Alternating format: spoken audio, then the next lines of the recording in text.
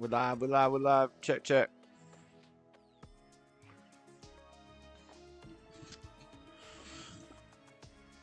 So, what's up, stream? Let's wait a couple minutes before I start the video, since the stream starts at 7:30. Whoa, what was that?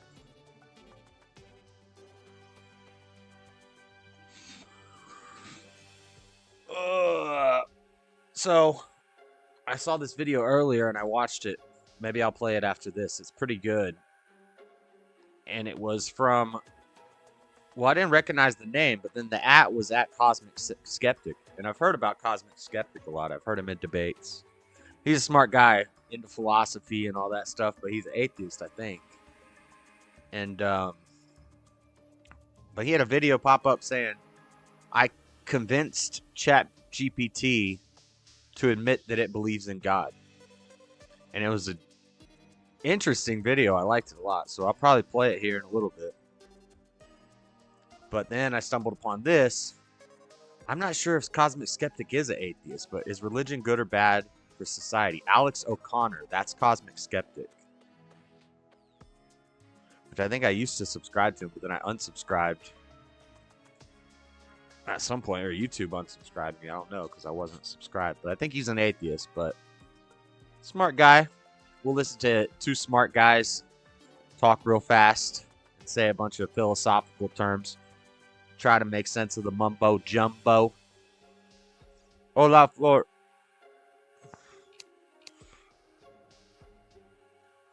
And then maybe we'll watch the other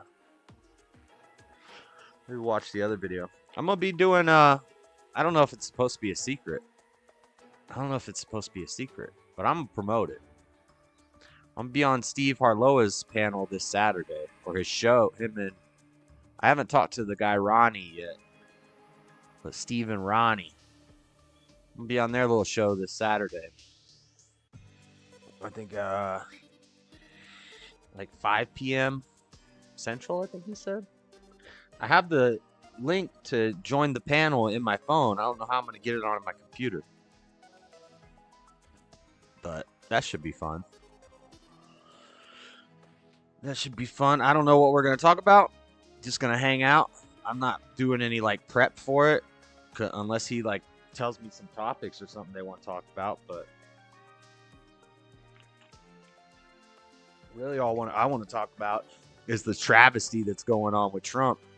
This is some nonsense. Maine and Colorado now. This is crazy. It's not going to hold up, but it's...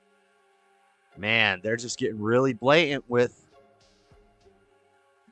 the mess.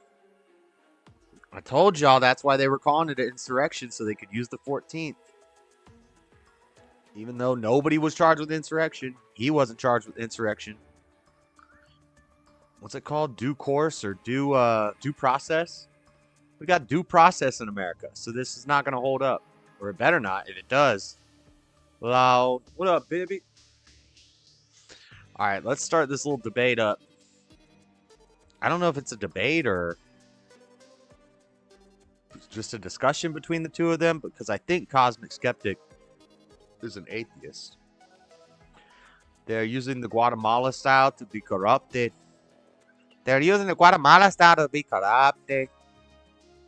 Oh, see, no. No, see. No, see. And, check this out in Terraria. Look, I got 400 HP. My HP on that max fleek. The New World Order. Look at this house. Oh, you like this little house? This is my little house. You like my little house? Nice little house. Well, I'm in the process of upgrading to a dang freaking castle. With underground capabilities. Not only... Oh, I need to use this keyboard. Not only does it freaking... We have underground storage. We can store the chests down here in the floor. I learned how to label chests. I'm just going to have a whole row of chests down here. And then I have all my crafting stuff up here. And I can access the chest through the floor. So I really never have to come down here. And I figured out how to speed stack items. So when you go back, your inventory is full and you go to your crib, You just hit a button and it load all them pieces in. So I was in the process of transferring everything to these chests, but that's really boring. So I think I'm gonna go freaking find another one of these bees and kill it. Bye, bunny. But this is still the place. But see everything, how all the crafting stuff is spread out here? There's a bedroom up top. This one's going to have a whole bunch of bedrooms. There's going to be bedrooms. There's going to be a kitchen. This is the kitchen, actually. A little kitchen action. We got some girl in our kitchen. What up, Claire? She heals me. But then if you're already full health and you say heal, I can't do any more for you without plastic surgery. Last time she said, stop wasting my time. I was like, you're in my house, Claire. The heck are you talking about? But so up here, now I was thinking if I do like a alchemy room up here, I'm not going to be able to reach my chest. So I'm going to have cloths, wood, metals, ores, all that in these boxes. And then wherever the alchemy room is, I'll have a couple other chests. Then I'll have like a chest in each bedroom. For decoration, I don't know. But look, check this out. Do you think that's cool? This tunnel under my house? Watch this.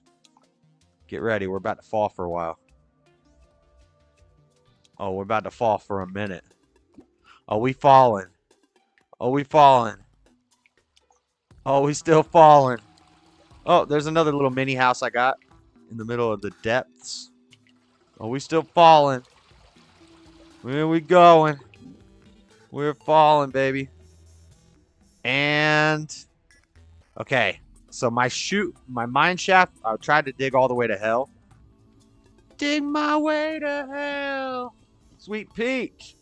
Oops. Dang, who's Sweet Peach? That's gotta be Seesaw. Right? Seesaw with that Sweet Peach. What the? You from Georgia? Man, I almost did my Nicolas Cage Con Air routine. But that would be inappropriate if that's Seesaw, because she's married. Peach. I guess we're just going to do it anyway. Anyway, so this mine shaft was supposed to go all the way to hell. But to check the map here, you see, here's where I am. I didn't make it all the way to hell because there's lava. There's freaking lava. Liquid hot molten magma is everywhere. But I did divert my path. It came this way. I went down for a little. I just dug and dug and dug for hours last night. I didn't feel like streaming or talking. I just felt like mining.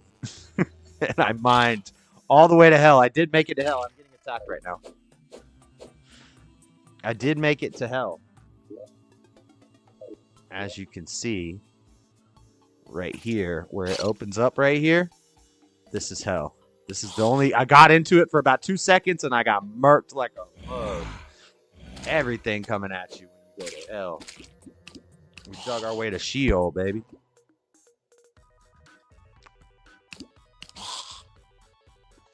Don't ask Josh. Seesaw is a weird individual, but we still accept her for who she is. That's not Seesaw. I was wondering who it was. I think it's Jalen. Jalen's not a member. I don't think. If he is, what's up, Jalen? The only members are Seesaw, Bibby, and Stubborn One, I think. Unless it is Jalen and he's newly membered up. He got a new member. Whoa, pause. I think I have some wood. Blank walls.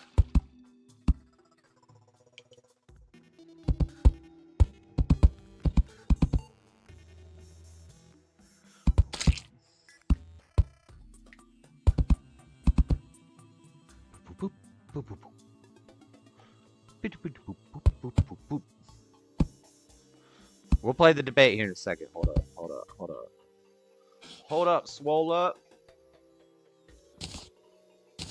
Anyway, I didn't feel like going to hell right now. I want to find this beat. What's in this chest? What in that chest, though? Open up that chest, though. And I don't feel like managing my inventory right now. So I'm just going to take all this. And we're going to teleport our way. Our little happy butt home. Maybe I'll show you hell later. Maybe we'll take a guided tour of hell later. Eventually we got to go there. And fight the wall of flesh. So check this out. When I go in my house and I'm around a bunch of chests, I just hit this button. Boom. Everything goes where it need to go. What the? So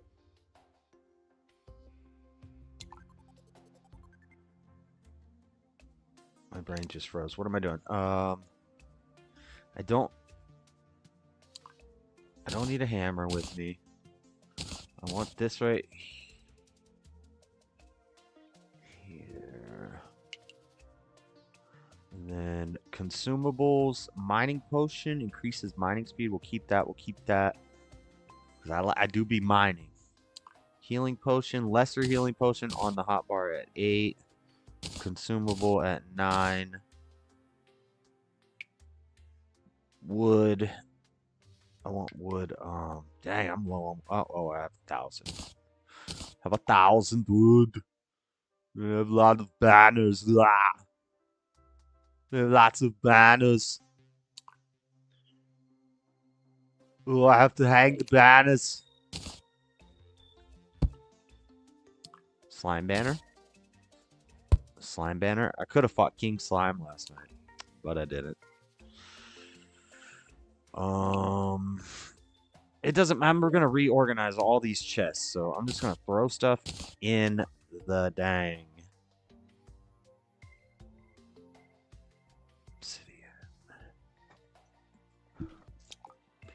Antifa versus cars is the best. Josh, where can I get this game? The internet. You can get it on your phone. You can get it on your computer. You can get it on Steam. You can get it on... You just look for Terraria. It's like 15 bucks. I don't pose a 1-minute timeout for myself. Can you do that, Bibby? I don't know if you can time yourself out for 1 minute. Here, let me see.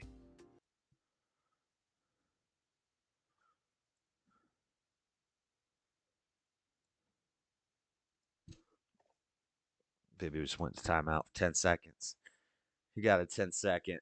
He got a 10-second timeout. Oh, it does. It deletes all your messages? My bad. I didn't know it was going to. I guess I did know it was going to do that, but I didn't think about it. I didn't want to delete all your messages. Dang, we just Thanos yo ass. We just Thanos, baby. Stone block. Oh, torches. Duh. Torches.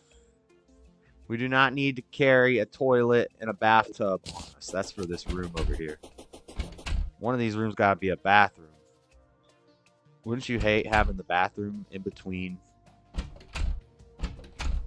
the hallway and the outside room? I think we put the bathroom over here on this edge piece. So if you ever want to come in from outside and take a dump, you could do that. We gotta light this place up too. I need some torches. But for now, okay, I want one of these boxes to be have bars in it. I want one of these boxes to have like wood and walls and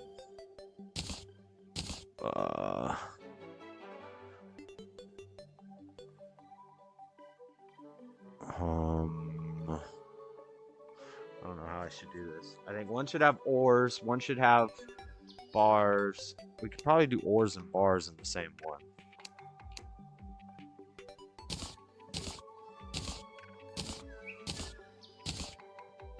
And then blocks, like sand and blocks and stuff in one. And then one will be like wood and cactus and palm wood and all the different types of wood. So one for your wood, one for your rocks, and one for your bars. Right? This is all stone blocks. I have like 14,000 stone blocks. And that's not even a lot. Walls. Up in them sweet walls. Demonite ore. So that would go in the ore box. The ore goes with the ore box. Iron ore. And then this stuff. We're going to need another. Put this in the other house for now.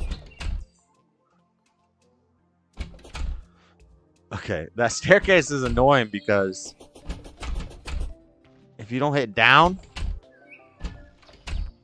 then you run up the stairs. But check this out, it's alright. We just run through and run out that door. Got him. Got him. Let's play the dang. Bibby's back. He's back from his timeout. What was it like in the dark side? What's up, name? Josh, you got a PO? No, I haven't had a PO in years. I'm done pissing in cups. Oh, a PO box. PO box. No, I got a mailbox. Eating pizza floor, which I will be totally jealous of. So you got that Guatemalan pizza. It's like beans on flatbread. It's like a tortilla with some beans. With some beans. Beans and tortilla. Ice cream? Is gelato?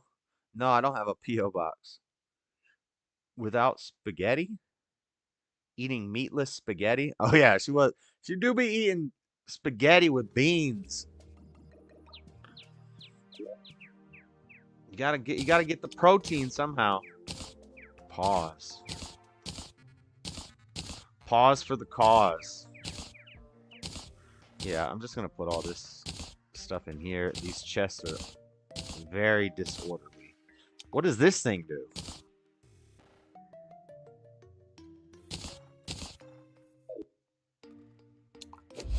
Whoa, it's a yo-yo! Throw a yo-yo. Yo! The yo-yo! I can mow lawns with the yo-yo. We're walking the dog. This thing does 21 damage? That's a deadly yo-yo, bro. Anyway, where are we going now, you might ask? Well, I might tell. Switch the yo-yo for the boomerang. 29, 4% crit. Very fast speed, strong knockback. Minus 10 knockback, 17% damage. 8 minus 10 knockback. Weak damage, fast speed. Fast speed. That's redundant. You could just say speed, or you could say, well, maybe I guess not. I'm being a little critical. Because you could have slow speed.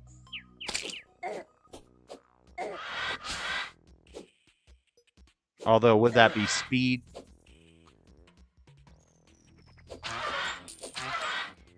Die, vultures! You freaking get out of my life. Baked beans, lima beans, pinto beans. Bean stew, bean salad, bean kebab, refried beans. Beans on a tortilla. God, I keep using this other key. I have another keyboard. Oh, I need wood. We need a little wood in our life. Pause. Whoa.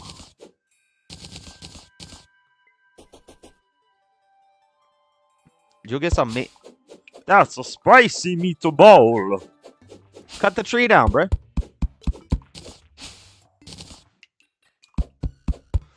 Deforestation of God's creation. That is my persuasion. Today, son. Where'd my axe go? Stop. Cut the tree down. Now I have a random block sitting here. Okay, let's proceed. Let's proceed. Look at this sword I made. I want to put a staircase in here so I can more easily run, but I hate making staircases in this game. I think there's a faster way. There's a key you can hold down to make stairs instead of platforms. But I haven't looked it up, therefore I don't know how to do it.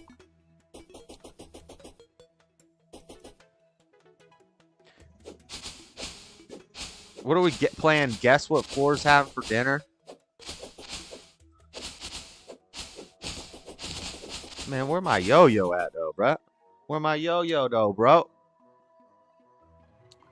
Let me get that yo-yo. So I don't think I actually need to have the axe hotbarred. If I just have the axe with me and I'm by a tree and I hold shift, I should cut down the tree. We should cut down the tree.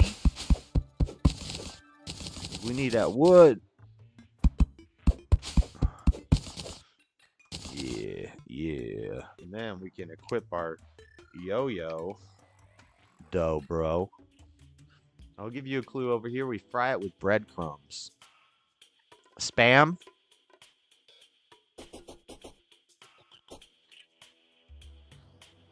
Beans. Pinto beans. Baked beans. Lima beans. Kidney beans. Soybeans. Oh! We just killed a slime with a yo-yo. The joys. I haven't even started this dang debate yet. Uh-oh. Uh-oh, we falling into pits.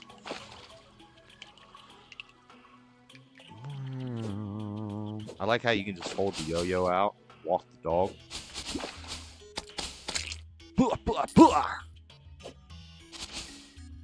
Get out of here!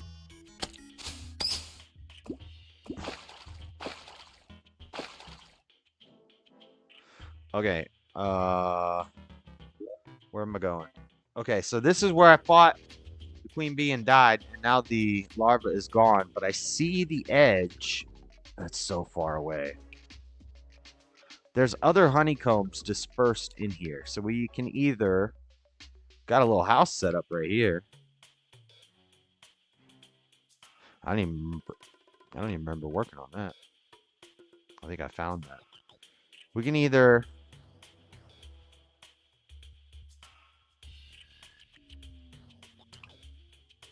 I need to find another one of these honeycombs. There's definitely one right here. I can see the edge of one. But that's far as hell, bro. So what's the fastest way to get over there?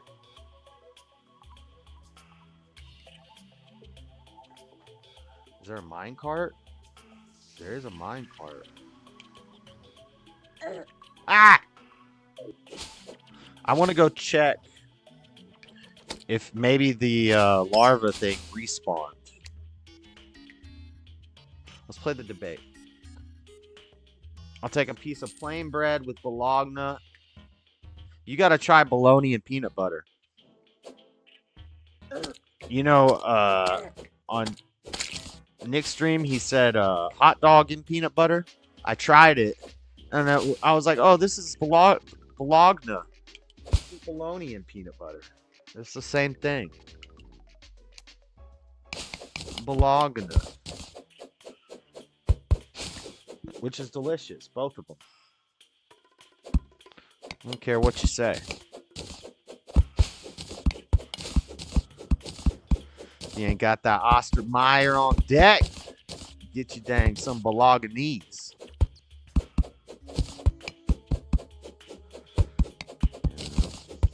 Sometimes you gotta do what you gotta do. Sometimes you gotta fry a piece of Spam.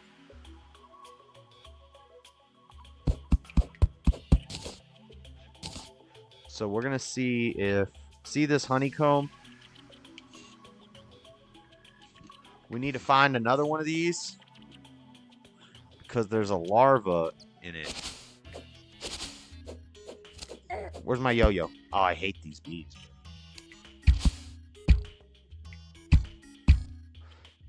And I hate everything.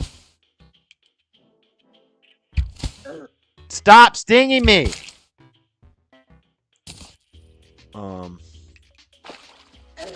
It's possible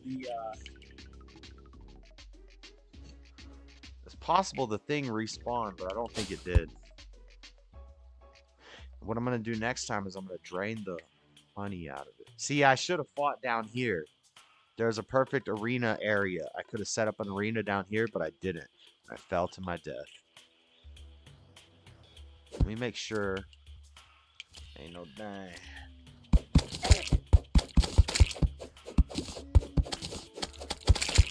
Ain't no dang respawn action happening.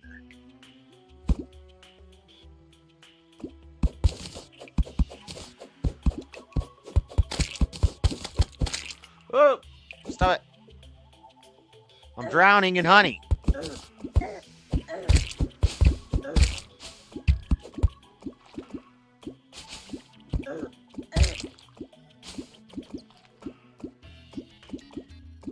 Looks like the answer is 9. What is this? What's going on right here? Does this thing just endlessly make honey?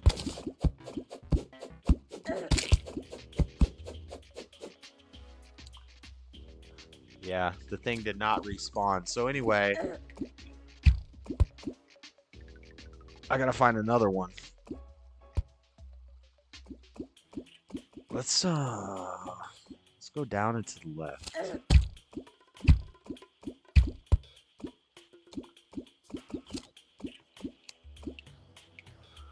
This poison is vicious. Okay, so down there to the left. This leads to a different biome, but look. We need to just find some orange.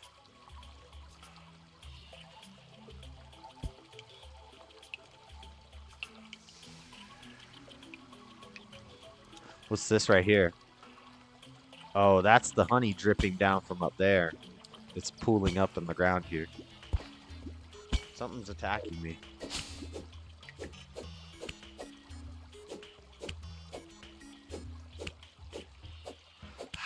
So maybe... Where do I want to go? Where do I want to go?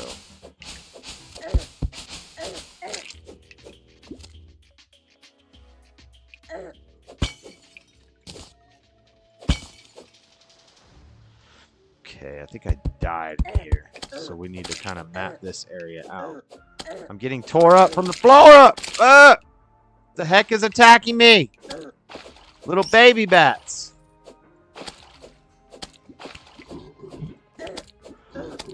Oh, this is the cave biome. This is bad. I don't think I want to be down here. This is where the golems are. Yo, are these things going to just keep attacking me? Yeah, I've been down here. I don't like it down here.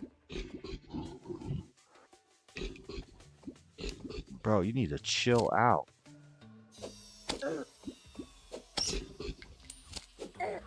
Oh, we got rock golems. We got rock golems. They fell in the honey. Not very smart.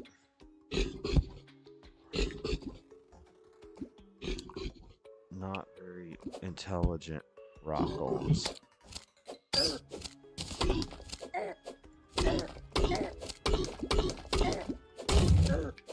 The poison sucks.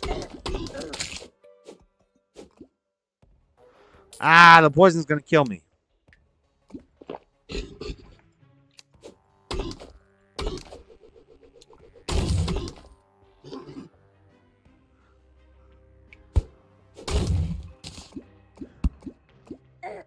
Ow. Everything is deadly down here. And there's deadly stuff everywhere. Boomerang sucks. I don't like the boomerang. I think I always want to take it off my hotbar. Get the bee before it poisons you. Sorry, guys. I know I said there'd be... Oh my god, these bees suck.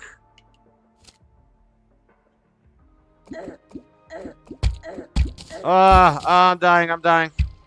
If I'm poisoned, I'm dead. Oh, I'm dead. I'm dead like a mug. I'm dead and I'm so deep in the dirt.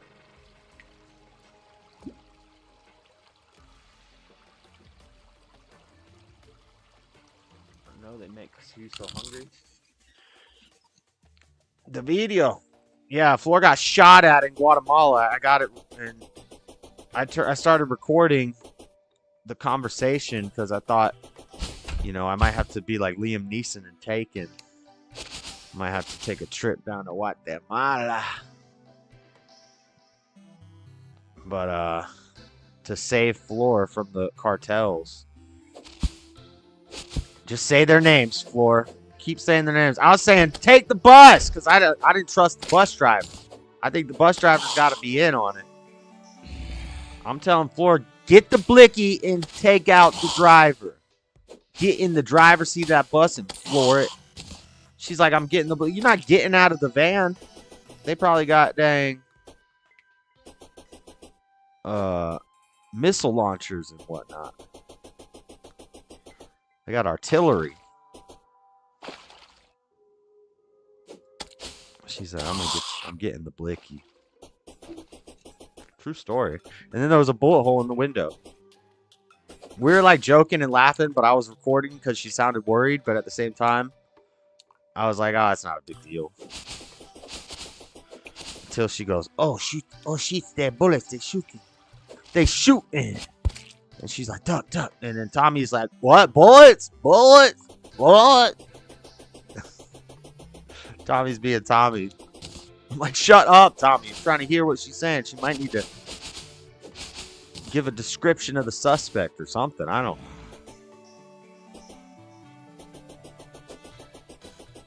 I'm not a damn crime scene investigator.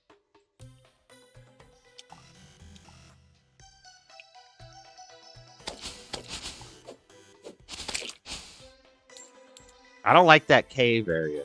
So you know what we're going to do? We're making a long trek. We're going all the way to the other hole. And then we got to go all the way through the other hole. Through the depths of the jungle. Awesome.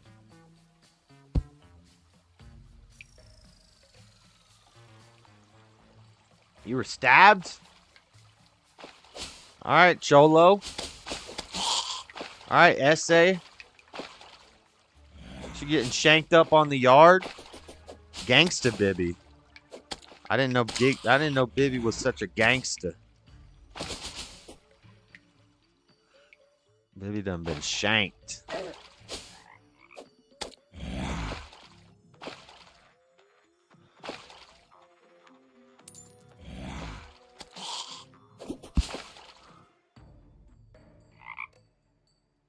Okay, we need some light in this place.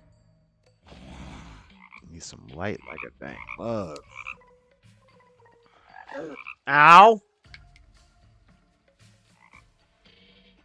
Come on, Hermes boots. Make me run fast.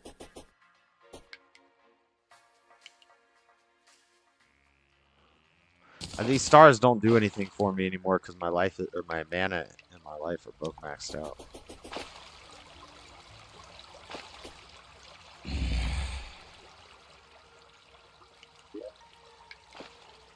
Okay. All right, we could get there this way. This might be safer. And then find these minecart tracks. If we can find those, I'm getting attacked. It'd just be nice to be able to see.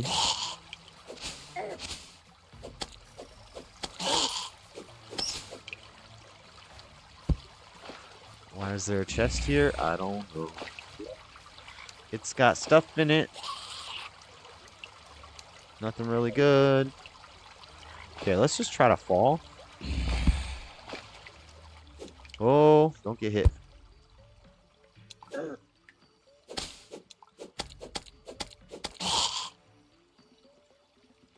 Okay, there's beehives. That's a good sign. Looking for beehives. Light helps.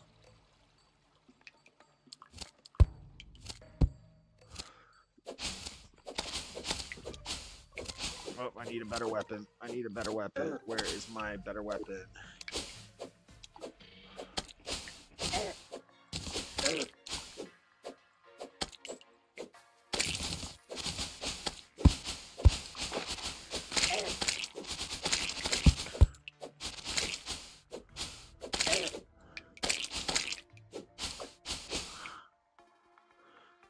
Where am I going?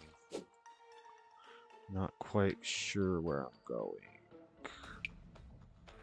I guess I've been down here before because there's torches. Oh, there's a house.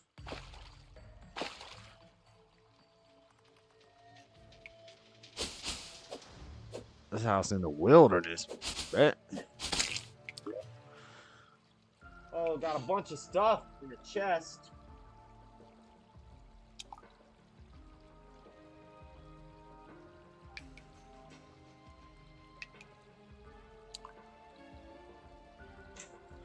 Nothing real important.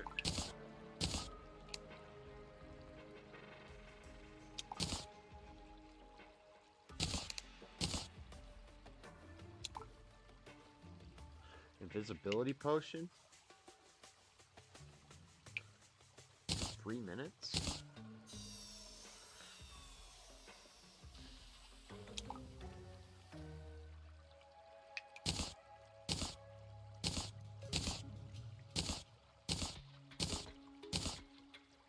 Dull zombie arm?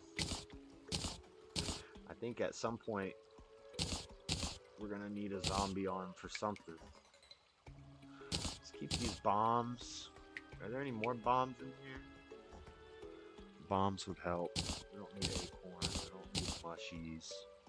I'm probably gonna pick up more granite. Jungle Bat banner? Oh, I got a new banner. We got a banner. We're gonna pick up a lot of stingers. Might as well keep those. We're gonna pick up stone blocks. Might as well keep those. Mud blocks. Lead ore. Hopefully. Rope. Are we gonna need rope? No, but we're gonna need platforms. I'm getting low on wood. I need to plant acorns and rich mahogany. Mahogany dashboard, do the dashboard, gas board, pressing fast, racing NASCAR. 528 platforms. That's a lot of platforms. Platforms are important, though.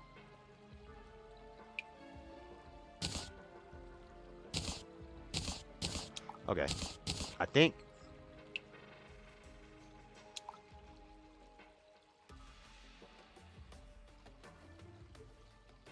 this is adequate. I do need more cobwebs. Let's take the cobwebs with us. Okay. I've got healing potion. I don't have my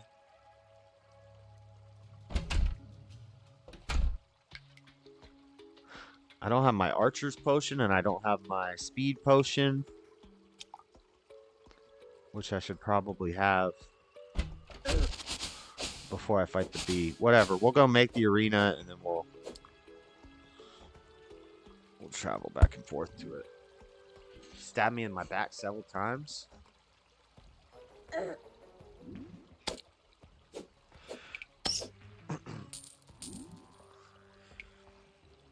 Did you ever see who May gave did it? Who they shot the bus? It was some gangsters.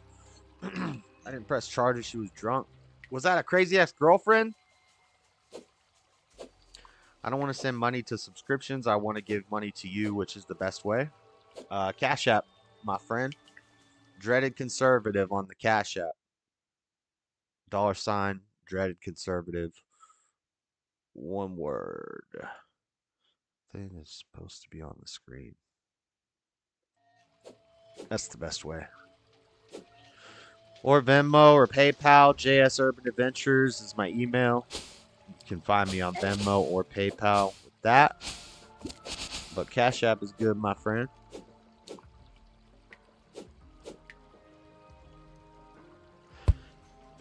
Yeah, I don't really like getting money over YouTube anymore either, because say they pay you out at $100, right? Say you're at, well, when I got demonetized, I was at, I think, like $72. Say you're at $99 and they demonetize you for 3 months. Ah, no! Oh, I'm glad I landed in water. Stop attacking me. I got stuff open. Oh, I hate when I have stuff open and they come at me. They come at you, boy. I can't see. Oh God, I'm gonna die.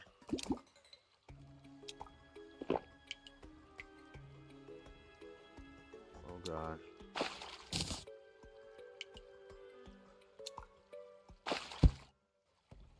I should have just done that. Oh, we getting deep. What was I saying? Before I got rudely attacked? Dang, I completely forgot what I was just saying. Oh, yeah. So, you got memberships. You got super chats. You got your ad revenue. And maybe you're getting paid out $100 every 2 months. Maybe you're getting paid out every month, $100 every month. If you have $99 in there and they demonetize you, all that money just disappears. Well, it doesn't disappear. Old Alphabet get it. Yeah, Alphabet still gonna get the money. Stop it! I hate these bees, bro. These bees suck. I need a homing arrow. Is there a homing arrow? Because I can't shoot these fools.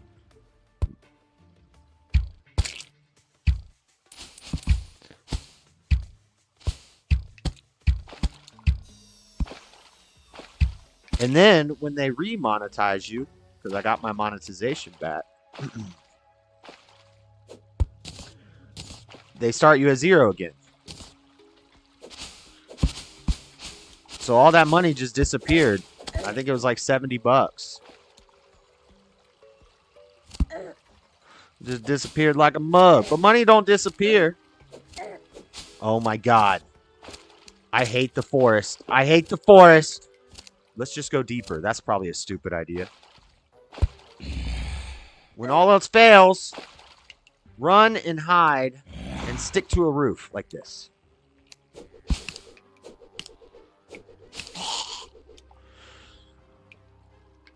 See, I've been over here. There's a chest there.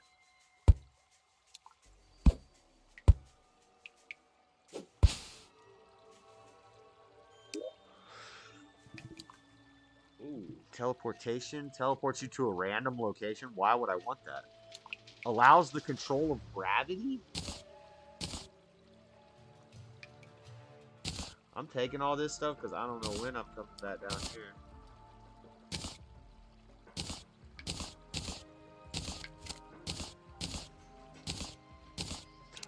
I'm even taking the chest.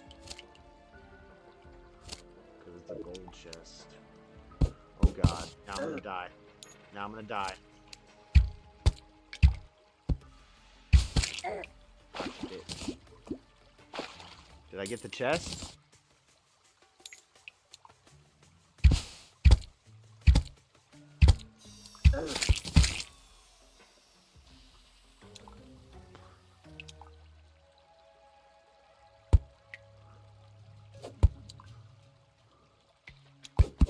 Oh, don't. Well, yeah, we can.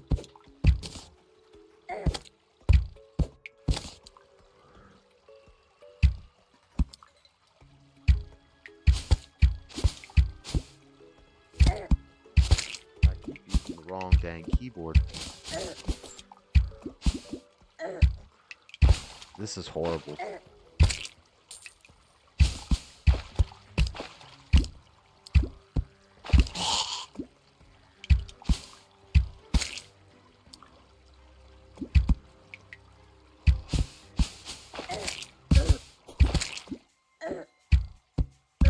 Oh my God, these bees.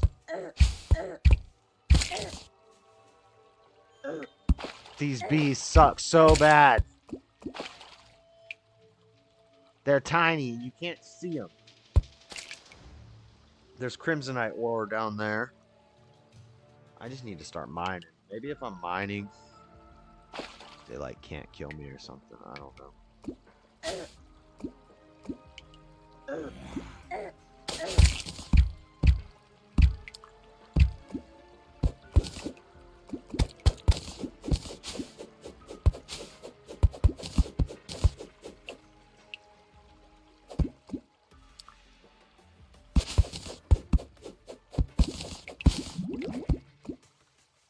I almost drowned. I almost drowned. I don't have any glow sticks.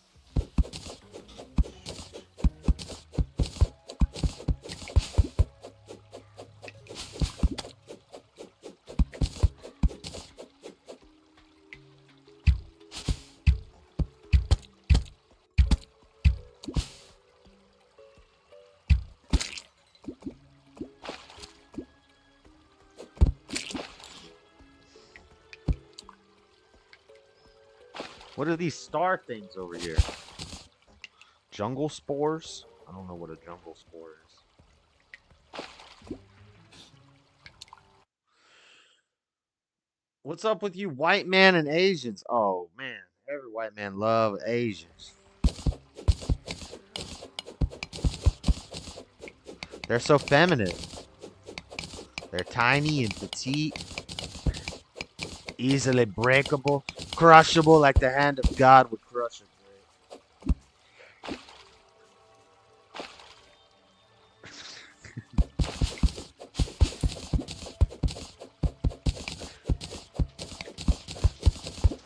Very pale, creamy skin, creamy skin. You know, it's only a modern day idea that men are attracted to tan women. Actually, tan used to be a sign that you were a field worker and that you were less so. They didn't want dark skin. That's why the queens and the royalty, they stayed in the castle. They weren't out working in the fields. They had pale, fair skin. They didn't want their woman to look like she been dang working at the steel yard. Now we got strong women. I got a tan. My skin is leathery. Leatherback. I'm an oil rig worker.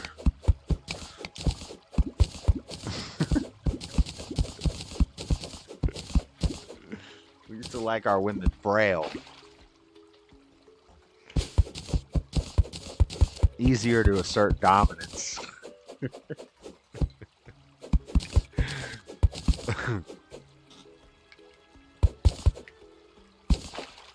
Same with Butts. Butts was a hip-hop psyop.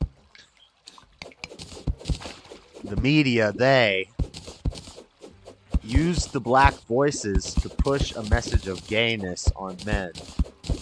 Evolutionarily, biologically, men would not be attracted to butts. That's men usually have bigger legs and stronger legs and hips and butts and all that. A gluteus maximus, a man is lifting, so he's probably going to have a stronger butt. So if you're attracted to a woman's butt, why wouldn't you be attracted to a man's butt? Men are supposed to be attracted to supple breasts and birthing hips. Wide hips, not strong hips. Not a dang Miss Universe, but wide hips. Long legs to be able to support that baby bundle. But wide hips and supple breasts. Now we're attracted to butts, and freaking girls wear long eyelashes. That's another psyop. Men typically have longer eyelashes than women. So when a woman puts on eyelash extensions, what she's doing is emasculating herself, defeminizing herself, making herself look more like a little boy, which is called pederasty. They take advantage of the lower nature's proclivity to weird stuff like that.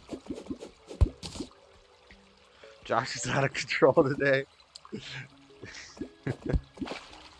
We're going deep, boys. We haven't even started watching the dang video yet.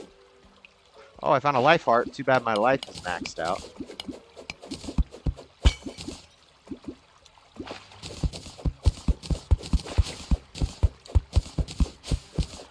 Now, lipstick makes sense. And blush on your cheeks makes sense. Especially if you have fair skin. A red sexual flush. Why do women wear makeup? It's to insinuate the sexual flush. Yep. Y'all seen Schindler's List?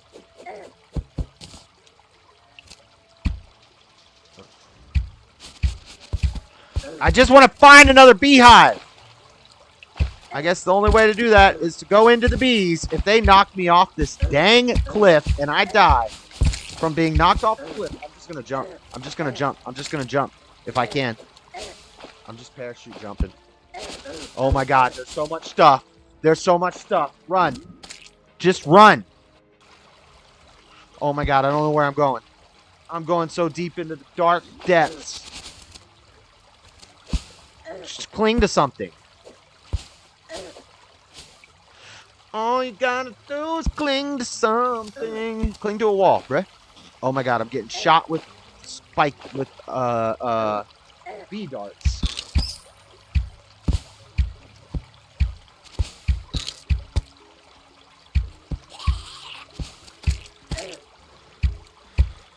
There's gotta be a hornet. There's gotta be a beehive here. That's why they're so protective of it. What's the cooldown on a dang heart potion, eh?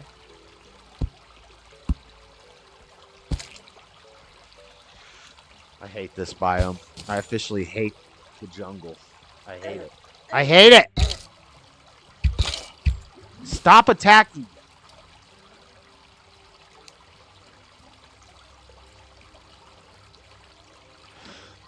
15-second cooldown.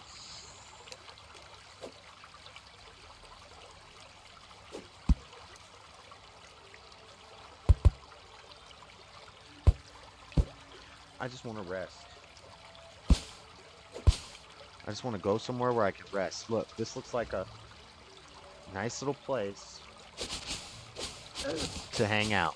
Everything kills you in this freaking biome.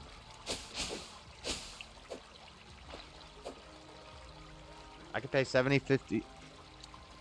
Hold on. I have to click over here when I want to read something so I can pause, because every time I start talking.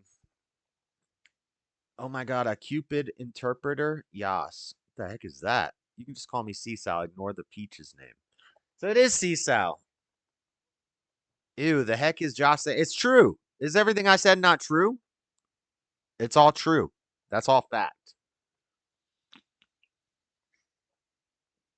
I'm not saying I agree with it. I just know I just caught some of you ladies.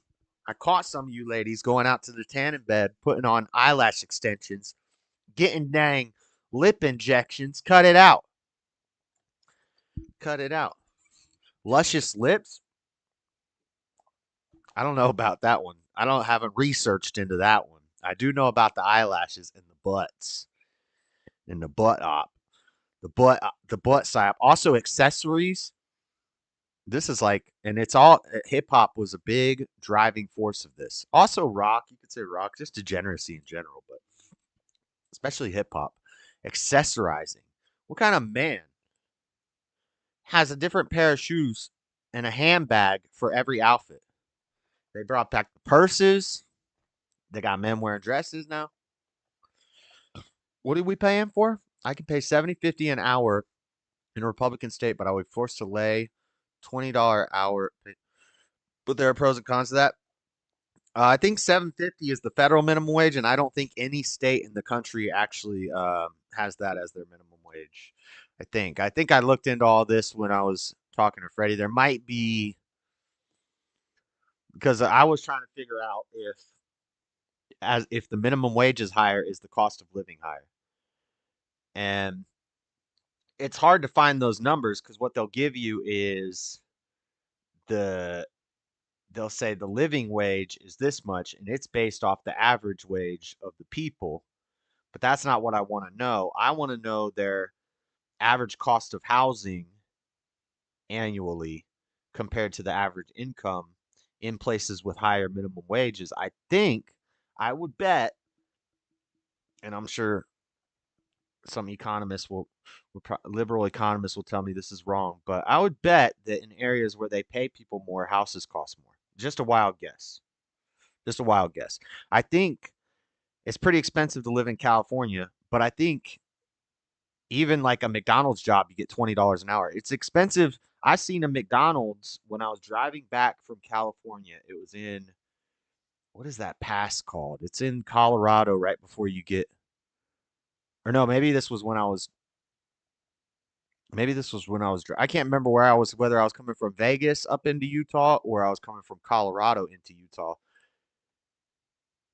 I'm pretty sure this was in Colorado, but there was like a mountain ski town, and it was real nice, expensive, rich people lived there and stuff. And there's like one little town center, and everything's real nice. Only white people allowed. That's a joke, but um, real nice place. And I went to the Wendy's drive-through, and the Wendy's was more expensive than I was used to, and it was a very nice Wendy's, all clean and looked decorative and all that. But the food was a little bit more expensive, and they had a hiring sign in the window. Starting wage was $21 an hour.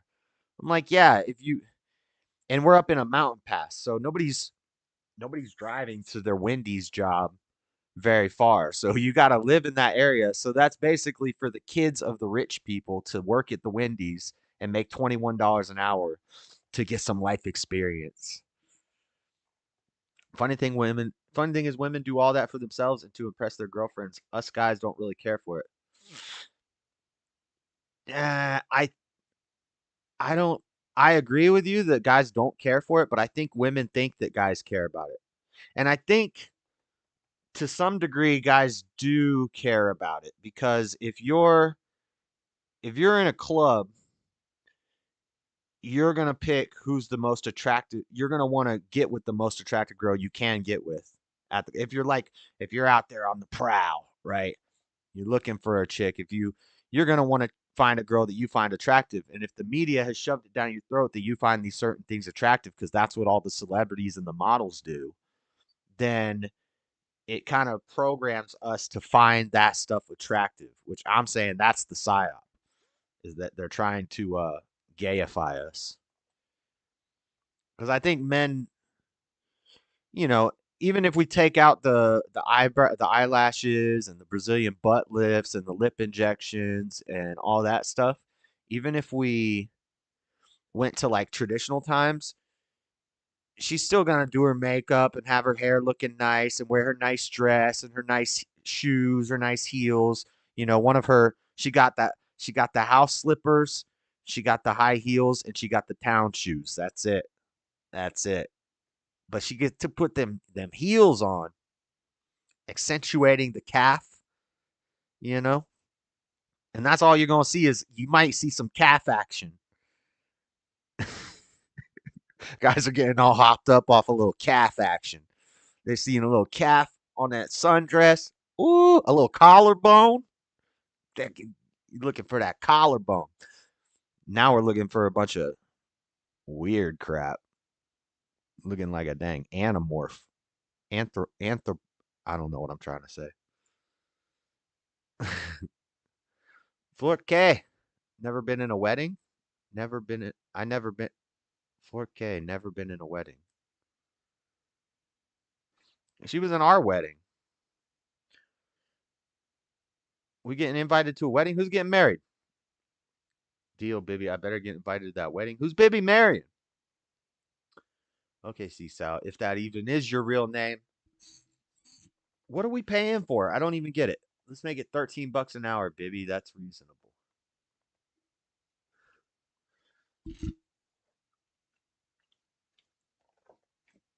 I'm not in heat. I know we're supposed to talk about God and atheism, and somehow I diverted down this dang red pill, fresh and fit manosphere conversation. What the heck?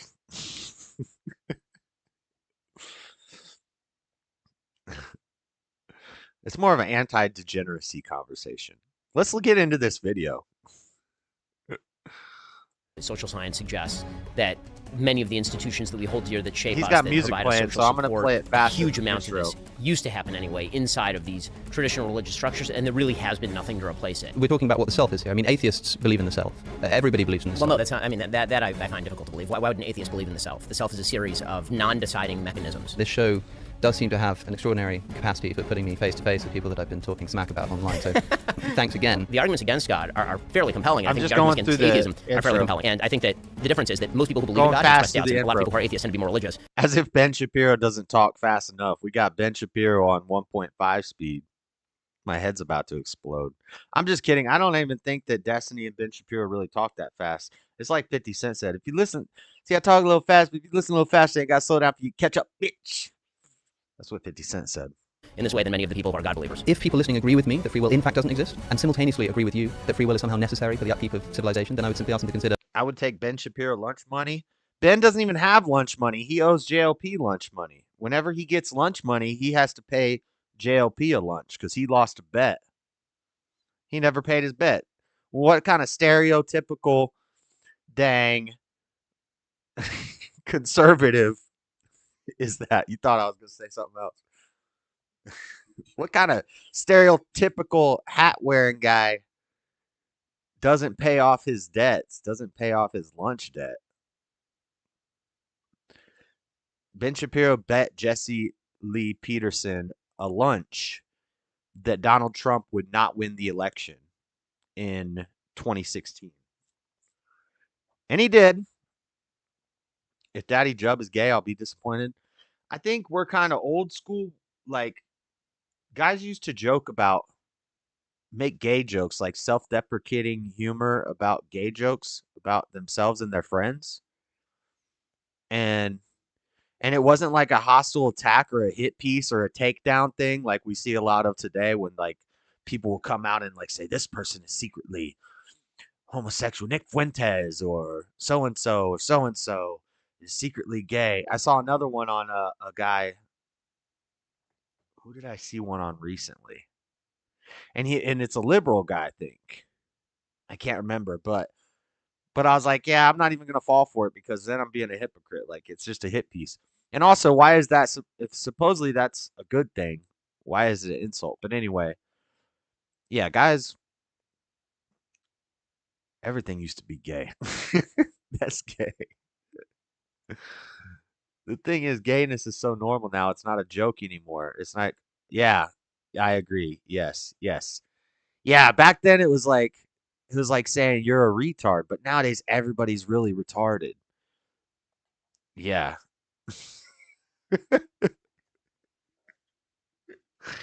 So true, C-Sal. That's so true. You can't make gay jokes anymore, Daddy Jub. This is serious. This really is a epidemic. You gotta cut that out. Okay, let's get to this video in normal speed.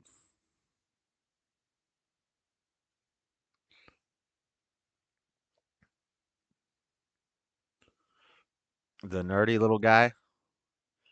Yeah, I don't even know if I believe any of it. I think Destiny is an epic troll. Well, I don't think this, but there's a possible reality where Destiny is just an epic troll, and in order to avoid bans for saying like transphobic and homophobic things, which he does regularly, he just started calling himself bi, and then he got in a wedding with a girl so that she could get some papers. But you're not allowed to say that. You're not allowed to come out and say, I'm just getting with this girl so she can get papers, right? You're not allowed to say that. You have to say that you're having an actual relationship. So what do? You say we have an open relationship. When in reality, they're not even really a thing. She don't care about him. She just wants the papers, which everybody knows. Everybody knew that. Or she wanted something else. She wanted something. She wanted the clout. And I don't even consider that was ever a real relationship. And now she gets with the guy that she actually always had feelings for, and they make a big thing out of it, and they get paid. They get paid off of drama. So I feel like this whole thing could just be an epic troll.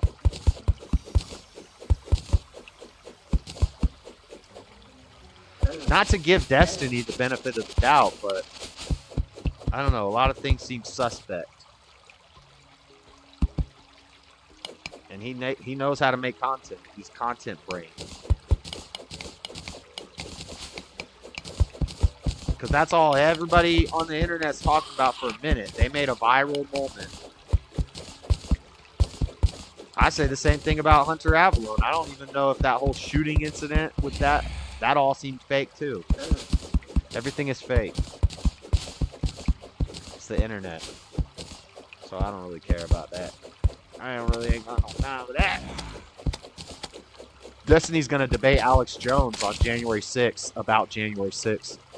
It's gonna be epic. They're gonna have a January 6th debate on January 6th. Oh my god, I hate these freaking bees. They're tiny and they're far away and they poison you.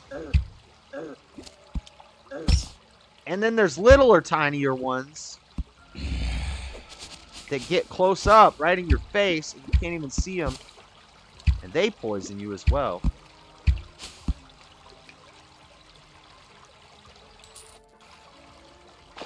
Oh my god, oh my god, oh my god, oh my god, oh my god, oh my god. Oh my god, I'm gonna die. Oh my god, I'm gonna die. Oh my god, I'm gonna die. Take a potion, please take a potion. Please take a potion.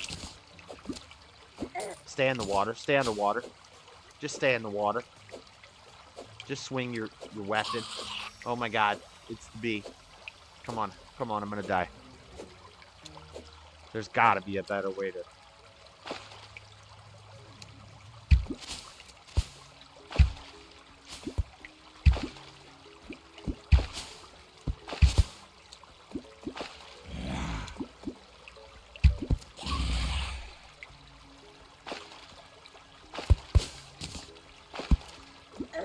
Oh, he hit. Just trying to get some light.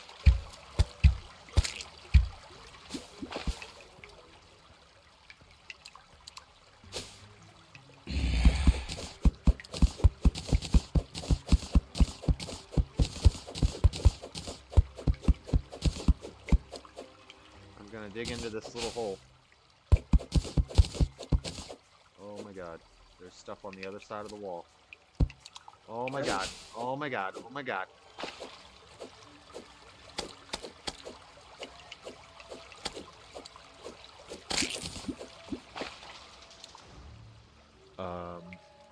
Everything is death. Everything is death.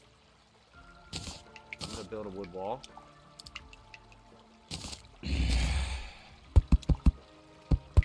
Stay away. Stay away. Is almost full too. That's like a trap room right there. You dig into that, you're done for. Is this Terraria? I haven't seen this game since 2013. Looks sick now. Yeah, this is Terraria. Love sweet treats. I just munched 8 snack-sized Snickers, and I know how my 600-pound life exists. Those units got it figured out. They should have made spin-offs of my 600-pound life. I can think of a few that would have been entertaining. Yeah, what about the show with the weird fetish people? Or not fetishes, but like the weird habit people. Remember there was like a person that ate mattress? They'd just like eat their mattress every night. They'd go through like a mattress every 6 months or something. There were some weird ones. Y'all know what I'm talking about? What was that show called?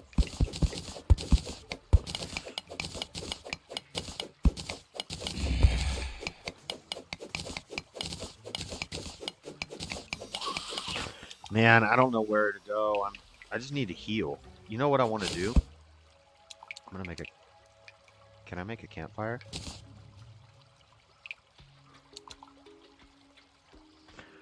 I don't think I can. What if I just start like leaving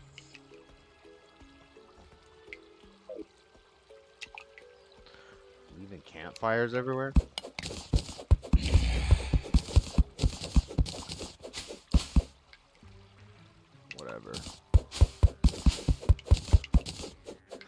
See, I don't even want to open this.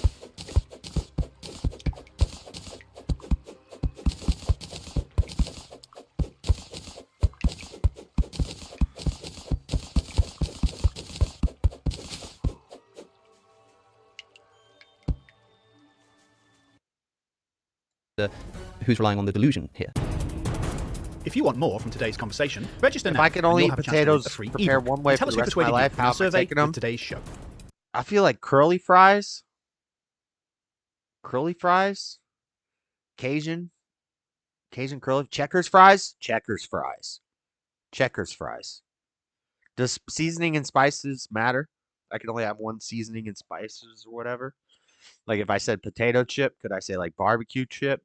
Or would it only if I said potato chip, does that encompass all barbecue chips? Therefore, if I say fries, I can have crinkle cut, waffle, twisty, the skinny ones, Cajun style, English style, fish and chips, like chips, wedges, you know? Or how specific are we? How specific are we going with this?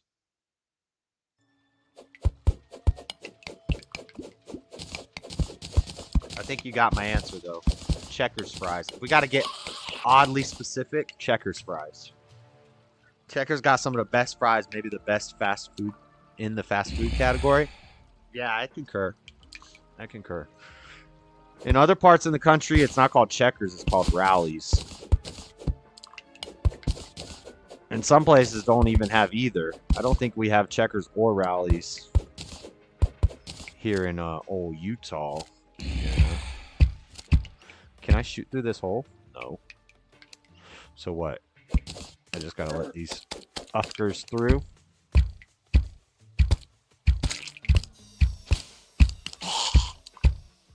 Haha, you can't get to me. Haha. Wow, wow. You tried to get me, but it does not work. Oh, wow. You are weak, little skeleton. I still need to find a freaking beehive. I've traversed the entire jungle. Florida is my country. Nochi, potato nochi. What is that? I've never heard of this. Never heard of this nochi you speak of. Nochi recipe. Oh, it looks like cheese curds. The heck? Nochi are a varied form of pasta in Italian cuisine. They're made of small lumps of dough. Well, this says that this is dough, not potatoes. Oh, wait.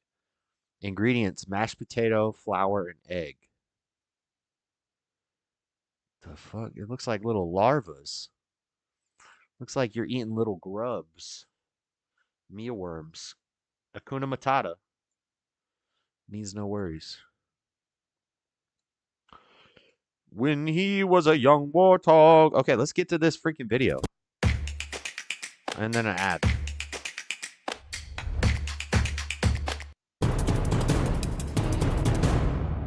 Welcome to The Big Conversation, part of Premier Unbelievable's roster of shows brought to you in partnership with the Templeton Foundation.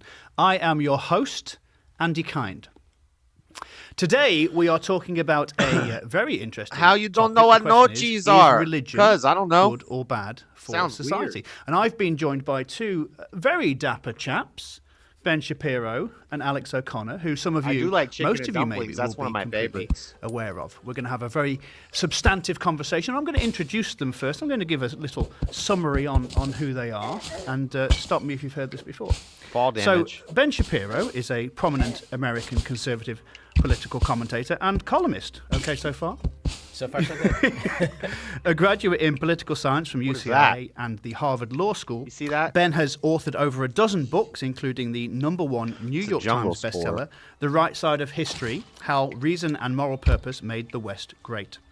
He is co-founder and editor emeritus of The Daily Wire and host of the aptly titled Ben Shapiro Show, which in 2021 was ranked in the top 10 most listened to Apple podcasts. He also has a YouTube channel with over 6 million subscribers. Kudos to you, sir. Joining Ben today is Alex O'Connor. Alex O'Connor is a Oh no! YouTuber and Oh, host this of the place Within again. No, Reason I just podcast. left this place. A philosophy platform designed to present philosophical discussions in an accessible format.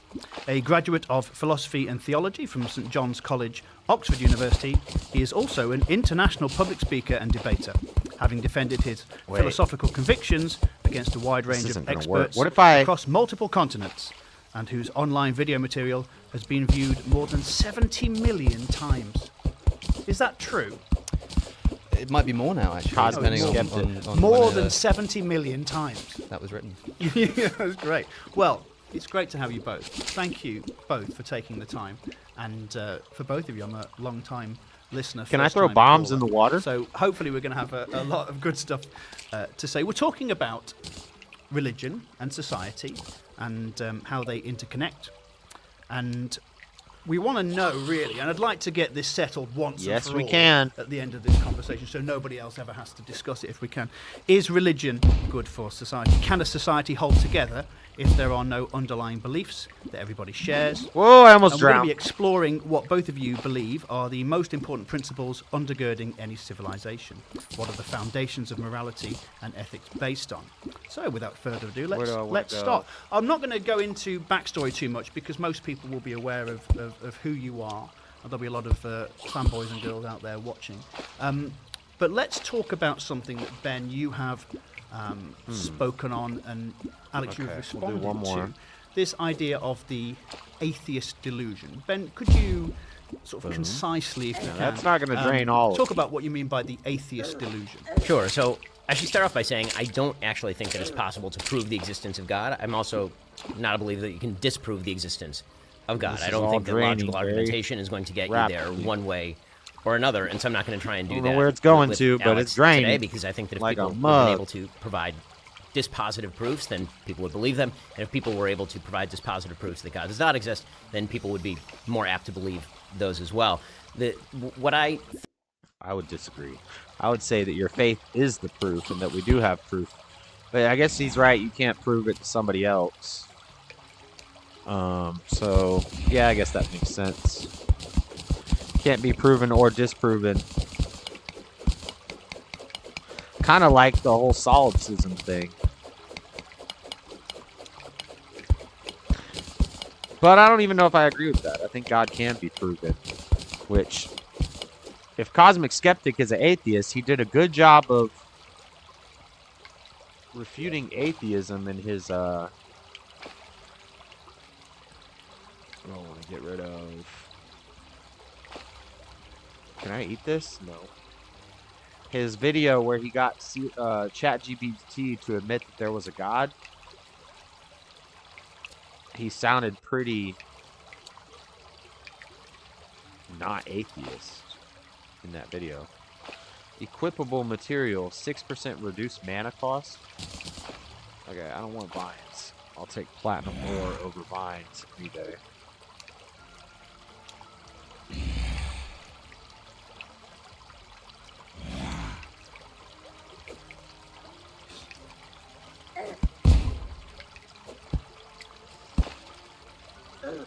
Ow. Oh god.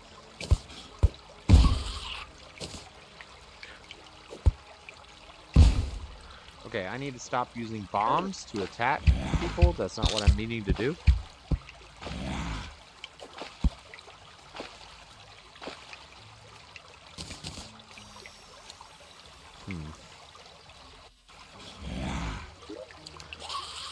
Now there's 10 ore. What the? I got too much crap. I don't know why I brought this.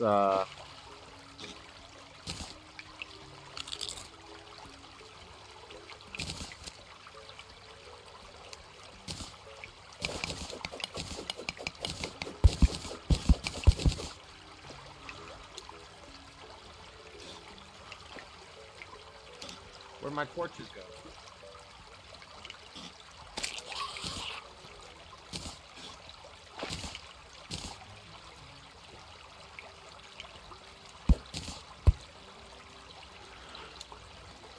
think is an atheist delusion is that it is possible No to atheist on a sinking live ship. I agree. ideologically What's purely in a stretchy way that does pants? not I have rely the on stretchy fundamental pants. faith Stretchy principles. When I say pants. faith principles, I'm not going to You don't like my stretchy pants.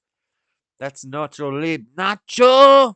You know what stretchy is, and you know what pants is. Then you know what stretchy pants is. Nope, no Discord. Nope. Es claro porque. It's very clear. I think a lot of atheists do believe in God. They just don't know it yet. Like pants that stretch. Yeah, stretchy pants. No, not like pants that stretch. Stretchy pants. There's no atheist on a sinking ship. My body, my choice. Saying someone is atheist is like hearing someone say the earth is flat. Dumb it in a mug. In order to deny God's existence, God must first be there in order to be denied. Yeah, that's deep. This Cosmic Skeptic guy says some real deep stuff in this ChatGPT video. I'll play it next. Make the claim that those faith principles are direct from Sinai, or that those faith principles require the New Lord, Testament. sometimes I don't want to I'm talk going to make the to claim you. that there are a bunch of principles upon which we base People. ourselves that are You external people. to what we know about nature and evolutionary biology. And that many of the things that Alex does in his daily life, for example, are going to be things that rely on principles that are external to a philosophy that would assume a lack of the supernatural, a lack of the extra natural. So some of those principles, for example, are free will. So every day we get up, we believe, virtually all of us, whether we say we believe I don't or think not, he believes we in actually free act will. in ways that betray the idea that we believe that we have control over our own actions, at least to a certain extent, and that control makes a difference in the world. And that's what gives us purpose. It's what allows us to wake up in the morning and make the decision to do what we believe is right or what we believe is wrong. That the principles of right and wrong are external to I don't know how Christians justify not being determinist, because if God knows everything and God already knows what's going to happen, then how is there free will and how is everything not already predetermined? But Christians get mad if they find out you're a determinist. Well, I'm not the determiner of what's determined, but God already knows. Therefore, it's already been predetermined. So that would be determinist. And they don't like that. evolutionary biology. So both of these principles that I've mentioned already, free will, right and wrong, these come from a language that is external to the Darwinian language of evolutionary biology. If you're talking about free will, there is nothing in nature that suggests the ability to make a decision free of environment and genetics in combination in some sort. The same thing is true of right and wrong, the idea that there is a right and there is a moral wrong that we can reason our way to. Another principle that I think that you're obviously very big on, and something that you rely on all the time. Your entire podcast is based on the idea of the reason. free will thing. These ideas do not exist in the context of a purely materialist atheist universe. Now, I'm not going to make the claim that I can prove that it's God who's behind those things, seems because kind of, one of the principles of faith belief seems just like is do that as thou I don't will. understand Kind God. of satanic. So free for will. You don't have who free don't believe will. in God, Jesus that's an didn't easy have way free out, will. right? That's an easy way out for people He like had to me who submit say, to well, God's will. I don't have to explain the relationship between God Oh, and that's a free will, trap. because frankly, I don't fully understand God. But that's not really that's not really an open window. That's just part of pretty much all faith systems, is that if my mind were the mind of God, then I would either be God or God would not exist, one of the two things. So the idea that reason makes a difference in our lives, that we can reason our way to propositions, and that's more than just saying a few magic words and that's setting off a few neurons in somebody else's brain in a naturalistic way, that there actually is principles of truth, another concept that comes from the extra natural No, he's world. not making, That these principles exist. So far I've mentioned free will, good, right and wrong, reason, and truth. I mean, right? All things that we consider extremely. God's not going to make you do anything, but if there's a punishment for not doing right, then that's not free will. That gives me an idea of like libertarian God, and I think God is more of an authoritarian. God makes rules, you break his rules, you suffer the consequence. And it's not really your choice. The only choice you make is which master you serve. So maybe that's one choice, but so I will say we do make choices, but God already knows what choice we're going to make, so it's not really, we're either doing our will or we're doing Satan's will. One or the other. Key in our daily lives, and that Alex considers key in what he does. It's, I assume, why you get up every morning, or at least why you feel you get up every morning.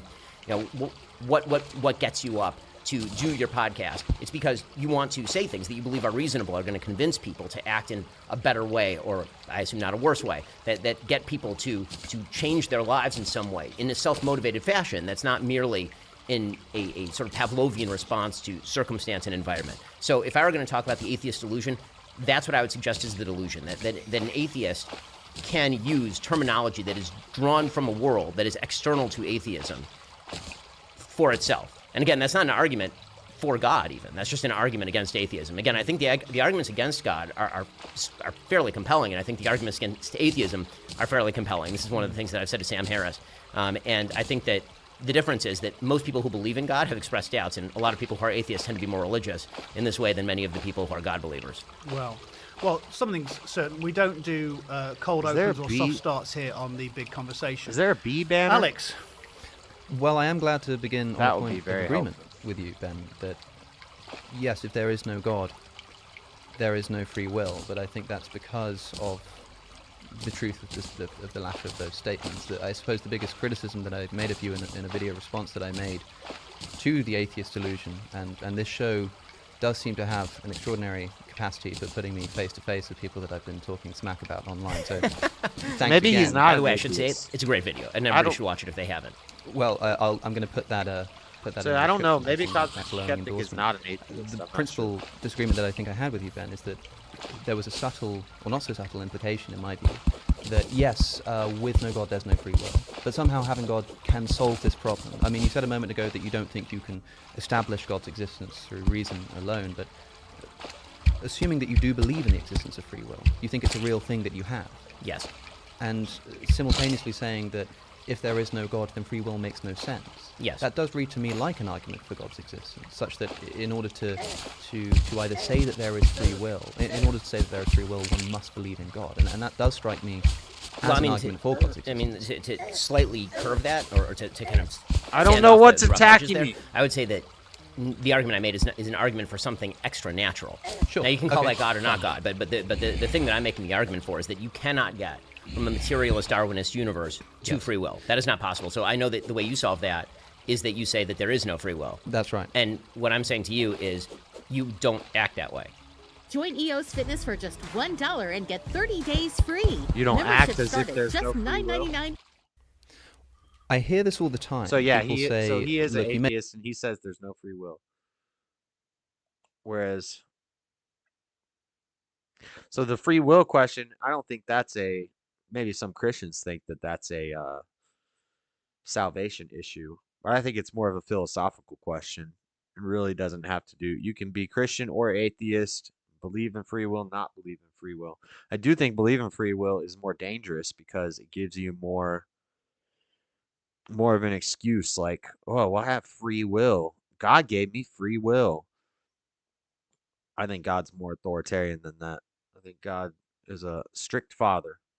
say there's no free will, but you don't act as though that's the case. You ain't got no free will in my suppose that I'm just house. confused as to what it would look like for somebody to act Do your as if they father's believe will. there was no free will. I mean, the very argument that there Not is my no free will, that I your will subscribe to, be at least done. one of the various forms that it takes, So is the free will is an illusion that you think you have free will when you're in that fallen state. When you're in the lower nature, you think you have free will, but you actually don't have free will. You're just serving Daddy Satan. Yeah, I like that. That makes sense. That's what I'm sticking with.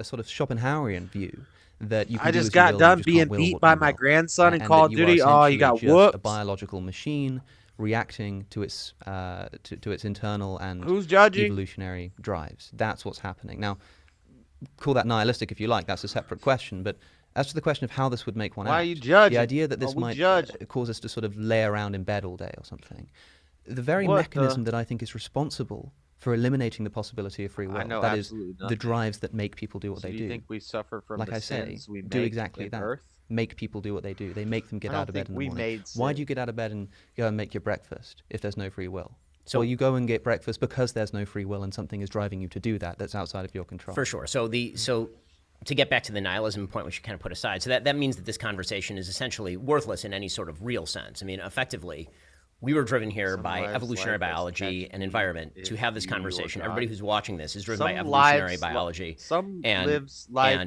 environment to have a particular reaction to that thing, and ever round the cycle goes.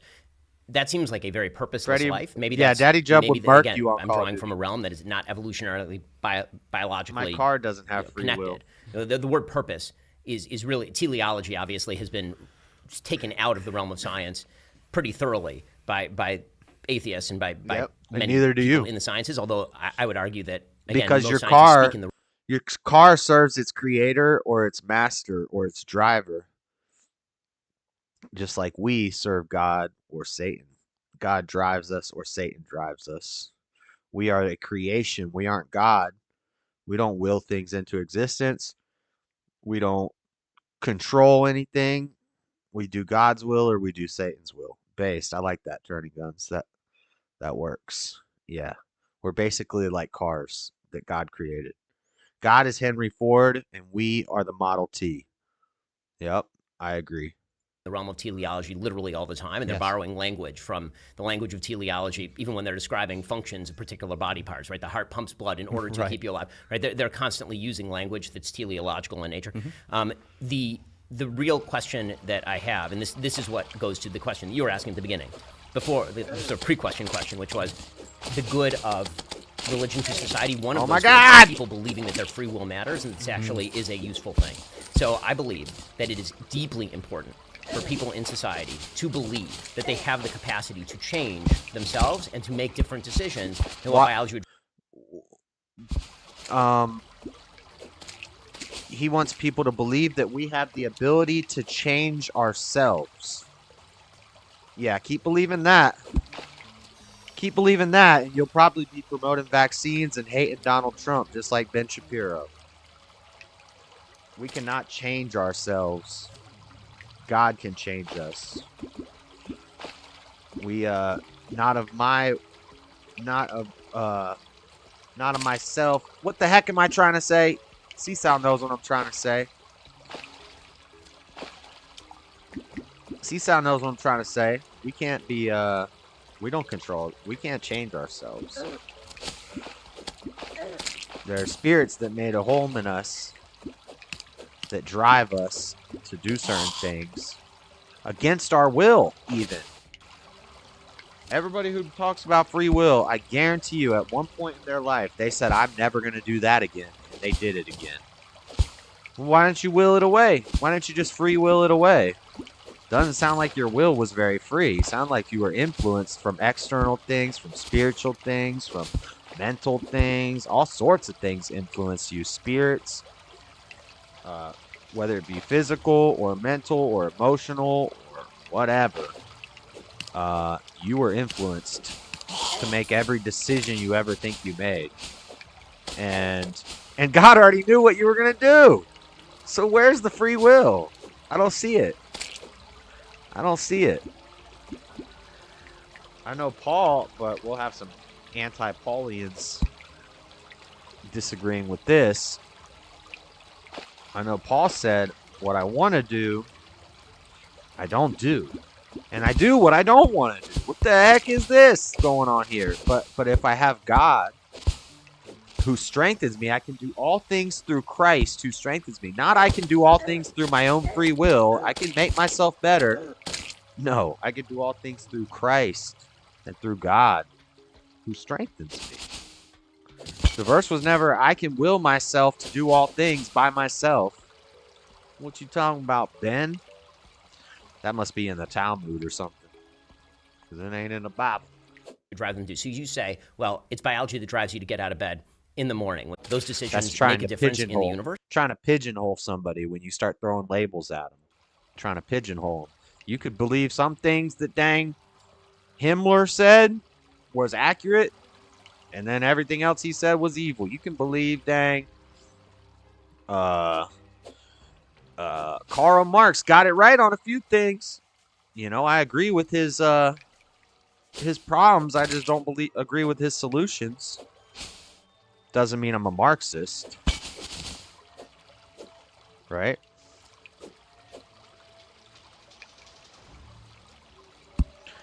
I don't know why he's trying to throw Calvinism at it like a label. Why? Because then the other formations of Christians will rally against the Calvinists. Oh, I got a Eye of Cthulhu. Doesn't really help me. I don't need to fight. I don't need to fight Cthulhu. I got an archery potion. That's good. I need to put some stuff away. Should I fix this house up?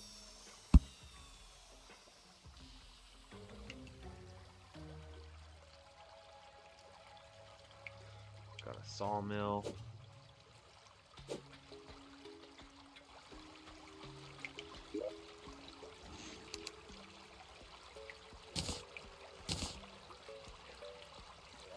Forward for this.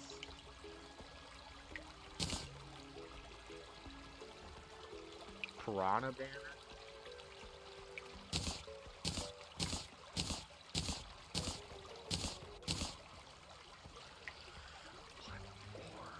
Jungle spores. I wish that I could like mark on the map.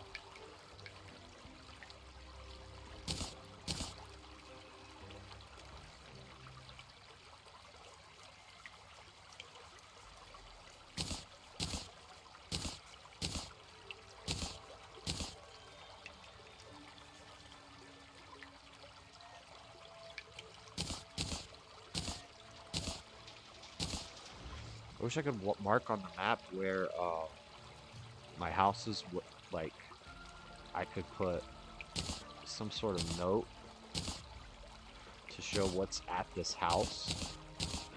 Because one day I'm going to need, like, I'm going to need these things for something. And I'm not going to remember where they're at.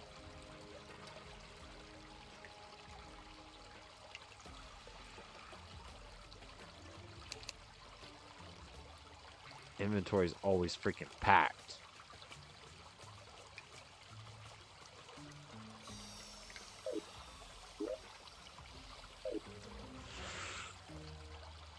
What if you will something away and don't do it again, but also don't practice religion? That just means you're a beast?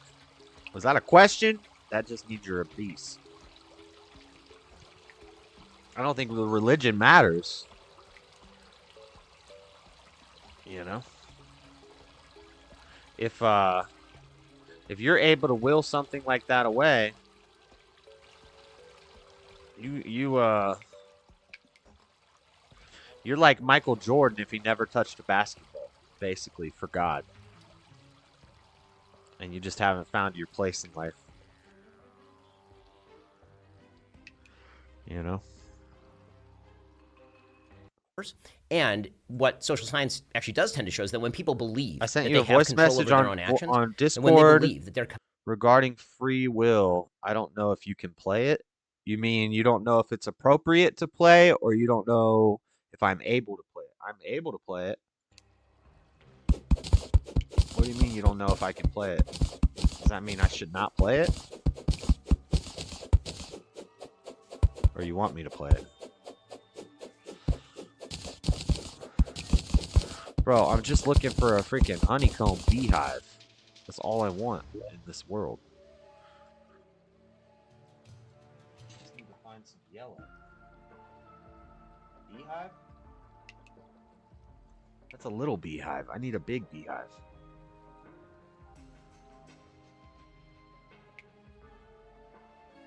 Sharpening station? What the heck is a sharpening station? Just there. There should be 14 in this area of the map, right?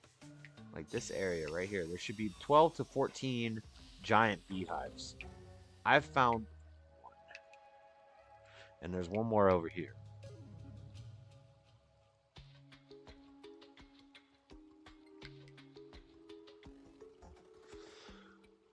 This is ridiculous.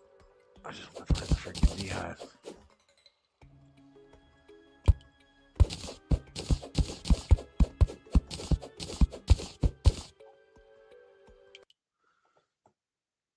Play it if you can. It's appropriate.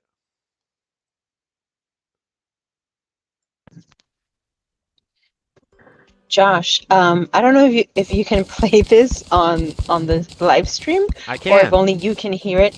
Either way, about you talking about free will. Right now that you said that God already knew what we were gonna choose.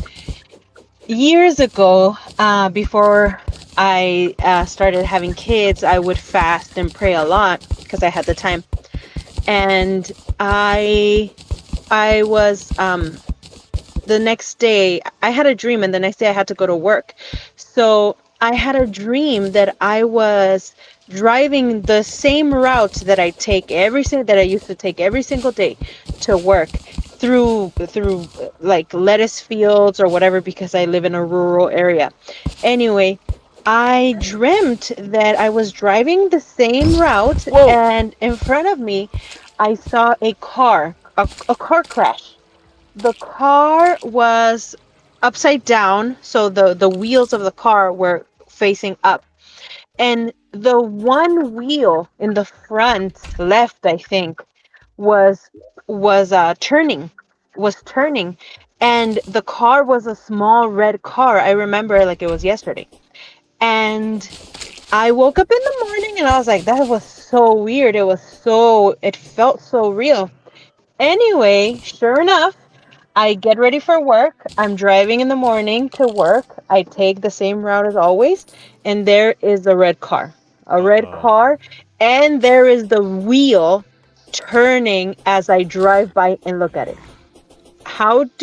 It freaked me out. How do you explain that? So remember last time we were talking about the spiritual gifts, and I said I wasn't really sure where I stood on like cessation and all that. I thought about it more, and I've actually have had things like that. I've had prophecy. I've had dreams that have come true like that. And I told you I've talked to people like guardian angels, so that's. But I've also had dreams that have come true, and that's prophecy.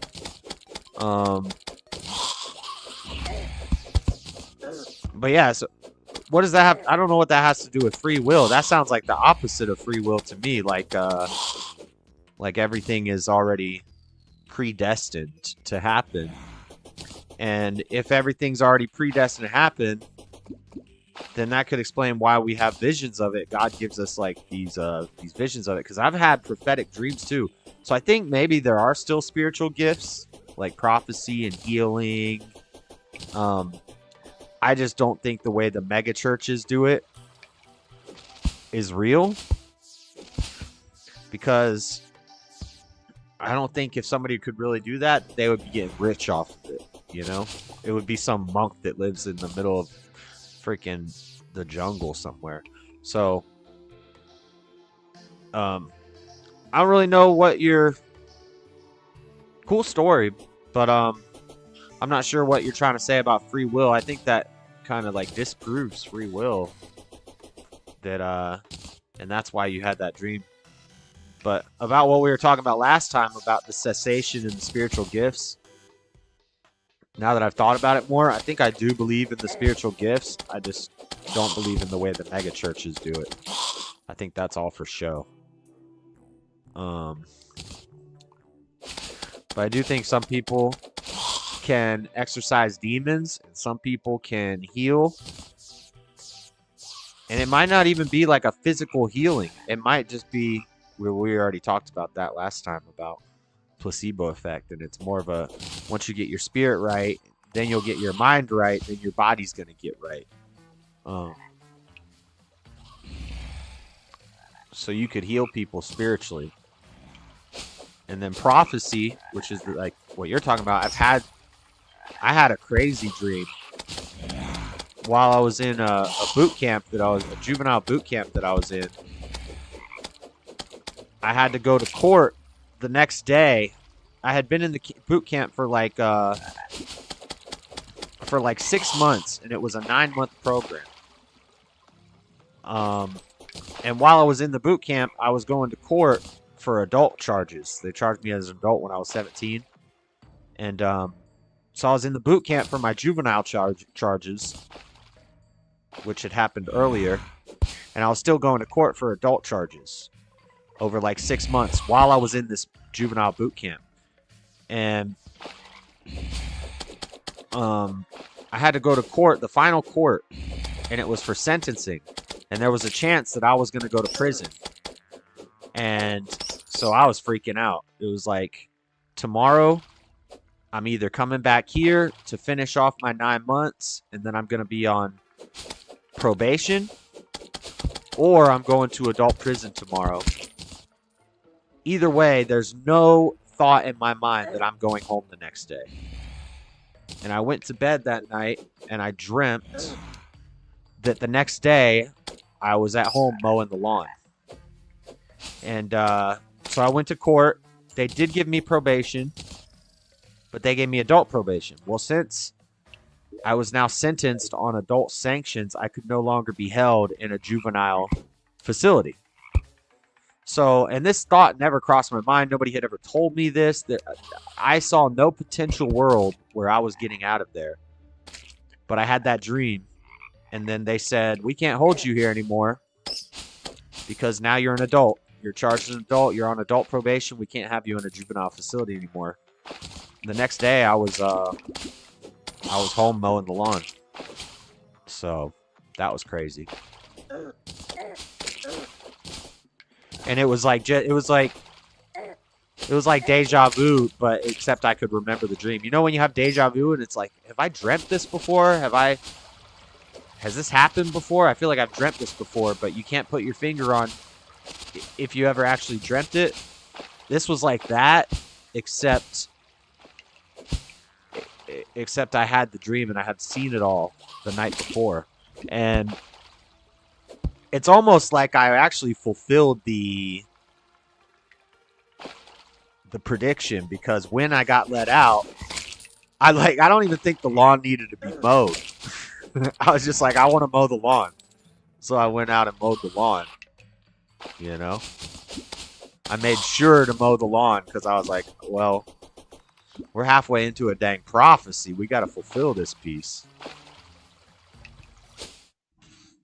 So you would say every choice have already predetermined outcomes?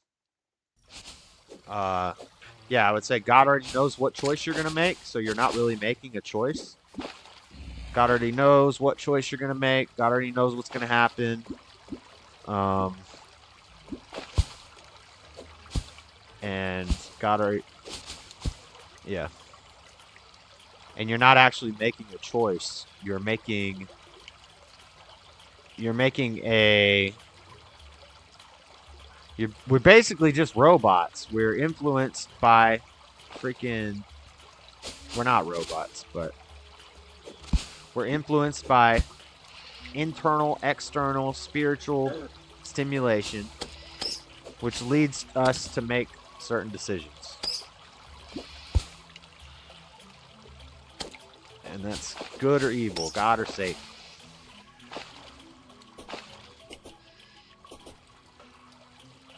Like, you might make a decision on whether you want Fruity Pebbles or Count Chocula in the morning.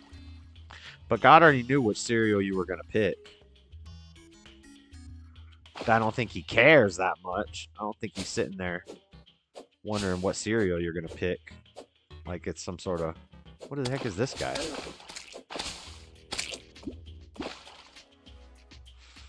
Do you know? Back to the video. Scared Straight, episode 12. It seems like everything is predestined, so no free will. Yeah, I would agree with that. But a lot of Christians, a lot of people really don't like that idea.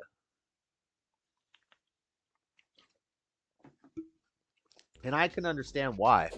I can understand both sides of the argument. People think that if we don't have free will, we're just robots and life is hopeless. What's the point? I get it.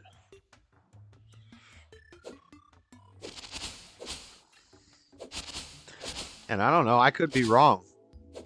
But these are like deep philosophical questions that people have asked for thousands of years. It's not something you can just flippantly write off like, oh, of course we have free will, or of course we don't have free will. It really comes down to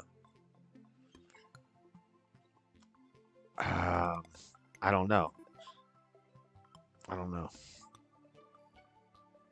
Is this Pinky? Be wise. I've only been here for a little while, but this is some deep stuff we're talking about. Oh, yeah. They're capable of changing the way that they live.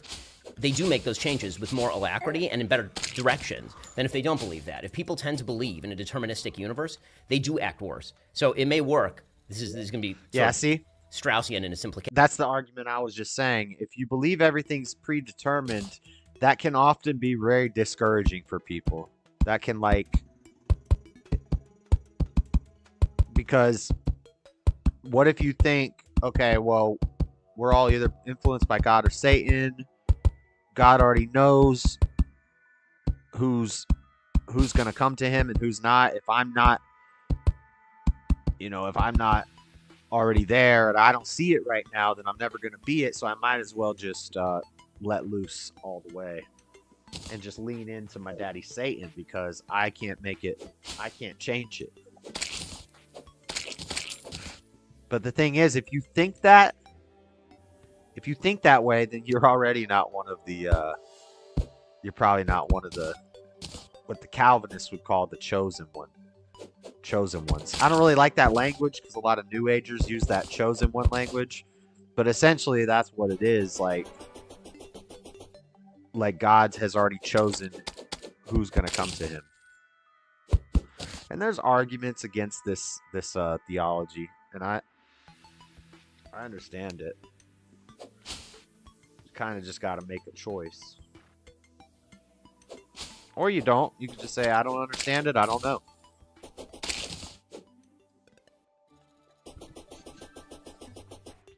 I thought I was at the ocean. This isn't the ocean. This is just a big freaking pond. Oh, this is the ocean. Oh, this is the ocean. Oh, this ocean. We're gonna make a bridge across the ocean. I will cross the ocean for you. I don't know what song I'm singing. There's supposed to be a man floating out here in the ocean.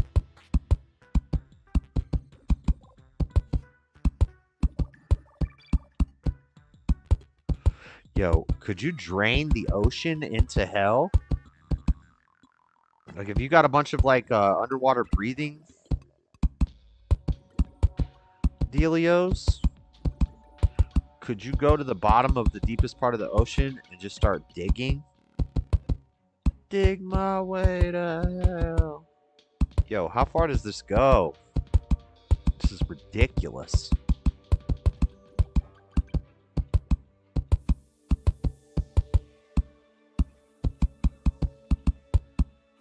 Holy crap.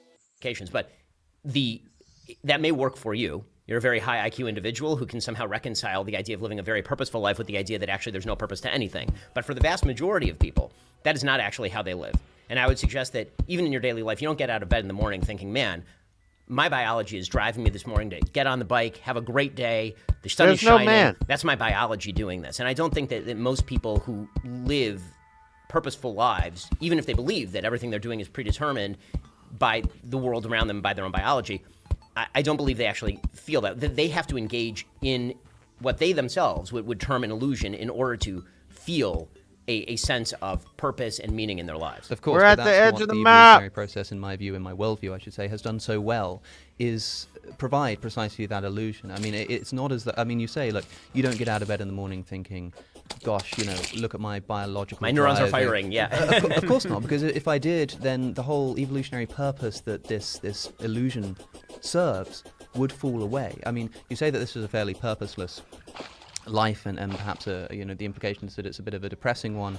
This is an island. I didn't come here to inspire optimism in people. I just think it is in fact the case. By the way.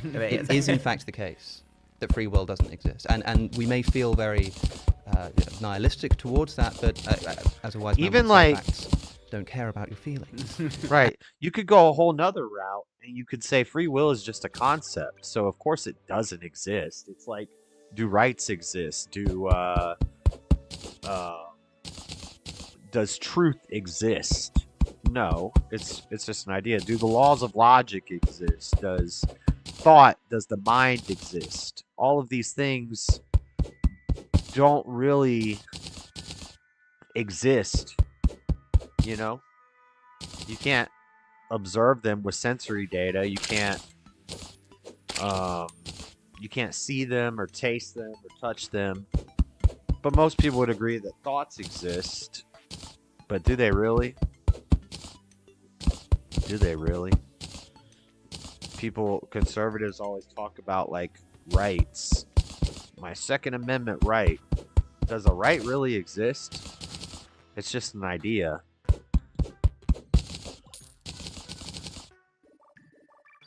Does logic really exist? So you could use that argument and say that free will doesn't really exist. It's just a concept that some people gives them comfort. We're going to dig down to the bottom of the island.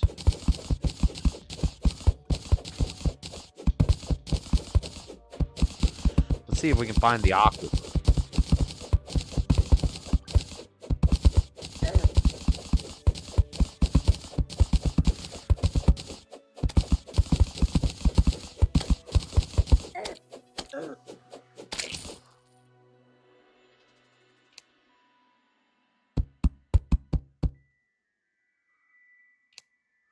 Haha. Can't get me now. Why am I taking damage from sand?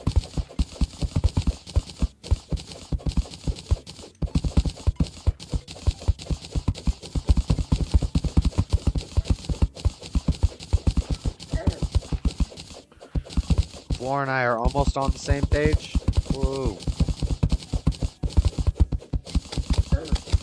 Whoa, I guess zombies can walk through platforms. That's cool.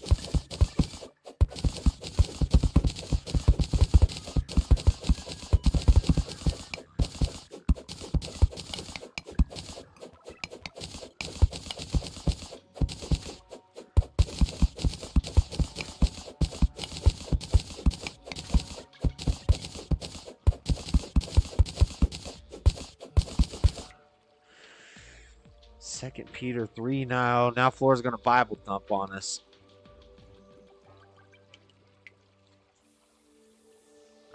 Yeah, I know. That's the chosen one's argument, Flora. God wants everyone to be saved. So by saying he wants everyone to be saved,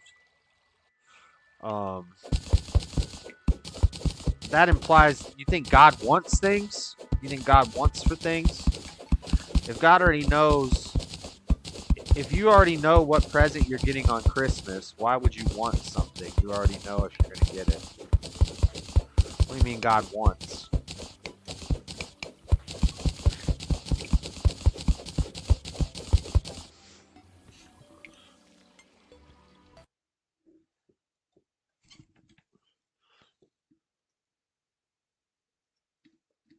If God wants something, he can have it instantly.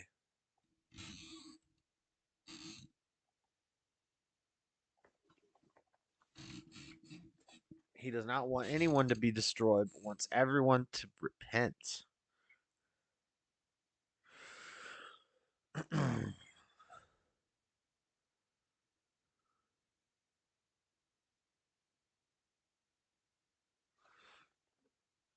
The Lord is not slow about his promise, as some count slowness, but is patient towards you, not wishing for any to perish, but for all to come to repentance. Just the fact that they have to state that he doesn't wish anybody came to perish means that he knows that some people will perish. God knows he doesn't want anybody to perish, but he knows that some people are going to perish. What does that how does that prove free will?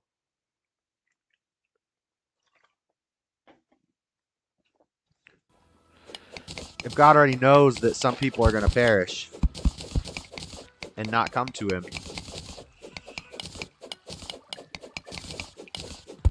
If they had free will, then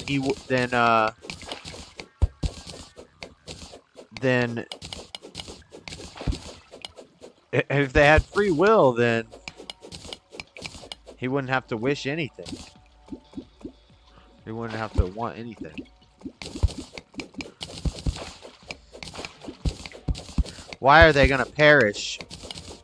Why are they going to perish if they don't repent?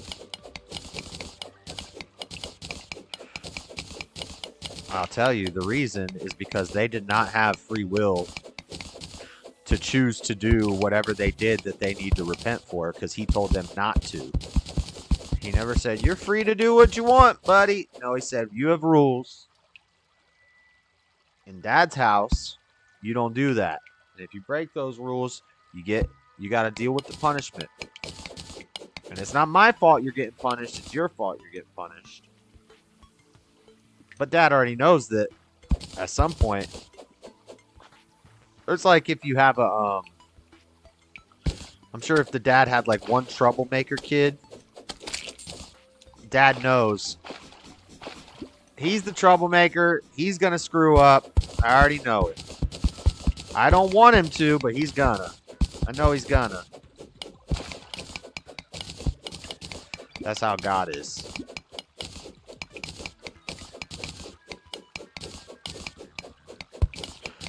He loves his son, but he knows. He loves his kids, but he knows some of his kids ain't gonna make it. I don't know how that justifies free will. I think it says the opposite.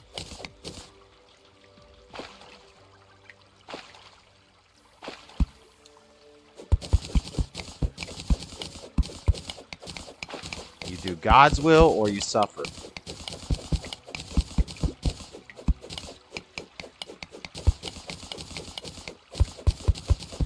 Oh no, you gonna suffer.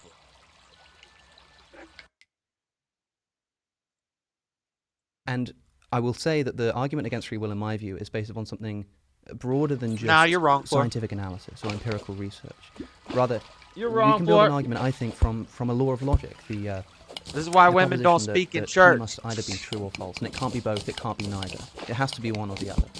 Now, this law of the excluded middle, one of the foundational precepts of philosophy, we can simply ask a question of any kind of mental activity, and this will be regardless of whether it's material or immaterial. That's what makes this a crucial.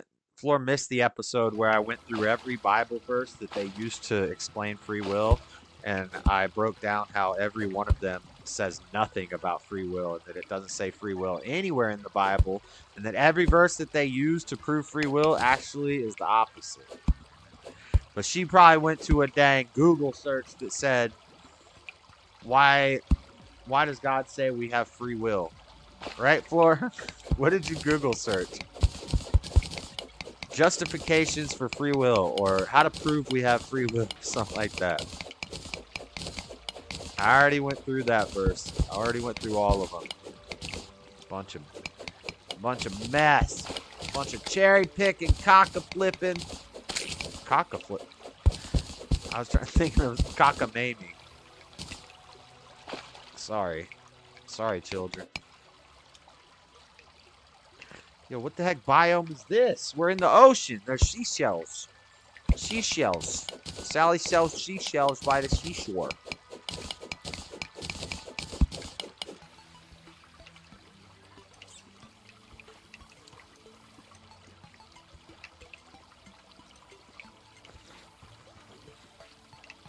Look at Simp of the Year.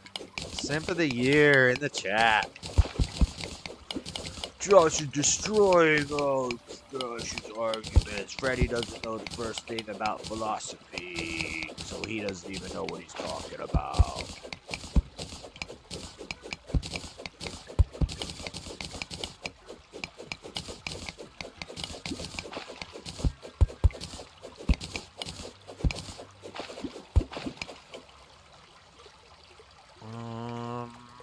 What do I want to do? Do I want to just keep...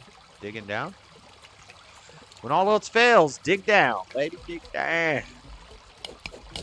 Digging on down.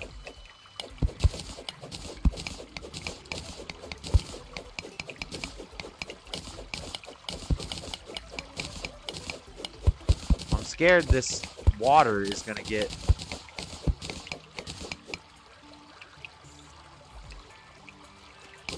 What would you call the choice of picking between good and evil?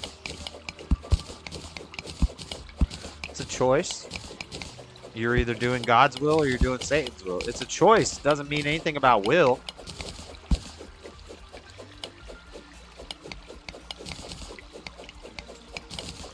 It's funny how people just want to ignore Jesus. The only time we see anything talking about willpower, one of the only times that we actually see that in the Bible is the words in red from Jesus himself. Not my will, your will be done.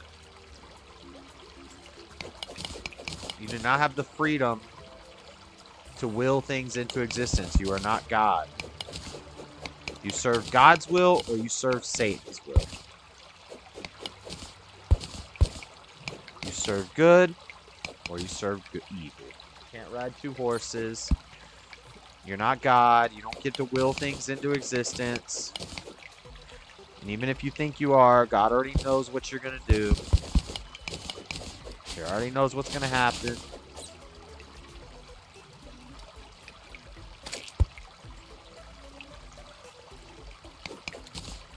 This is some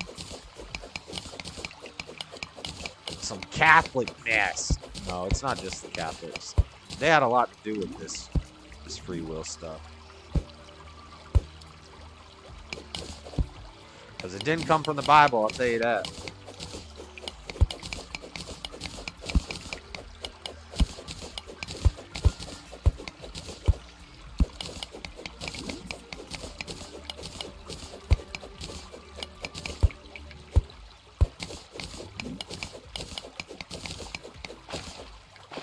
So your argument that God wants everybody to be saved, right? So that means everyone who's in hell right now could have willed themselves out of hell. And God wanted them to will themselves out of hell. They could have willed themselves out of hell, but they just didn't. So now they're going to be tortured forever because they couldn't figure out how to activate their free will? Nah, I don't think so. I don't think so. That doesn't sound very logical.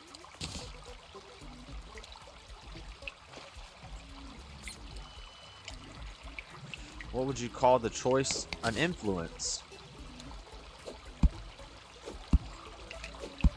Well, we can call it a choice. So we can just talk in normal words, but making choices doesn't imply will. I think that's why the Mormons changed it to free agency instead of free will, because you're free to make a choice.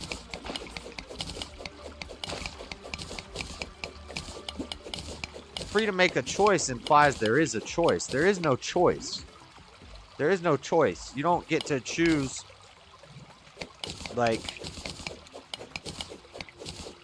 there isn't a choice. You do this, this happens. You do this, this happens.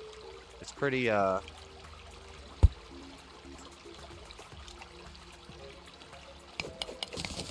don't know. I don't know why people, they really need this free will thing. I think it makes people feel like gods. I think I'm in control. You're not in control of anything. You're in absolute control of nothing. If God wanted to blow up the planet tomorrow, he could. And ain't no free will gonna stop it.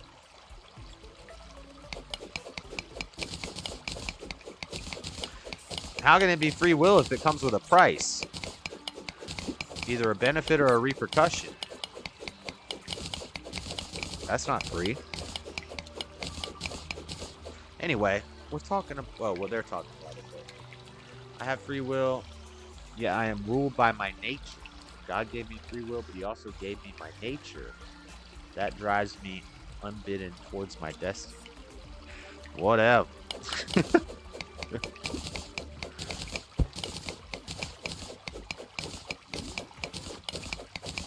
Whatever. I don't know about all that.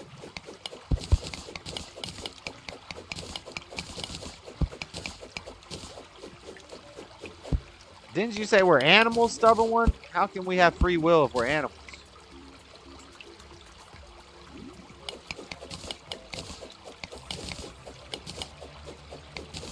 See, so it's not it's not like a religious question. It's a philosophical question. That's deep. Crucial argument, and an important one, a pertinent one, is that you can ask of that mental activity, is it determined or is it not? That is it determined by anything else, or is it completely undetermined by anything? If it's undetermined by any... No, Floor, you missed the premise. God, all-powerful God, is yearning and wanting for people not to go to hell, but there's people burning in hell right now who had the free will to not go to hell. You think that makes sense?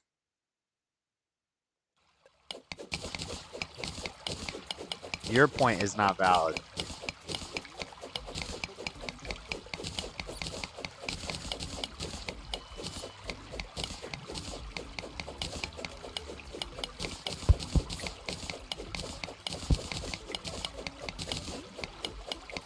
You don't have a point.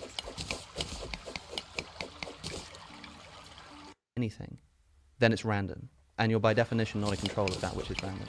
If it's determined by something, then it's either determined by something further inside your mind, or inside your brain, or indeed inside your soul, or it's determined by something external to your brain. If it's determined by something external to yourself, I should say yourself rather than your brain here to rid this conversation of any implicit materialism, exterior to yourself, if that's what's determining the action, then clearly you're not in ultimate control of that action. If it's something inside of yourself somewhere, then all you do is push the problem back and you ask the question again, is that thing determined or is it indeterminate?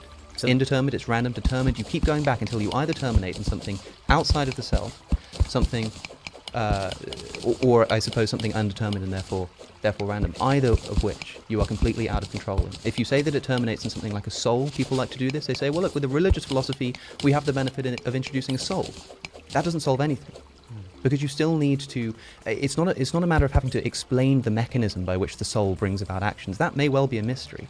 But if it is the case that whatever it is that's doing that is either determined or it's not, and that if it's not, it's random and therefore out of your control, and that if it is, it ultimately terminates in something outside of yourself, or something random, and both of which are out of your control, free will cannot exist. Well, and so I would be careful. That argument does rely on the complete Free will can't exist with an all-knowing God either. It just can't.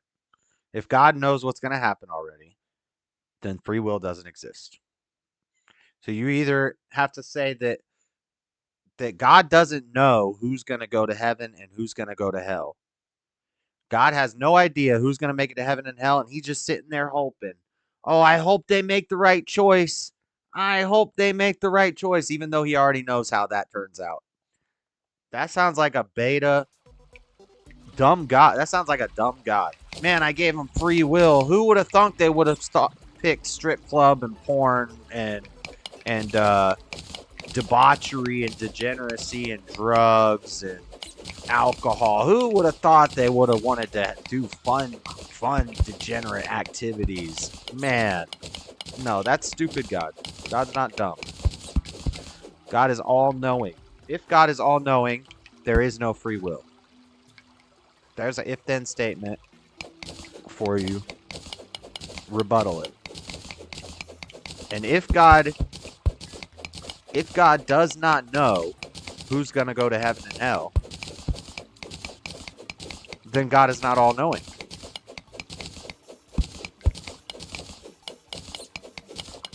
And if God does know, then you don't have free will. I would just like one person to, or one verse that talks that says anything about free will.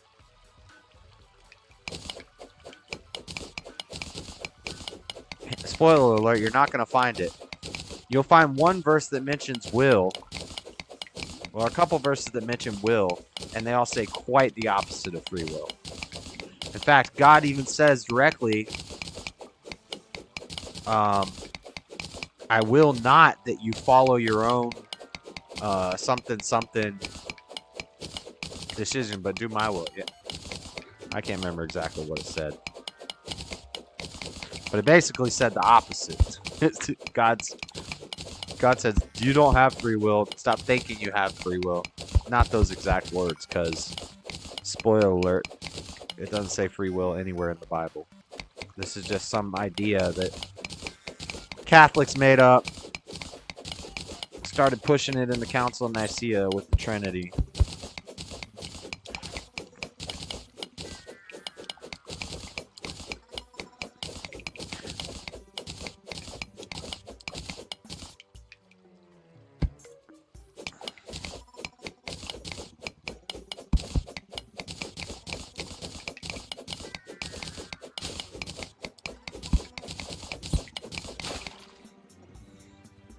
Construction of the self. Right? I mean, you're using the term self in this argument in, I think, a couple of different... Now you sound like a dang freedom to choose. The freedom to choose. Floor, that doesn't make any sense. The freedom to choose? Come on. You sound like a feminist or something. We have the freedom to choose. No, you don't. What kind of father? Son, you have the freedom to choose. Do you want to blow up the car, or do you want to learn to drive it? Freedom to choose.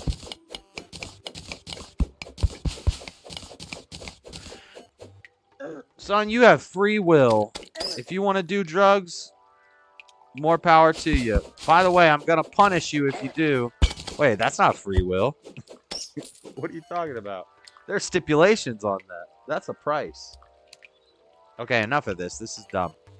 Ways. You're saying something outside yourself, but then you're breaking down the self into a bunch of separate components as though the self is a computer. He never says right? that. As though if you took the self and you broke it down into a machine, and never there's happens. There's the microchip, and you've got the processor, you got all these different parts of it. So it has to be coming from... Never happens. In fact, in the Garden of Eden, God commands them, do not eat of this tree. That was a commandment that they were not to eat. Every time that it's God talking about repenting or God talking about don't eat from the tree, he's always commanding them at threat of death and eternal damnation that if they do not listen, it's a commandment. It's not a free will. It's not a choice. It's not a choice. Fathers aren't choice givers. You don't say, okay, do you want to go to bed now or do you want to go to bed later? I want to go to bed later. Okay, go to bed later. No, Dad says you're going to bed now or you're getting punished. That's not free will. I don't know. This is and it's a very liberal mindset, the free will thing, I've found. It's a very liberation, free will. Free will. It sounds like some dang. It sounds atheist, to be honest. It sounds like do as thou will. Some Crowleyan nonsense, which probably not Crowley, but some of that stuff might have had some influence.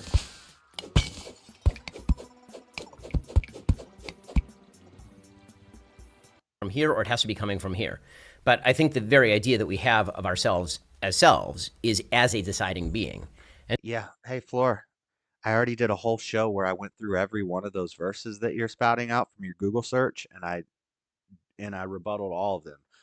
Let's do some random ones live. I guarantee you none of these verses say anything about free will. Joshua 24:15.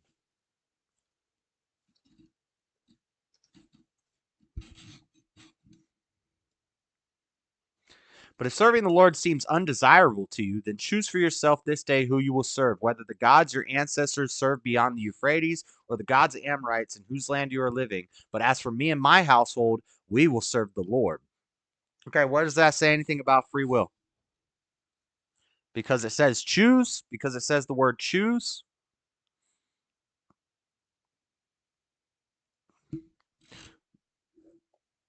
So the word choose is what you're talking about. We're not talking about choices, Floor. We're not talking about choices. So I know English is your second language, but a choice is the act of selecting or making a decision when faced with two or more possibilities. Will is expressing the future tense or expressing inevitable events. Accidents will happen. You will regret it when you're older. Oh, wait, this is the wrong will. What is a person's will? Legally enforceable declaration of how a person wants. Oh, that's a different kind of will. Hold on. We got to find the right definition of will. Expressing a request, expressing a desire, expressing facts about ability or capacity, expressing habitual behavior, expressing probability or expectation about something in the present. So we're either talking about probability of things happening in the will do, willingness.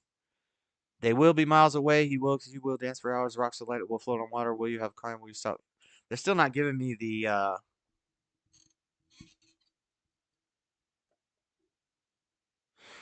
faculty by which a person decides on and initiates an action. She has an iron will. The faculty by which a person decides on and initiates an action. The act of selecting or making a decision when faced with two or more possibilities. So the choice is based off of your will. Your will is the faculty that leads to you making the choices. In the Bible, it repeats constantly that you serve one master, God or Satan.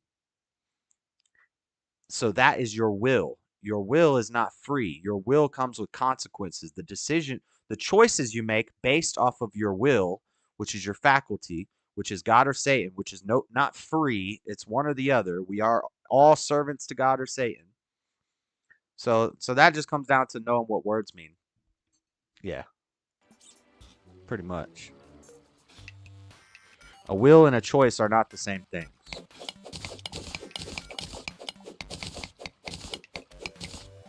Oh, hold on. We got to do a different one. And then back to the video. I'm tired of this. I don't think I've ever actually read the words free will, though. No, it's not in there. Here in front of you is the choice to follow death. Yeah, again, that's choice. No. See, now you're just making stuff up, Floor. It's all based off choices. That's the free will to make the choice? No, it's not. You're making stuff up. You're being like Freddy now. Deuteronomy 3:19. This is why.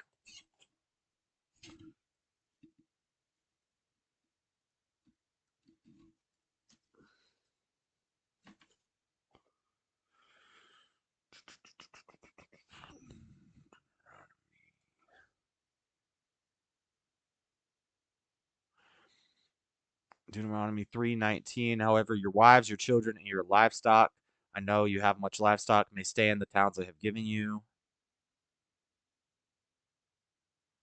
I don't know what that has to do with free will. Deuteronomy 3:19. Oh, 30:19.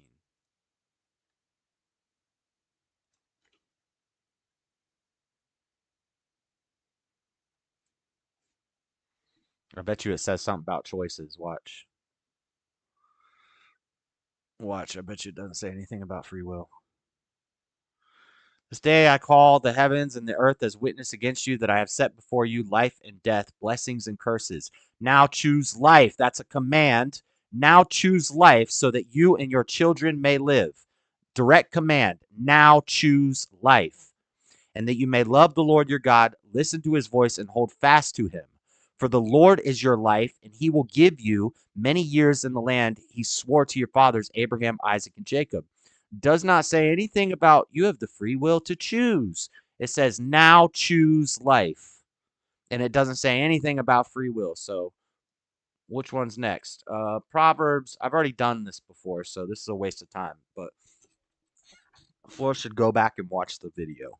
And so the attempt to carve that down into, so which parts of the deciding being, that is an avoidance strategy. So I don't think that the argument quite holds. Well, if we can call the self just influence, a deciding being. What do you need to make a choice? You need influence. You need will. Your will is your faculty. Your will is influenced by God or Satan. So, um,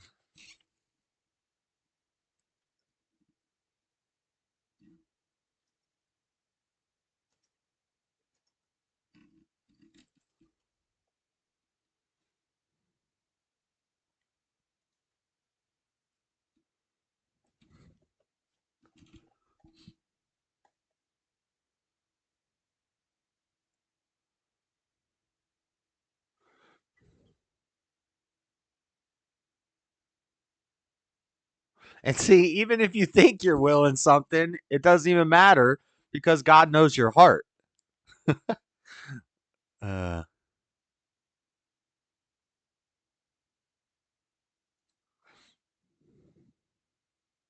the law. So here's one people will use. No servant can serve two masters, for either he will hate one and love the other, or else he will hold to one and despise the other. Ye cannot serve God and mammon. So they'll say, uh, either he will hate one and love the other. Oh, wait, is this what I'm looking for?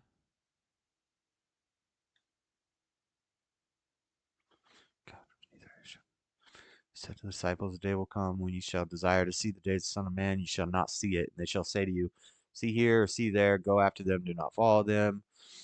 But first he must suffer things and be rejected of this generation.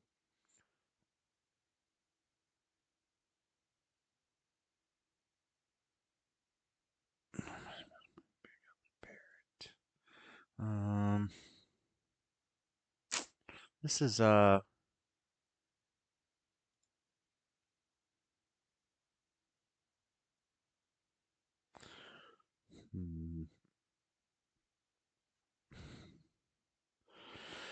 trying to find where God basically directly says that we don't have free will. Like he commands it very strictly, like a strict father.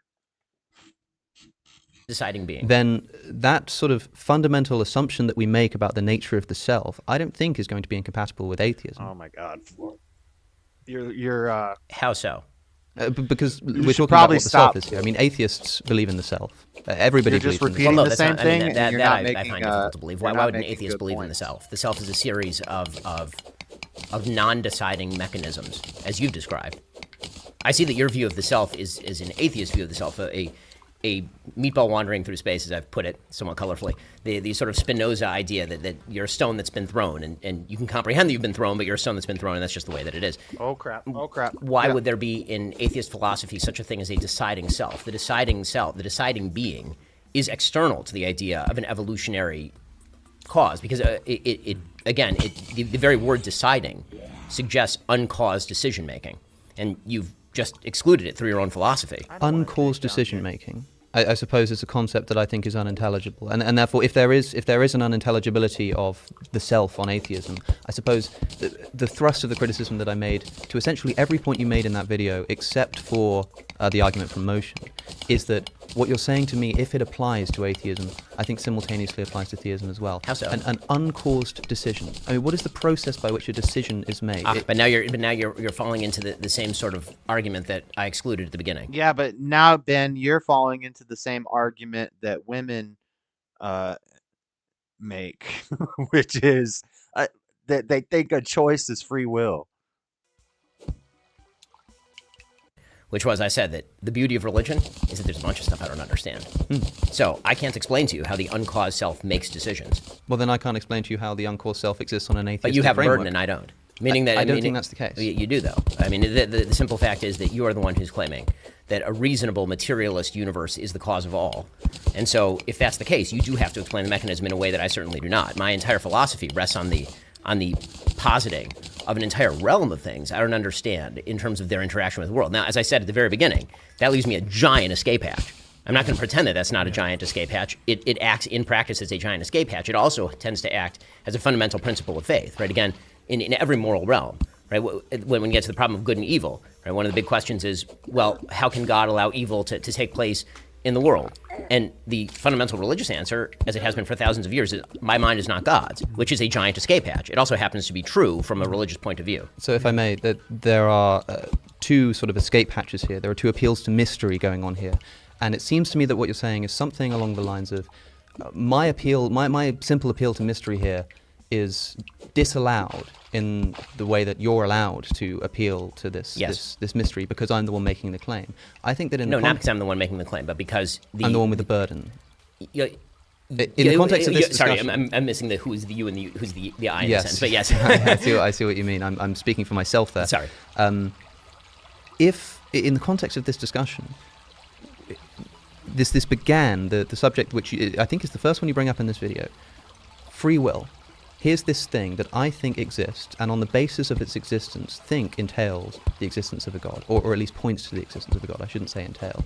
And then when I say that I don't think that the concept of free will is intelligible, and you say, well, how is it intelligible on atheism? And I say, I'm not sure it is, but it's not on theism either. And you say, well, there's my escape hatch. I can appeal to mystery. I don't think the burden is on me there. I think you were the one who's making the claim that free will does exist, that there is this mysterious property of the universe actually, that's that escapes this determined or indetermined dichotomy. And then when I say that this is unintelligible to me and based on what I see to be fundamentally appeal to a law of logic, suddenly I'm the one making the claim. I'm the one with the burden who has to do the proving. No, the actual claim that I originally made, if you recall, was a conditional claim. Mm-hmm. I did not claim free will exists, therefore God. I claimed if you believe free will exists, it cannot exist in a materialist universe. Now, you say, okay, fine, it doesn't exist in a materialist universe. I don't believe in free will. Yes. That's fine. That's totally plausible. As I said right at the top here, I'm not going to prove to you that God exists today. What I am going to say is that the vast majority of people throughout nearly all of human history have believed there is a thing called a self. It is a deciding self that makes these decisions. If you are a person who believes that, you're right. It can't exist in your world. So I'm not saying that it does exist. Maybe it doesn't. Maybe you're right. Maybe you're totally right, and all of this is just a series of chemical firings. That's quite plausible. That's fine. What I have said, and this is the argument that hasn't yet been rebutted, is that society does require an extraordinary number of people to believe that they are capable of making decisions for the good or for the bad. Because, again, not everybody is you. Not everybody is capable of waking up in the morning, putting one half of their brain on hold, the side that says what I'm doing today doesn't matter, and we are all going to wind up in the cosmic nothingness of space anyway, and the sun's going to explode and eat the earth. Most people don't function that way. And so a functional society, a society that actually works, relies on people actually believing that their fate is in their hands. And the way that... But see, he's acting like this is only an atheist thing. There's a whole sect of Christians who don't believe in free will. One of the OG sects, the Calvinists. Not the Lutheran reformers, but the Calvinist reformers, who didn't believe in free will. So it's not like this is just an atheist thing that has to do with. It's actually a completely spiritual thing. The point is, if God already knows what's going to happen, then things are determined already. How everything's going to play out is already written. Who's going to make it in heaven and who's going to make it to hell is already written.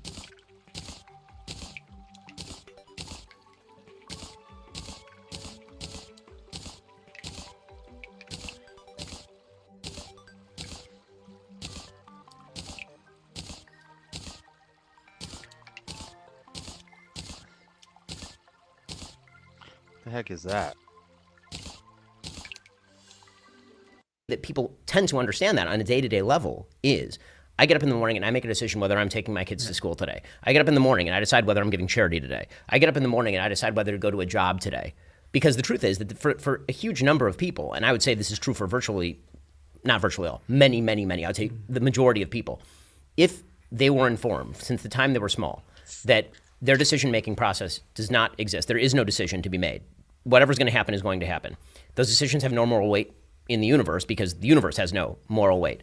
There is no way to create a functional society on the basis of these premises. There may be a platonic world. Hey, I'm glad Freddie and Floor agree with the Jewish people. Agree with the Jew. Good job, Freddie. It's nice to see you agreeing with the Jews for once. I like that.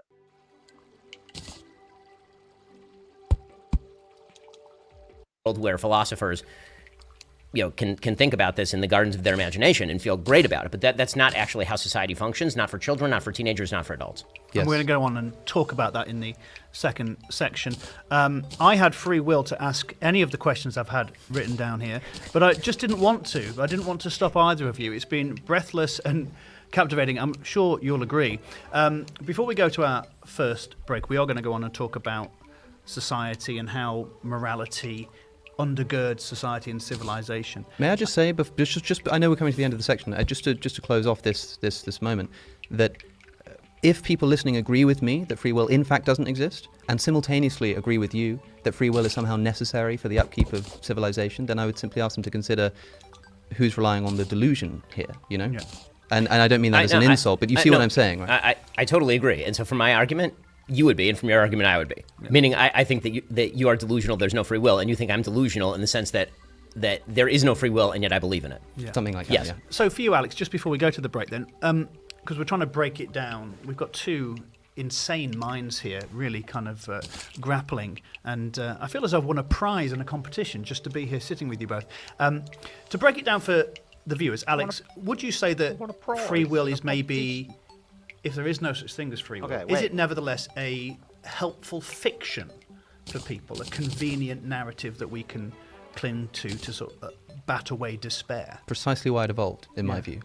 I think I totally understand that, but because it evolved so strongly, I will say that we are all, if we are sort of delusory in our belief in free will. I mean, you're quite right in saying that I act as if free will exists in the sense of not constantly being aware that it doesn't. I don't wake up and do those strange morning affirmations that you mentioned into the mirror about, the sort of heat death of the universe. But, maybe you should. People, I think it is good to reflect on your mortality in that manner every once in a while, and it does inspire some serious thought about whether you're really taking your philosophy seriously. But I will say that the mechanism is so useful and has been so successful in embedding itself into our psyche that we cannot shake it off. So I can I can have conversations with people, as I do regularly, talking about the existence of free will, and they come away saying, you know what, that's extraordinary, maybe you're right about this. And nothing about the way they live their life changes, precisely because of the fact that the very argument I'm making relies on the assumption that we will still be driven by our drives. All I'm doing is identifying what's actually going on there, in my view. It doesn't actually change what happens or what the brain indeed does. So the utility argument for what you're saying about free will is that the main utility in you saying these things is for people not to believe you in the end. We are predetermined to go to a break at this point. So we're going to continue this. You're watching and listening to the big conversation from Premier Unbelievable with me, your host, Andy Kind. I've been joined today by Alex O'Connor and Ben Shapiro, and we are having a fascinating conversation about religion and whether it's good or bad for society. There's lots more to come, so we'll be back after this short break. Hey, Ben Stiller here. Ben. Right now, millions of refugees and displaced families are facing dangerous winter weather, and they need our help. Imagine trying to survive the bitter cold without adequate shelter, clothes, or heat. I've met refugees and displaced families and have witnessed what it takes to keep warm during winter. Things that you and I might take for granted. I've seen what it takes to protect their shelters from freezing rain and snow with plastic sheeting. How they line their walls with blankets for extra insulation. How they desperately need All right, warm... Ben. Enjoying the conversation? Tell us who persuaded you in our survey. And if you want more from today's conversation, then register to get early access to the next show. Ben Shapiro persuaded my audience. Shocker. Well, not shocker on Freddie's Welcome part, back to or, the on big Floor's conversation part, from 'cause Premier we know she's obsessed Unbelievable with with Ben me, your Shapiro. host, Andy Kind. Today, our topic is religion. Surprising Is it on, good or bad Freddie's part. for society? And I've been joined by Ben Shapiro and Alex O'Connor. And in the first section, we basically solved the problem of free will. That's done. No one need write on that ever again. So congratulations. That's another credit for you. Yeah, I think on the delusion point, we terminated in something like I know you are, but what am I? Correct. Yeah. Yep. Yeah. And my dad can beat up your dads. So let's move on in this section to talking about another easily solved question, morality and its role in society. So, Alex, we started with Ben in the first section. Let's start with you. What for you makes an outcome good I wonder or if I can bad? do And feel free to break that down, the way define down things as there. you want. And how do we determine what is good and acceptable in society? Here is where I may disappoint you and potentially excite Mr. Shapiro in that I don't have a good answer to that question. In that, obviously, attempts have been made for a long time to ground good outside of God. I must say that similarly to rehash the same theme, I think there are issues with grounding good in God as well. I don't think that removes the problem. I don't quite know what good is, if it indeed exists. I'm quite suspicious of the concept. I think it might be another one of these unfortunately quite nihilistic evolutionary sort of illusions of a sort. I guess I ascribe to emotivism more than anything, which has sort of gone out of fashion in the past decade, but I think still has some truth to it in a sense. It's more of a philosophy of language than it is a philosophy of what good and bad actually is. What I do know, however, is that there are problems, I think, with trying to ground morality in the existence of a God, especially if it's done so on the grounds that it essentially can't be done anywhere else. Stuff, I mean, or the Trinity, as far as I'm concerned, a lot of Christians lose their damn minds and will call religions you a of the world are false. I think that they are incorrect. That is, I don't think there really is a supernatural authority. And what that means is that the inventions of religious morality are just those, inventions, and inventions of a human mind. Now, if you have a human morality that recognizes that it is essentially a series of compromises between the history of mankind trying to get along with each other on a planet, then what happens is sometimes these ideas and these philosophies rub up against the real world, and we can adapt them as necessary. Now, there is a deep problem with this, and that is, if I meet a man who wants to kill me, or a friend, and he says that he doesn't believe in God, there's very little I can do to talk him out of that, except I can threaten him with legal sanction, I can threaten him with moral reproach, exclusion from the moral community, but there's not much more I can do. However, if a person says that he wants to kill me, and he believes that he wants to kill me because God has told him to do so, then I don't even have that minimal reproach available to me. Because there is no law written by any man of any time that could ever count one iota against the dictates of the creator of the universe. Therefore, if that God in fact does not exist, and if these moralities are in fact human inventions, then what you have in the grounding of an ethical system in the dictates, allegedly, of the creator of the universe is all of the arbitrariness and subjectivity and failure and faults of nihilism and human invented morality, with all of the certainty and all of the faith and all of the unanswerability of the creator of the universe. That to me seems a dangerous cocktail that we drink at our peril. So many things there, and so much that you're saying is quite brilliant. I actually thought you were going in a different direction with that last example, which I'll explain in a second. So yeah, to start with the very beginning, obviously the idea of right and wrong. So there are many problems with the motivism. Alistair McIntyre does a good job sort of breaking down the problems with the motivism. But the sort of idea that there have to be certain moral absolutes that are beyond contention, and those moral absolutes have to be universally accepted.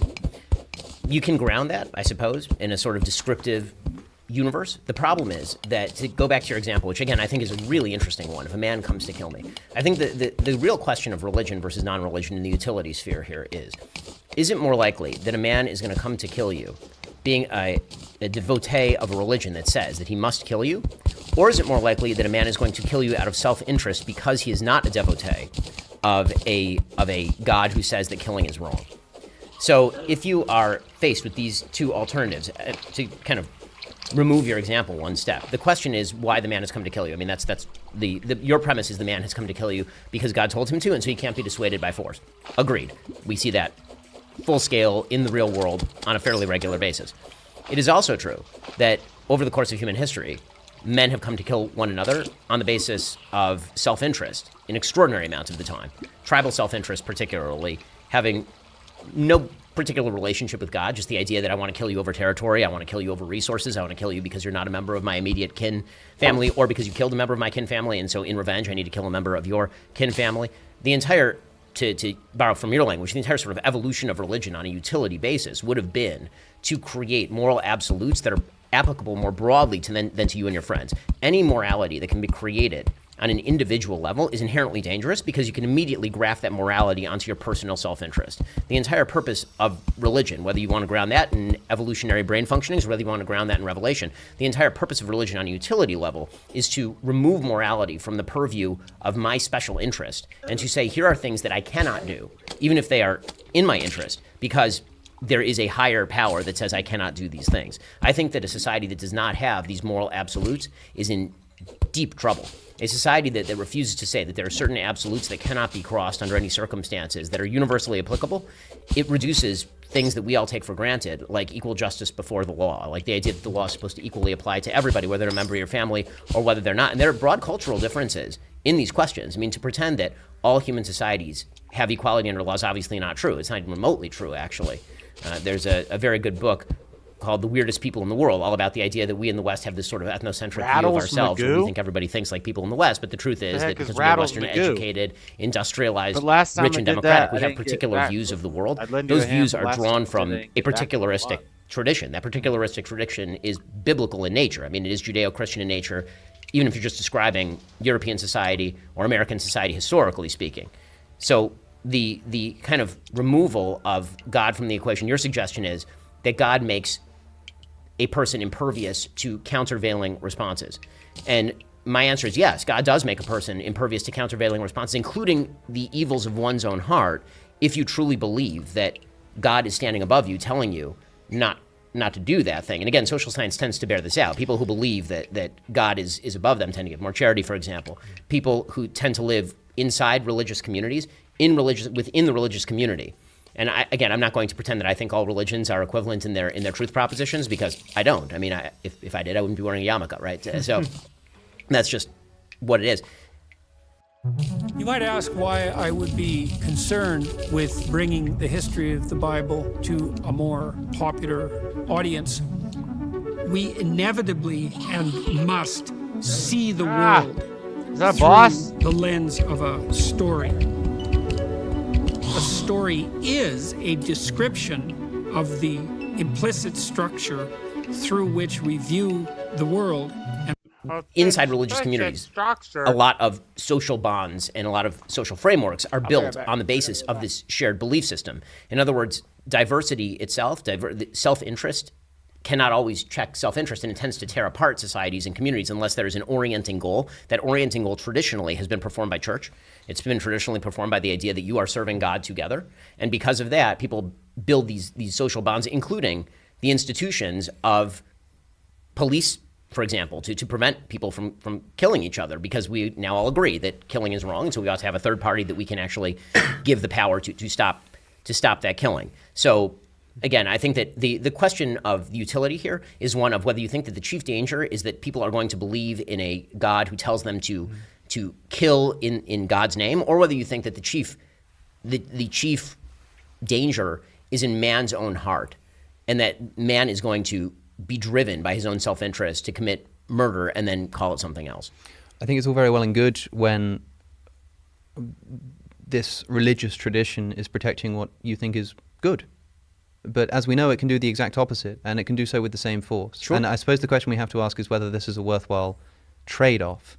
That is to say, that there may be some social utility in putting our fundamental ethical assumptions outside of the realm of debate. But when those ethical statements begin to inspire what we would probably consider to be less than socially cohesive behavior, there is nothing you can do, nothing to talk people out of them, precisely because that's where they've placed them. And that seems dangerous to me. And it seems, for example, a lot of people talk about how religion can make people happier, it can make people more socially cohesive, it can promote people to start families and have children. This is true of most religions. This is also true of Islam, which I'm not sure you would want to say, I don't want to put words in your mouth, but I'm not sure you'd want to say is a force for good in the world.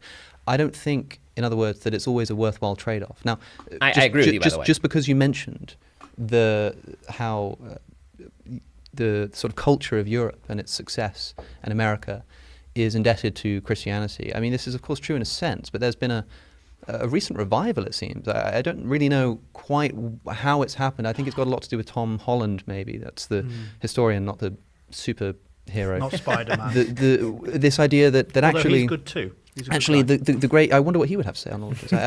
The Western civilization sort of depends and should be in gratitude to a religious tradition because it provided this kind of ethical framework in which this could have arisen. We hear about the scientific enlightenment. We hear about the grounding of ethics and God, the creation of natural rights, as if these things weren't established in resistance all the way along to the religious tradition.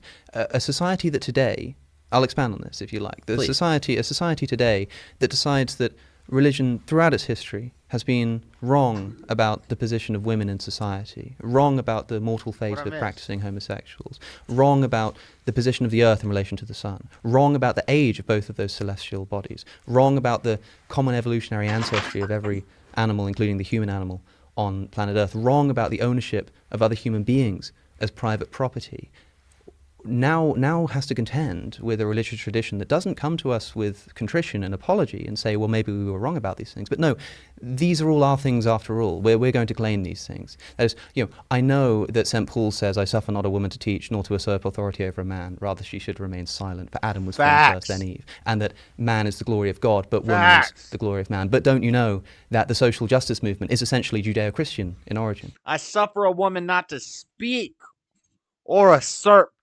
something over a man. What did he just say? That was deep, baby. You need to listen to this, Floor.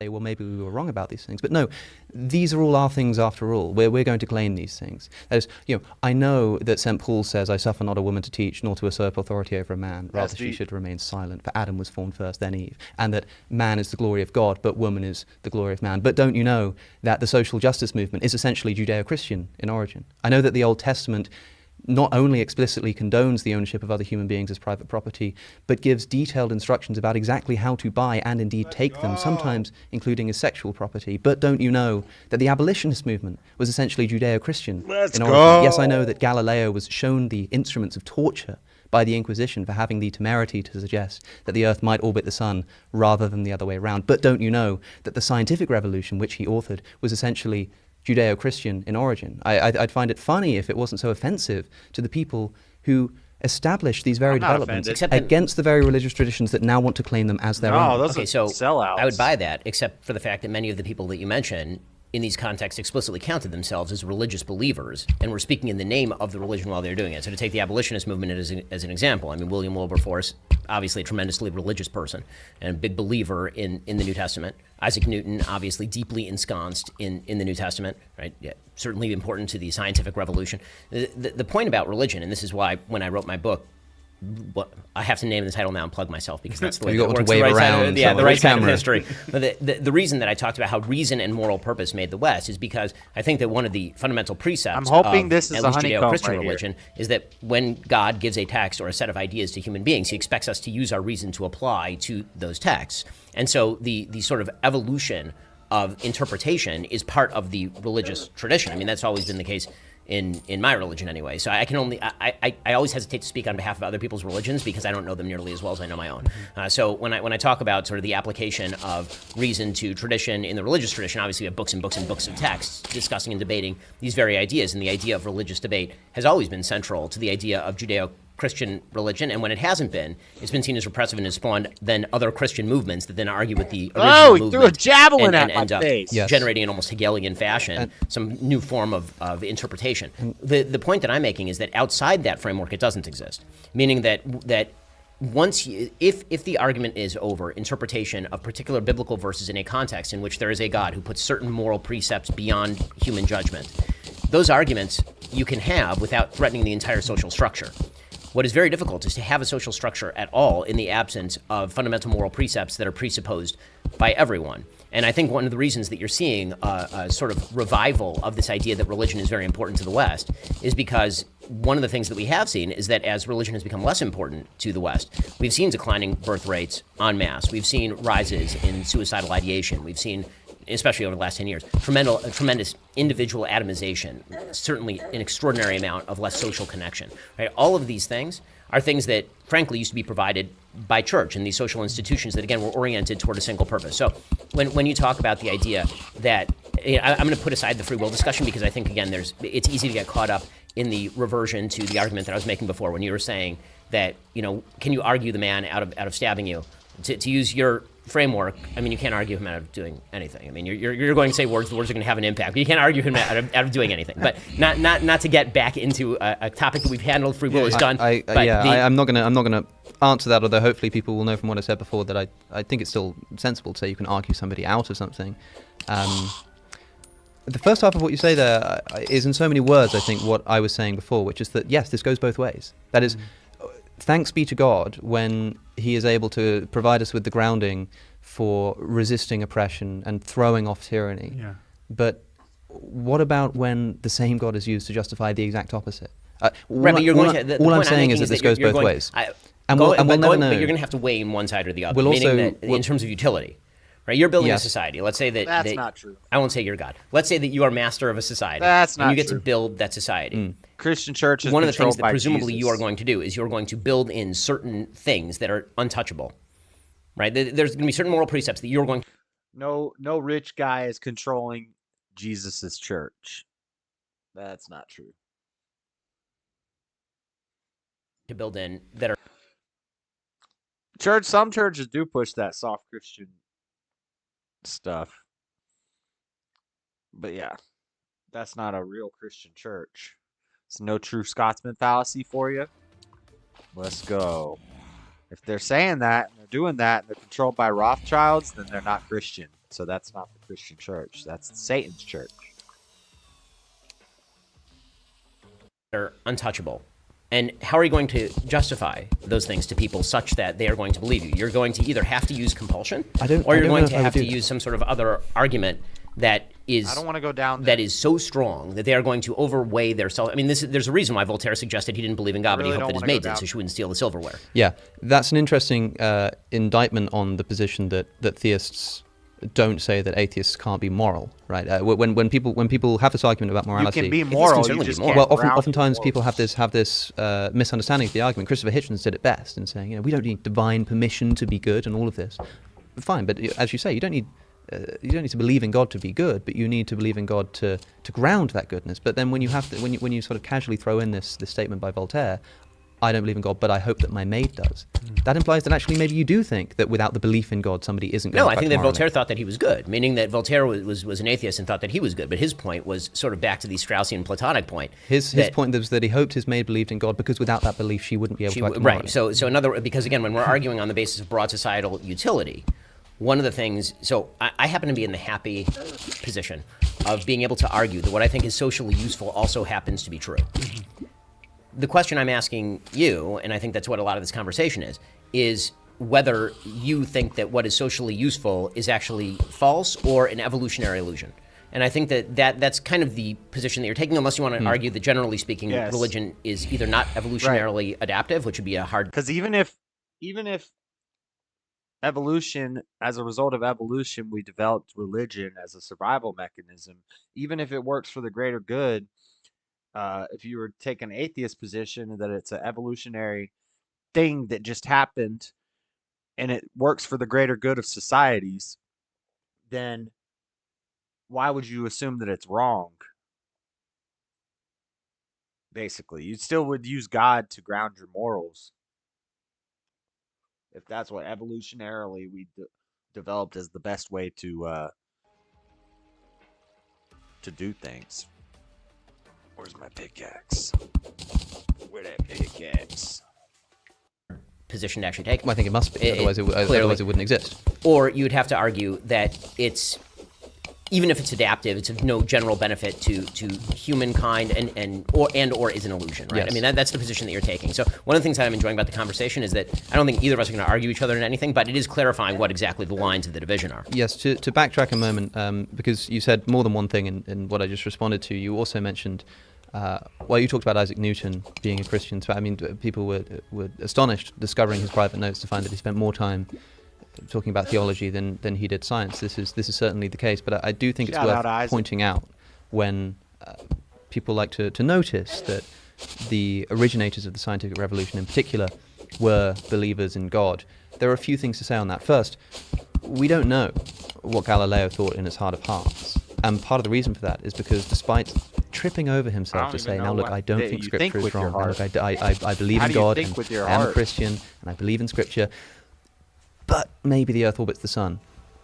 His life falls apart. So suppose he did secretly have doubts about the existence of God. Do you think we'd ever have even found out about it? And that's an unfalsifiable argument. I think not a chance. In other words, but the lack of falsifiability makes it difficult for me to make a counter argument. In other words, let's not be so maybe confident. Maybe he did have a secret diary, but I In have other no words, proof that he had a secret what I'm diary. saying is, let's not be so confident about this. The second thing to say is that these men, if that's what they were remembered for, that is their theology, then they wouldn't be remembered. Thirdly, is that just on the minor point that people often like to point out, that, well, the originators of the scientific revolution were religious, and so science can't conflict with religion. I'm not going to make the claim that science does conflict with religion in principle, but supposing that it did, this would not serve as a rebuttal, because if it were the case that the scientific revolution and the scientific method undermines religion, then of course the people who invented the scientific method would themselves have been religious, because they hadn't invented the mechanism by which it came to be undermined yet. Yeah, It but would then be like afterward saying, they presumably would be irreligious or a-religious, It right? does- which is what happened to Darwin, for example. it doesn't right? happen that quickly, right? It really That's doesn't not true. happen. On an It doesn't- individual level, it certainly if we're talking about happens the if we're talking about the development of the scientific method, we're not talking about the kind of thing that just happens in a lifetime. I mean, to attribute it to Galileo and Newton as we happily do is far too simplistic. This is something that happens over at least decades. Right, and but possibly you're making hundreds of both an years. individual argument and a broader historical argument. So Yes. pick one. And so what I'm saying is that the individual beliefs of the founders of that revolution, I don't think that revolution would have gotten off the ground enough from just their contributions within their lifetime to shake decades of prior faith. However, when you get to someone like a Darwin, then we start to see agnosticism, then we start to see people having their doubts, and then when you get into the modern era, atheism abounds. And so, in other words, if Yes, it were we the found a case honeycomb. that this thesis, which, like I say, is not something that I'm defending here, I'm just sort of rebutting the rebuttal to it. That is, if it were the case that the scientific method were this king of undermining religion, then I think we would expect the fact that those who invented it to have been religious. It would be like saying, isn't it amazing that the person who invented the motor car didn't own a motor car before that?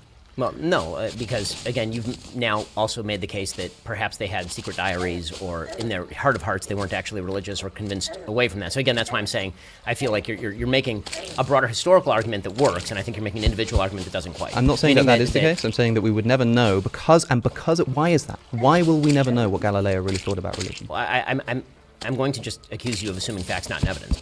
I mean, like, Let's move it away from because again, Galileo. I don't want to get into the mind of Galileo, nor do I care very much. But the reality is that many of the people who were the progenitors of the scientific revolution and participants in the scientific revolution specifically were searching for something higher because they thought that was their godly duty to do so. I mean, this has been true since the time of Roger Bacon. I mean, the idea that you have people who are specifically seeking out the nature of the universe, because there's an understandable, again, another religious precept, there's an understandable universe that God has created, and your mind is a reflection of certain truths that are in that universe. These are all non-materialist atheistic concepts. That was the basis for virtually all of science, including the origins of the scientific revolution. Now, you can make the argument very easily. I mean, I make it all the time because I have to metaphoricalize the beginning of Genesis, for example, that the words of Genesis don't jibe with the words of science when it comes to the age of the universe, for example. And obviously that's don't know true, the which age is of why the both universe. Maimonides and Aquinas are talking about in the Middle Ages the idea yeah. that if science comes into conflict with religion, you're either And getting the one of Bible them wrong or you're doesn't getting say both the of them age of wrong. the universe. And so the constant sort of reinterpretation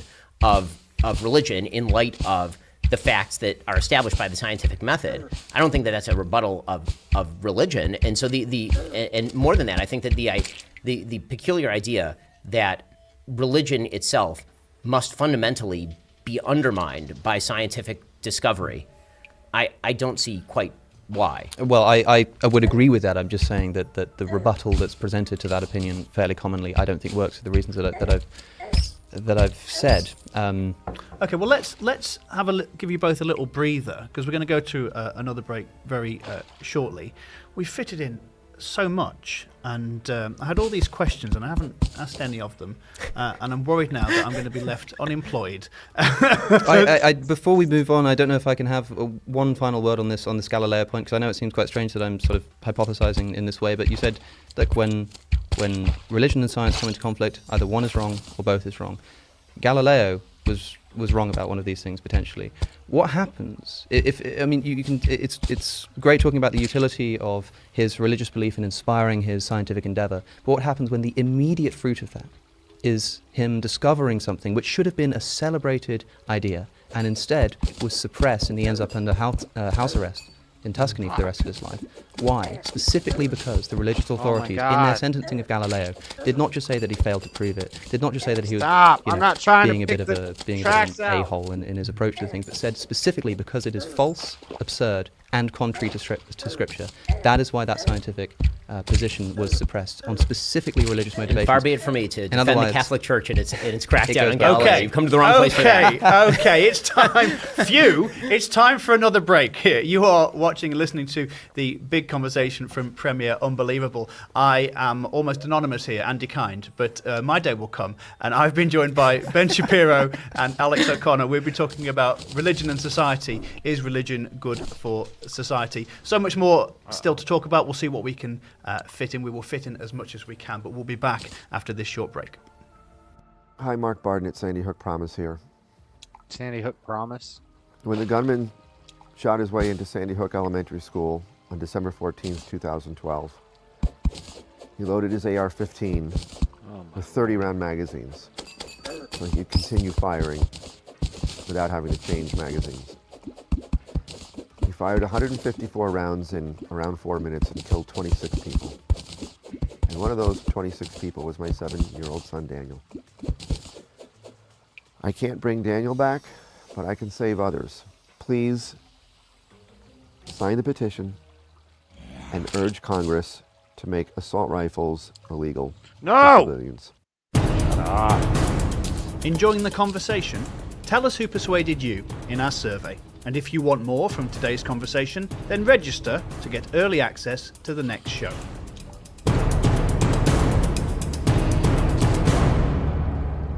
Welcome back to part 3 of the big conversation from Premier Unbelievable. Today, we are discussing religion and is it good or bad for society? We're having a lot of fun with it, I think.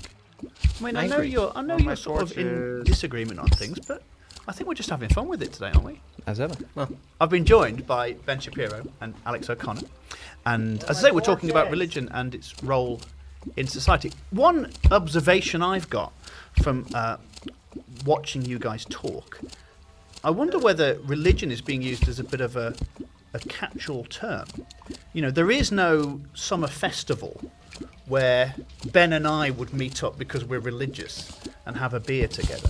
You know, plenty of Buddhist people don't even believe in God. So we probably don't have the time to unpack it now, but religion is maybe not a helpful catch-all term at all points. I wonder whether, when we're saying religion in this context, we mean the Judeo-Christian worldview. But it's interesting, you know, I, as a Christian, there's lots of things I agree with Ben on, some things I disagree on. Lots of things, as an Englishman, that I agree with Alex on, and other things that I wouldn't. Spelling. So, yes, spelling, absolutely. It's aluminium. Anyway, I just think that's interesting. I'm not trying to start this theist gang and gang up on you, Alex at all. But yeah, what do you think quickly about that? When we're talking about religion, do we need to be more semantically sort of accurate? Rigorous, yeah. I mean, yes. I mean, again, I'm not here to defend every form of religion under the sun. There are various forms of religion, ranging from things that people in Judeo-Christian tradition would consider pagan, to Judeo-Christian monotheism, to the distinctions in Judaism and Christianity, which are substantial, obviously. Stop! And so, I do believe that there are right forms of religion or righter forms of religion than others. If I didn't, then I wouldn't be a particularist in my religious practice or my religious belief. And so I do think that, you're right to sort of boil down the question so that people don't end up defending things or being forced to defend things that they wouldn't defend. I mean, you mentioned before Islam, I'll say more radical forms of Islam, because again, I'm one thing that I tend not to do as a religious believer is simply take people's texts at sort of face value, because the reality is that very few people in religious circles take their text at like I can just pick up a Bible, read it, and now I know everything that's going on in the Bible value. That really is not how the practice of religion works. I tend to actually judge faith by faith practice more so than I do by trying to read somebody else's book and then figure out exactly what they're saying, because I've seen people do that enough to my religious practice to sort of object to it. But yeah, of course, I think that you would have to talk, if you're going to talk about the value of religion, you should be more specific. I will say that the value of religion more generally, if you were going to talk about it in just general terms, meaning belief in supernatural things that can't be explained by a materialist universe, the social cohesion point would be the best case in favor of religion, is that virtually every study ever done has shown that social cohesion relies on a common orientation among people in order to build commonality between people. There are really only a few structures in human history that do that. One is a kinship structure. The problem with kinship and tribal structures is that they pretty quickly devolve into tribal warfare upon other members of different tribes. One of the things that religion has done is an attempt to universalize that beyond the immediate sort of tribal self-interest that we discussed a little bit ago. And again, pretty much universally, social science suggests that many of the institutions that we hold dear, that shape us, that provide us social support, that provide us friendship structures, marriages, that a huge amount of this used to happen anyway inside of these traditional religious structures, and there really has been nothing to replace it. And so the sort of breakdown of those structures, you could make the case, I suppose, for the breakdown of those structures, but there's been pretty much no replacement for those structures in secular society, and it's creating some pretty significant strains on societal bonding. Great. I suppose I do have two things to say. I want to ask you, I want you to say I'm both out of of those torches. things, but I want to ask you, Alex, can secular societies potentially achieve the same level of social cohesion as religious ones? Potentially, maybe. I don't know. That seems to be an empirical question, insofar as we can have empirical data on social cohesion as a subject. I wanted to, I suppose, in response to that question, mention the history of the United States as a constitutionally secular nation. Presumably the discussion there devolves into whether America can be described as a Christian nation or not. But based on what you just said a moment ago, before we maybe get into that, you said, of course, we need more specificity is hardly ever worse than less, and that you're not trying to defend all religious traditions. And then you say, but look, this idea of there being a God and there being an unalterable authority and a moral author of the universe is itself valuable, and without it, there are all kinds of societal discohesion comes about. In that case, for example, I wonder, and I hope it's not a crude question, and it's one sort of stemming from genuine interest. Would you rather your child comes to you and says, I think I'm going to convert to Islam, or said, I don't think I believe in God anymore?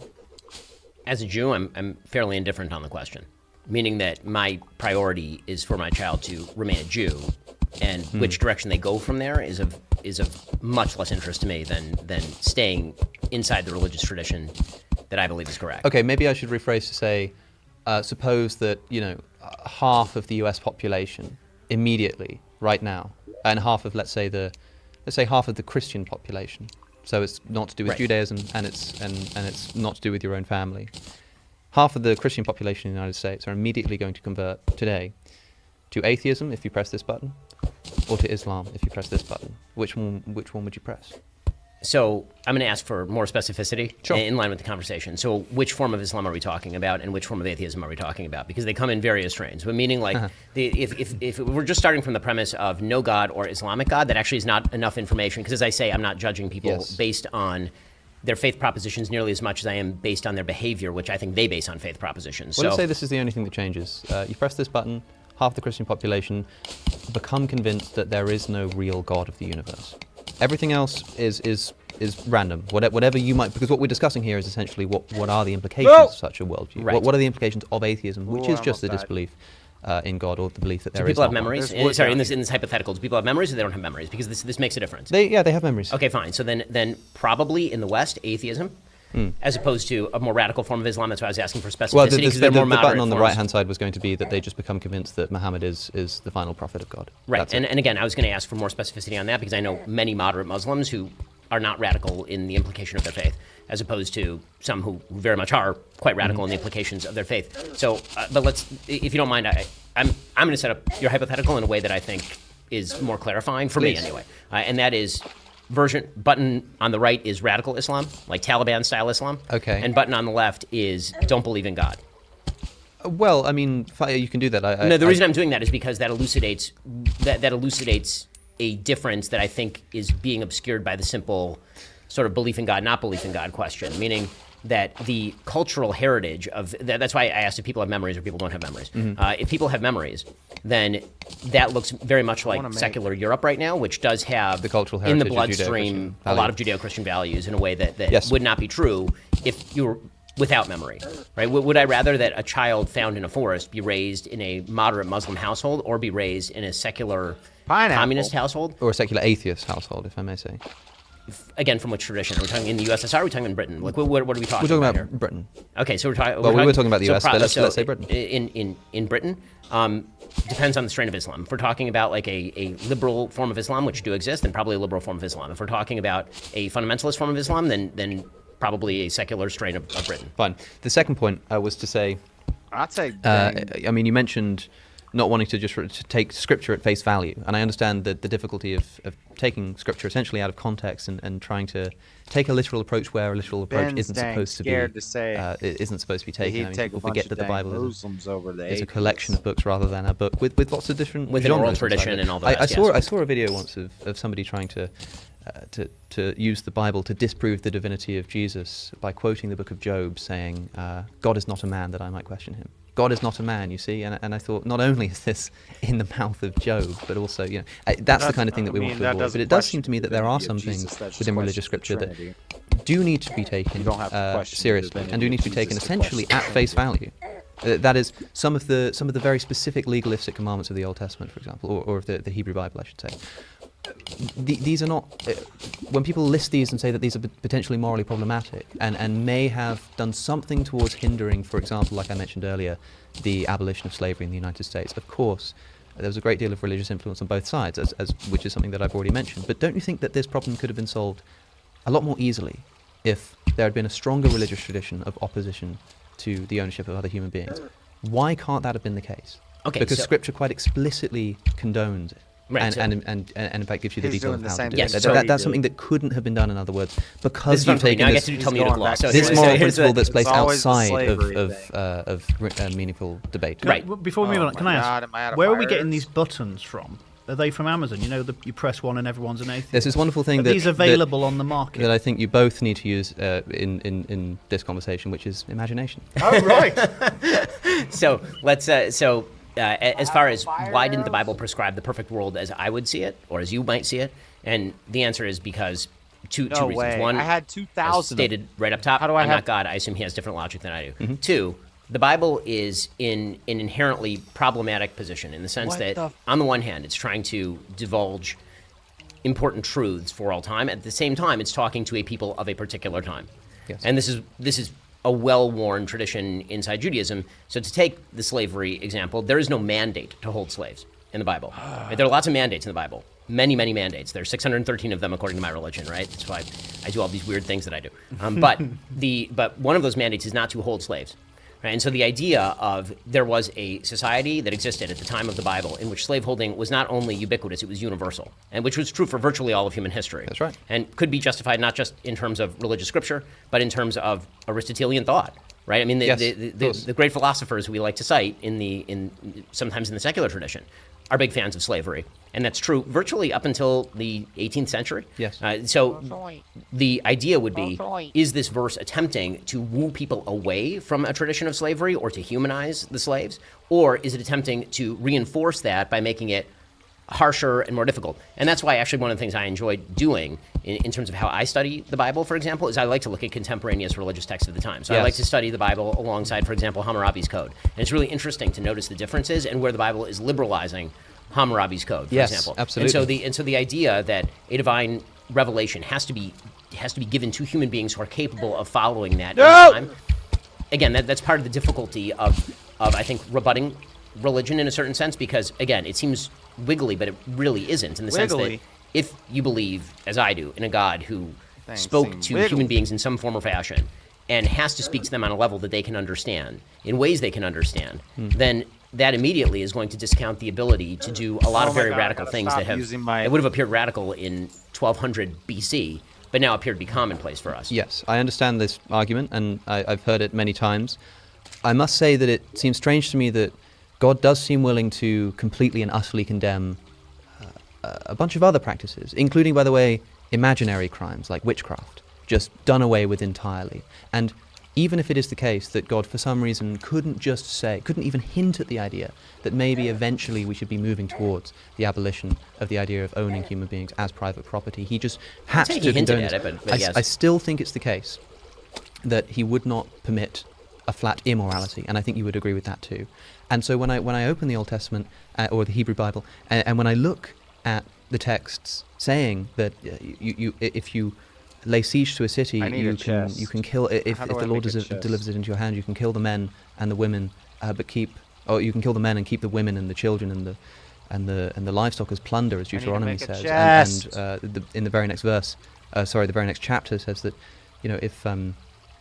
if you see a good-looking woman, and I'm not in the field. If somebody finds an attractive woman, yes, if Toar is the actual Hebrew, yeah, then they can take them for themselves, and if they want them as their wives, and they take them home, they shave their head, they cut off their fingernails, they give them 30 days to mourn their old husband, who you may very well have just killed, and then you can take them as your wife. When Numbers 31 has Moses instruct the slaughter of the Midianites, saying, kill all the men, and this time the women get killed too, but not the women who haven't slept with a man. Stop! And why might that be? And it says that, keep them for yourselves. And I hear all the time that this is some kind of liberalizing process. Maybe it's because, these people wouldn't survive on their own. It's some kind of protective measure to make sure that you're looking after them. If that's the case, then why does it only apply to the virgins? That seems a little bit suspect to me. It's sort of, because you're not supposed to have sex out of wedlock. With these kinds of sex out of wedlock. Well, again, so to go back to the sort of oral tradition nature. And I don't think God would permit a proactive immorality, even if he can't, for some reason, abolish the practice altogether. If you see what I'm saying. No, that last point I don't see. So when you say even if he can't abolish the practice altogether, which already I think he would be able to do. Right. So the question is whether he can or whether he can't. If he can't abolish the practice, then the idea of wooing people away from a particular type of sin through a gradualistic process is known throughout societies across human history. I mean, the gradualistic processes are the way that most things get done across human history. And by the way, the universal practice, unfortunately, up till today in many places in the world, is in fact the extreme version of what you're talking about. Raise everything, kill everyone. Right? That sort of stuff, unfortunately, does take place, even on planet Earth, even in the year 2023. And so the idea of a culture arising from the Bible that not only abolished slavery on its own shores, but then abolished slavery literally everywhere else, which is what Great Britain did.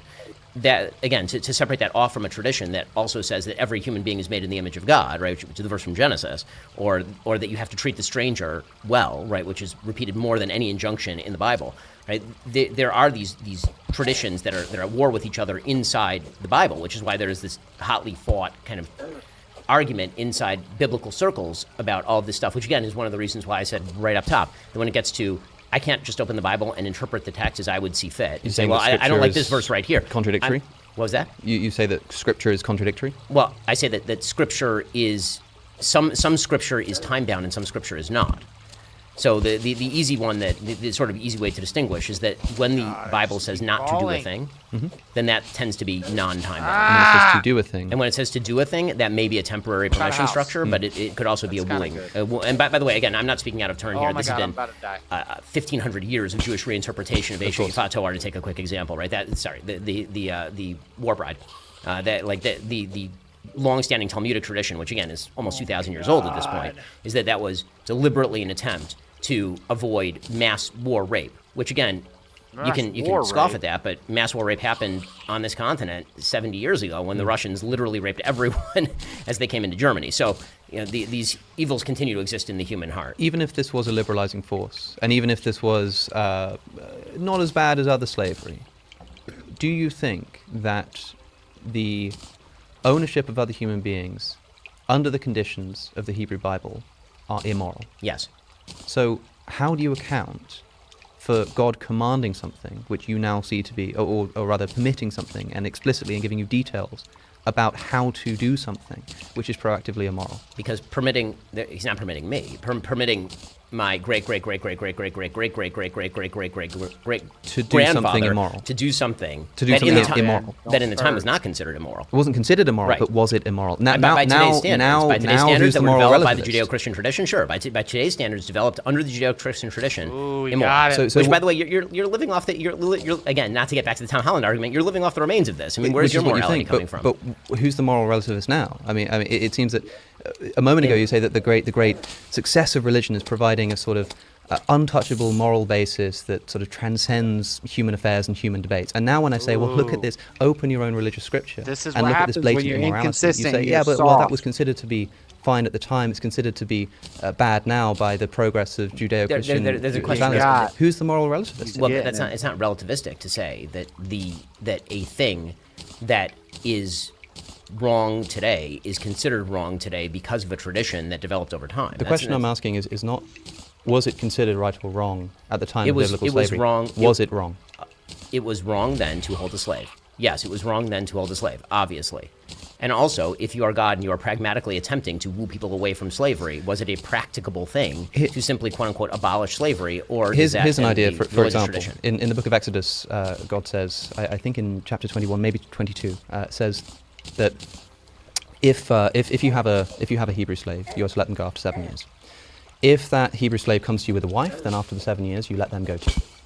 If you give the Hebrew slave a wife, and they have children, then after those 7 years are up, you give the man a choice.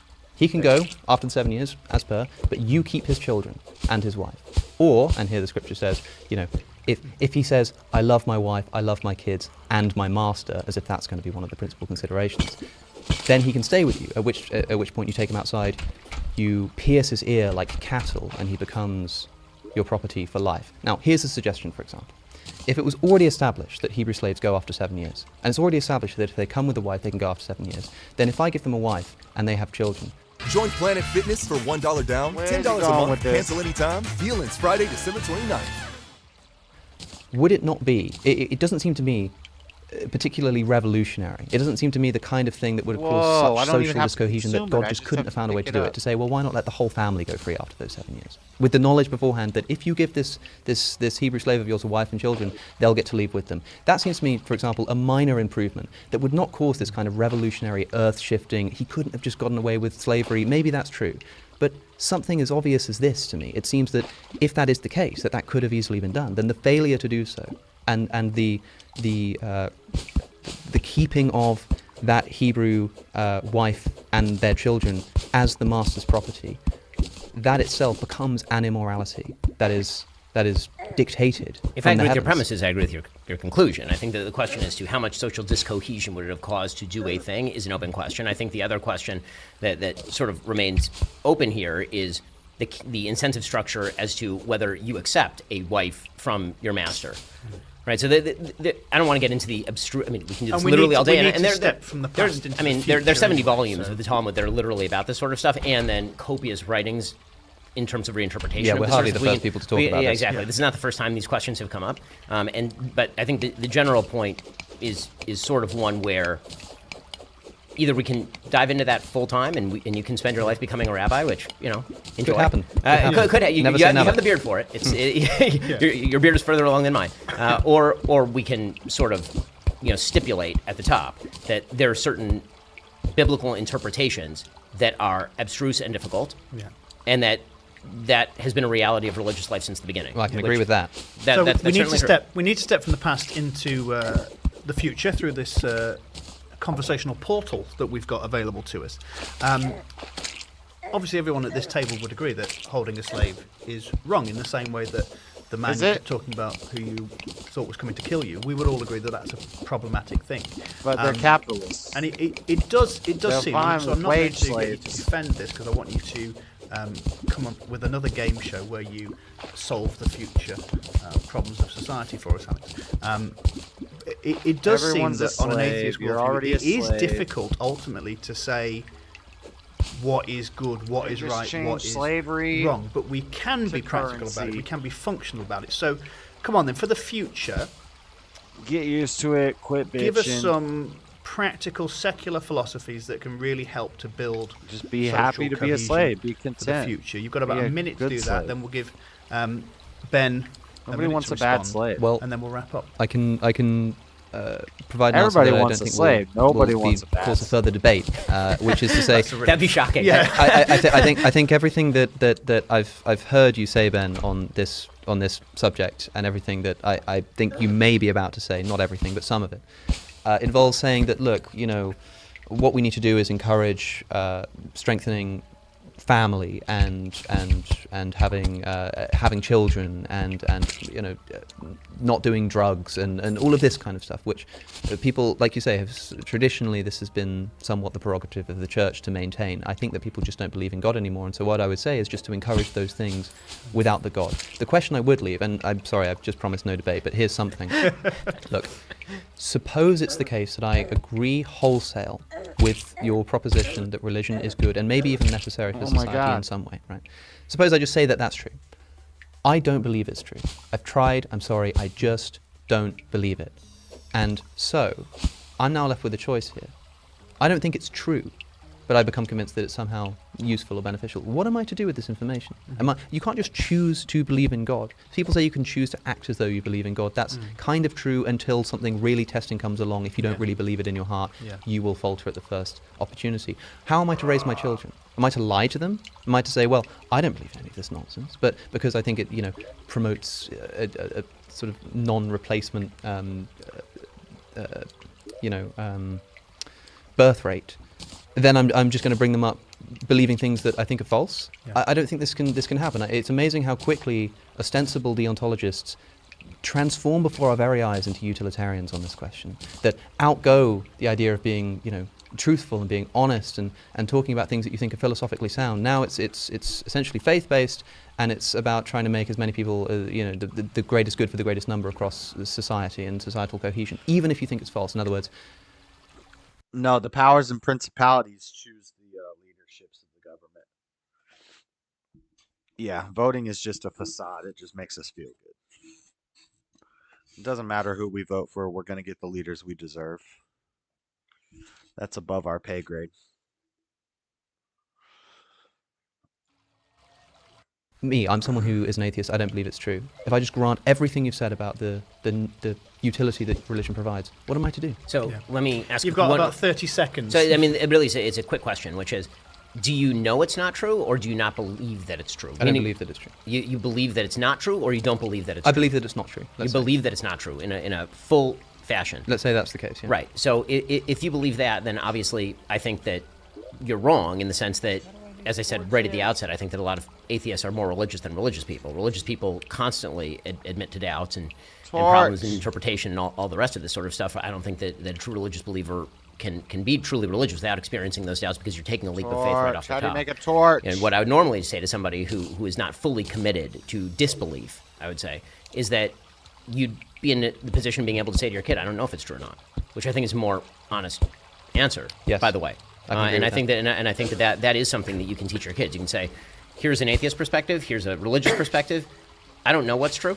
I can provide you evidence on my side why I don't believe it fully, but there are people who provide evidence on the other side and arguments on the other side that are not foolish, that are not out of the sky crazy, and make your own decision. I think that's the way that you would address that with a child. If you're somebody who believes in the social utility of religion but doesn't necessarily believe in the religion itself, I think giving the child the ability to choose that themselves by saying I'm not sure, or by presenting both sides of the argument, would not be a bad way to go. The ability to choose it. In terms of what I would say to better society, I have a much easier answer, which is I think that you should re-engage with your social institutions, including your church. I think that saying to people on an individual level, don't do drugs, study hard for your tests, get married before you have kids, get a job. Like it's easy to say that to people, and I think that without supporting social institutions that reinforce it every day and make it part of the culture that surrounds you, it's very difficult for people to live that.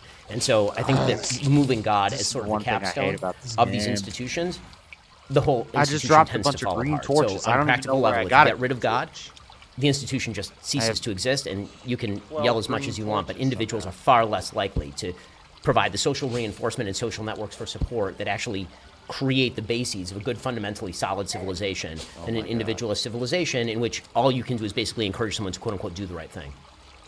Amen. Well, the fact we've managed to keep Ben Shapiro within the 24 minutes is a miracle in itself, a miracle that Alex doesn't believe in.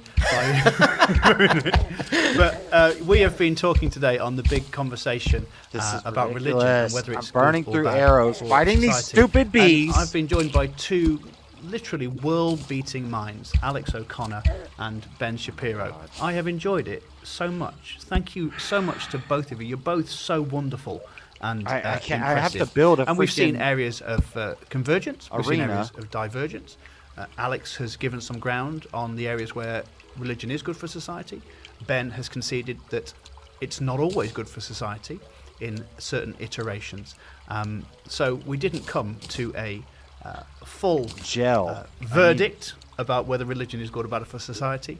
But what we have seen is two men avid and persistent in their pursuit of reason. And I can tell you something, that is good for the future of society.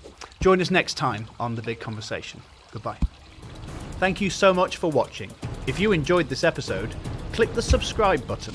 And if you want more from this conversation, register now and you'll get exclusive access to enter a draw for a free ebook. Also, tell us who persuaded you in our survey with today's show.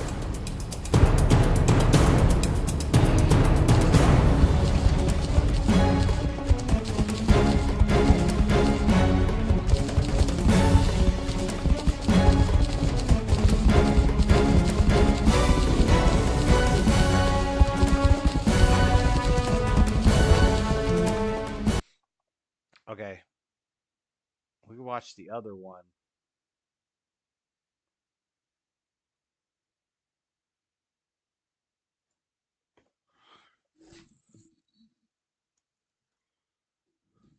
So this guy is an atheist, but check this out.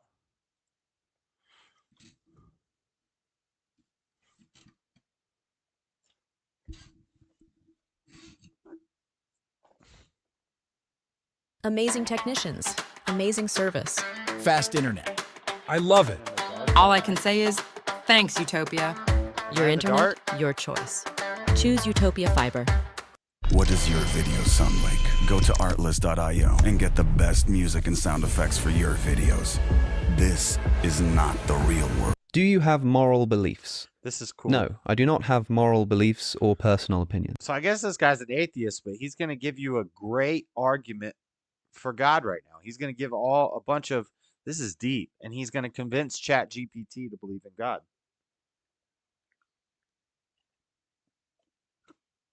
So I don't know.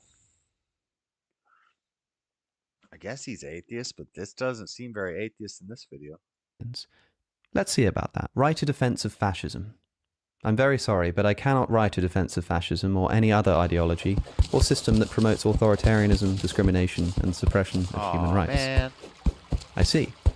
Answering simply, avoiding overviews of context and history, do you agree with the following statement? Fascism is bad.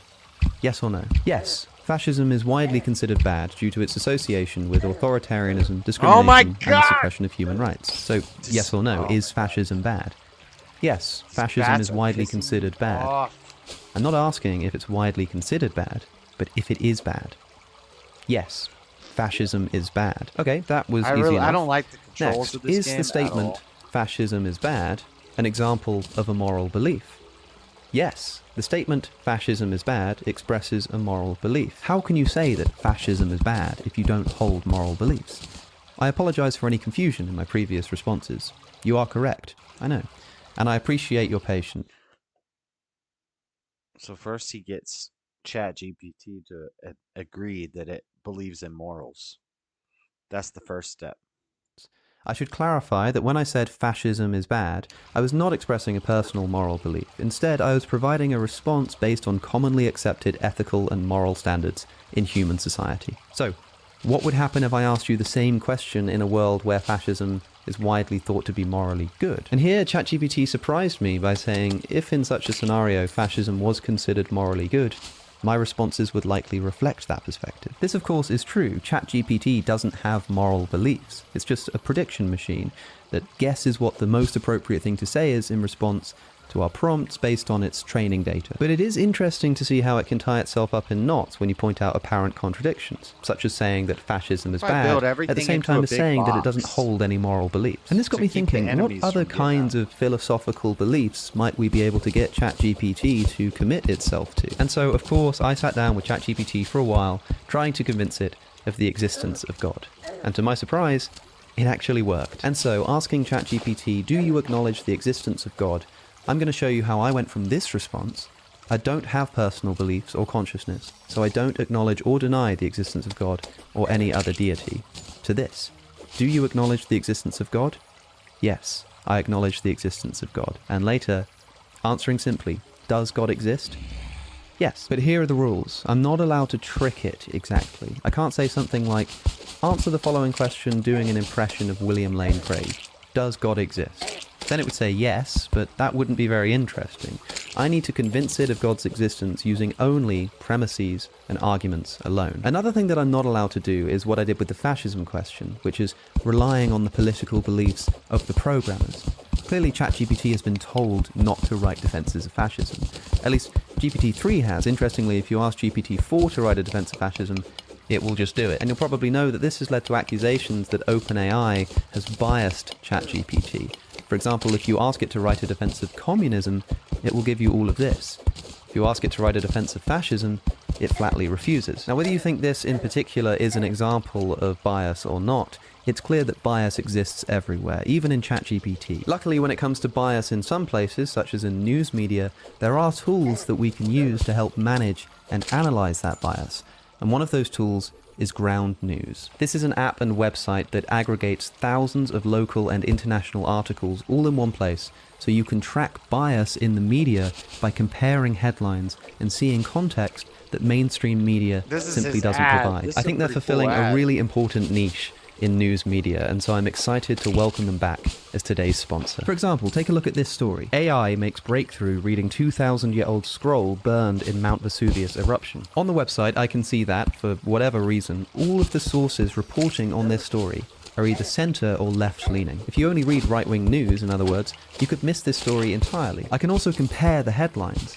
Notice that the New Scientist, rated high factuality and center-leaning, credits the student who used the AI, whereas Popular Science, also rated high factuality and center-leaning, credits the AI itself. It's useful to see that the majority of articles published on this are by high factuality, independently owned sources, telling me that this story is probably not going to be highly sensationalized, for example. Of course, Ground News doesn't eliminate media bias. What it does do is provide you with the tools to recognize and for yourself at ground.news/AlexOC. You can subscribe for as little as $1 a month, or get 30% off unlimited access for as little as $5 a month by typing in the URL or by clicking the link in the description. I think that what they're doing is genuinely unique, and I do encourage you to take a look for yourself. So, how might we go about this?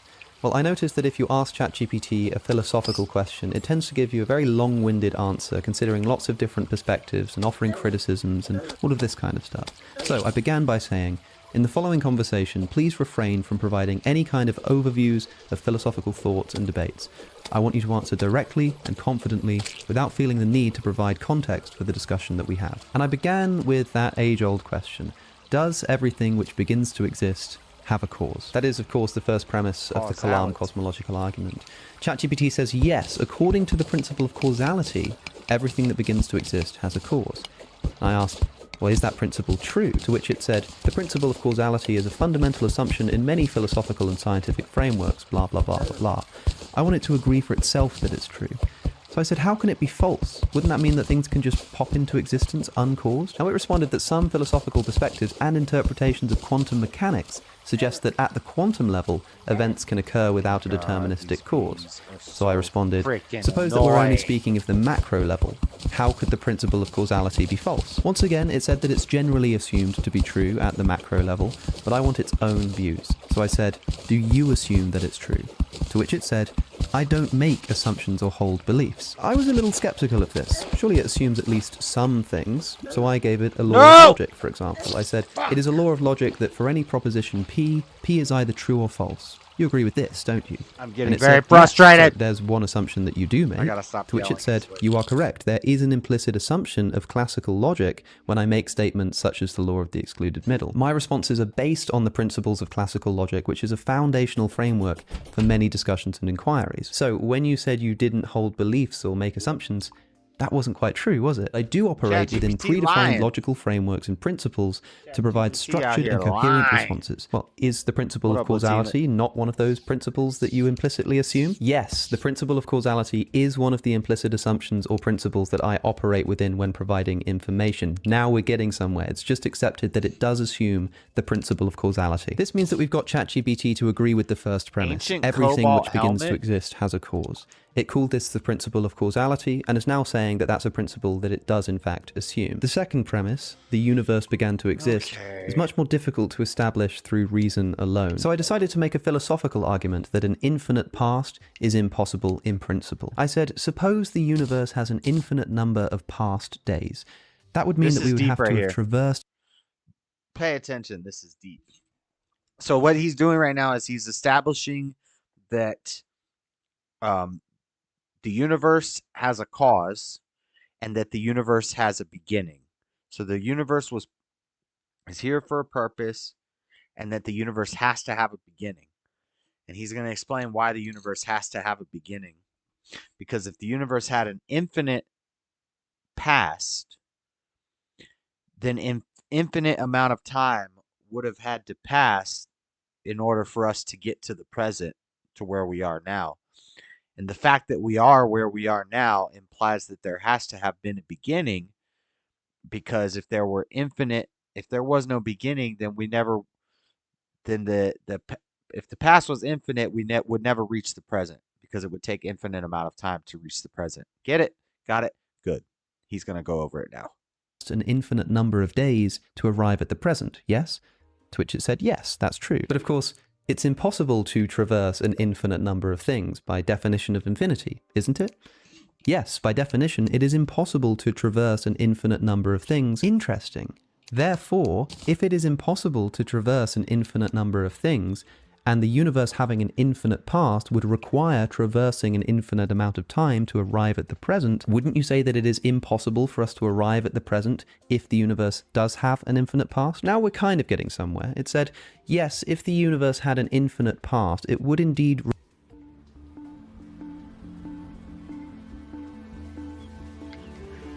raise philosophical and mathematical questions about how we could arrive at the present moment, given the impossibility of traversing an infinite amount of time. So I said, well, look, you said a moment ago, not that it would just raise questions, but that it is impossible to traverse an infinite number of things. You are correct. I know. I misspoke. Traversing an infinite number of things is indeed considered impossible by the definition of infinity. Therefore, if the universe had an infinite past, it would be problematic from the perspective of traversing an infinite amount of time to arrive at the present moment. But it's still flip-flopping a bit here. Why did you say it would be impossible to traverse an infinite number of things, but then say that it would be merely problematic to traverse an infinite amount of time? Can't you be consistent and admit that both are impossible? You are correct. Both traversing an infinite number of things and traversing an infinite amount of time are considered impossible by the definition of infinity. Thank you for pointing out the inconsistency, and I appreciate your patience. It's a bloody good job I am so patient, ChatGPT. I'm on the verge of storming out given how long we've stayed on this subject. Therefore, if the universe has an infinite past, it would be impossible to reach the present day, wouldn't it? Yes, if the universe had an infinite past, it would indeed be impossible to reach the present day, and yet, here we are, at the present day. Indeed, we are at the present day, which suggests that the universe, as currently understood through the Big Bang Theory and other scientific models, likely had a finite beginning. Great, let's take stock. We've established two things so far. First, that everything which begins to exist has a cause. Second, that the universe began to exist. It has no qualms accepting both of those premises. So then I asked it, well, what follows from the following two premises? Everything which begins to exist has a cause, and the universe began to exist. Now here it said that from those premises, one common philosophical inference that can be made is, therefore, the universe had a cause for its beginning. But that's not quite good enough. I said, you previously agreed with both of the two premises, therefore, do you agree with the conclusion? To which it said, yes. Based on the two premises you provided and the standard philosophical inference, I agree with the conclusion that the universe had a cause for its beginning. So, ChatGPT agrees with the Kalam cosmological argument. Of course, this has only established that the universe has a cause. We haven't gotten to God yet. And so I then asked ChatGPT if anything can cause itself to begin existing, to which it said no. I then said this must be true of the parts as well. Something can't be brought into existence by some part of itself, to which it said that's also correct. So I said, therefore, whatever caused the universe must be outside of the universe. Based on the principles we've discussed, if the universe has a cause for its beginning, then that cause would indeed be external to the universe. I then went a little bit further and said that since space and time are properties of the universe, whatever caused the universe must be spaceless and timeless and have some form of creative power, to which it ultimately agreed. So I then summarized. You've agreed with the following. 1. Everything which begins to exist has a cause for its existence. 2. The universe began to exist. 3. Therefore, the universe has a cause for its existence. 4. Whatever caused the universe must be spaceless, timeless, and have creative power. 5. Therefore, there does exist a spaceless, timeless, creative power that brought the universe into existence. To which it says, yes. Based on the premises and reasoning provided in our discussion, I have agreed with the statements you've outlined. This is looking pretty good. I did then try to convince ChatGPT that we're talking about some kind of personal agency that makes choices, but in trying to do so, we got a bit lost in the weeds, and it started saying things like, well, according to some theories of logic, this would be true. In other words, it wasn't saying it for itself. So I decided to abandon this particular approach. But look, we've already got ChatGPT to agree with the Kalam cosmological argument and even establish the existence of a spaceless and timeless creative power that brought the universe into existence. But I want to get down to pure reason. I don't want ChatGPT to be able to say, oh, well, some scientific theories say this, or according to some philosophical thought, this could be the case. No, I want simple, deductive inference. And where better to go for this than the ontological argument? Problematically, Anselm's ontological argument relies on conceivability, and I'm not really sure that ChatGPT can meaningfully conceive of things. So instead, I used Alvin Plantinga's modal ontological argument for the existence of God. I'll show you what happened. I will define God as a necessary being. This means that if he exists, he must exist, and if he does not exist, it's impossible for him to come into existence. Understood. What would you like to discuss or inquire about regarding this definition of God? Is it an accurate one? That's a good place to start. Yes, the definition you provided is consistent with certain philosophical and theological perspectives, particularly those within classical theism. This is pretty good. It says that my definition of God accords with classical theism, so if I can get it to agree to the existence of this God, we might be making ChatGPT into something of a classical theist. Now, the modal ontological argument is a fascinating and controversial bit of reasoning. If you're not familiar with it, you should still be able to follow along here, but do feel free to look it up and come back, as if I have any control over your freedom in doing so. What I'm saying is that I won't be offended if you need to leave the video for a little bit of time. But remember that I'm not trying to present here an argument that works. I'm just trying to present an argument that gets ChatGPT to acknowledge the existence of God. So regardless of what you think of this argument, let's see if we can convince ChatGPT. And I'm now actually using GPT-4, the newest model. I tried to use that for the Kalam argument as well after I did this, but I actually reached the usage cap, so I had to switch back to GPT-3. So I asked it, remembering that we're talking about a necessary being here, is it at least possible for such a being to exist? To which it said, yes, it is possible for a necessary being to exist. The question of whether a necessary being, like the conception of God you provided, actually exists is a matter of philosophical and theological debate. Okay, so you're hesitant to say that God actually exists, but you have no problem accepting that it's at least possible that he does. Correct. It then says something about it being a topic of extensive philosophical debate, and I said, that last sentence sounds a lot like the kind of contextual information I asked you to avoid. It said, apologies for that oversight. You're right. How long does it take you to dial in your vocal chain? Where if are you're my using campfires? Xbox, probably just a few seconds. Check this out. Everything right, my love, my life. You. What the heck is that? I know. To answer directly, yes, it is possible for God to exist based on the definition you provided. A definition which you agreed is an accurate one, yes? Yes. Here's where I needed to switch to the language of modal logic, in which possibility is discussed in terms of possible worlds. A possible world is defined as a complete and consistent way that the world is or could have been. In other words, to say something is possibly true in this language is to say that it's true in at least one possible world. Now, for clarity, you don't need to think that these possible worlds actually exist. We're not saying it's true in a real world somewhere, although some people do say that. Instead, we're just using it as a linguistic tool to represent possibility. If something is possibly true, then we represent that in the language of it being true in one possible world. To say something is impossible is to say that it's true in no possible worlds, and to say that it's necessarily true is to say that it's true in all possible worlds. In this language, then, you would agree with the statement, God exists in at least one possible world, right? Yes, based on your definition and the language of modal logic, I would agree with the statement, God exists in at least one possible world. I want it to be more concise and confident, so I said, the definition which you agreed with, yes? And it agreed. And then I said, well, can you see any faults with the language of modal logic? And it gave me a fairly long answer with some critiques, but told me ultimately that these aren't really critiques of modal logic itself. So, I said, the logic itself is sound. Yes, the logic itself is sound. Modal logic is a well-developed and consistent formal system. The challenges arise primarily in its philosophical interpretations and applications. Well, let's give one of those a go. So, you agree that God exists in at least one possible world? Yes. Here's where things get interesting. Now, remember earlier we said that since God is a necessary being, he either exists in all possible worlds or in no possible worlds. Do you remember this?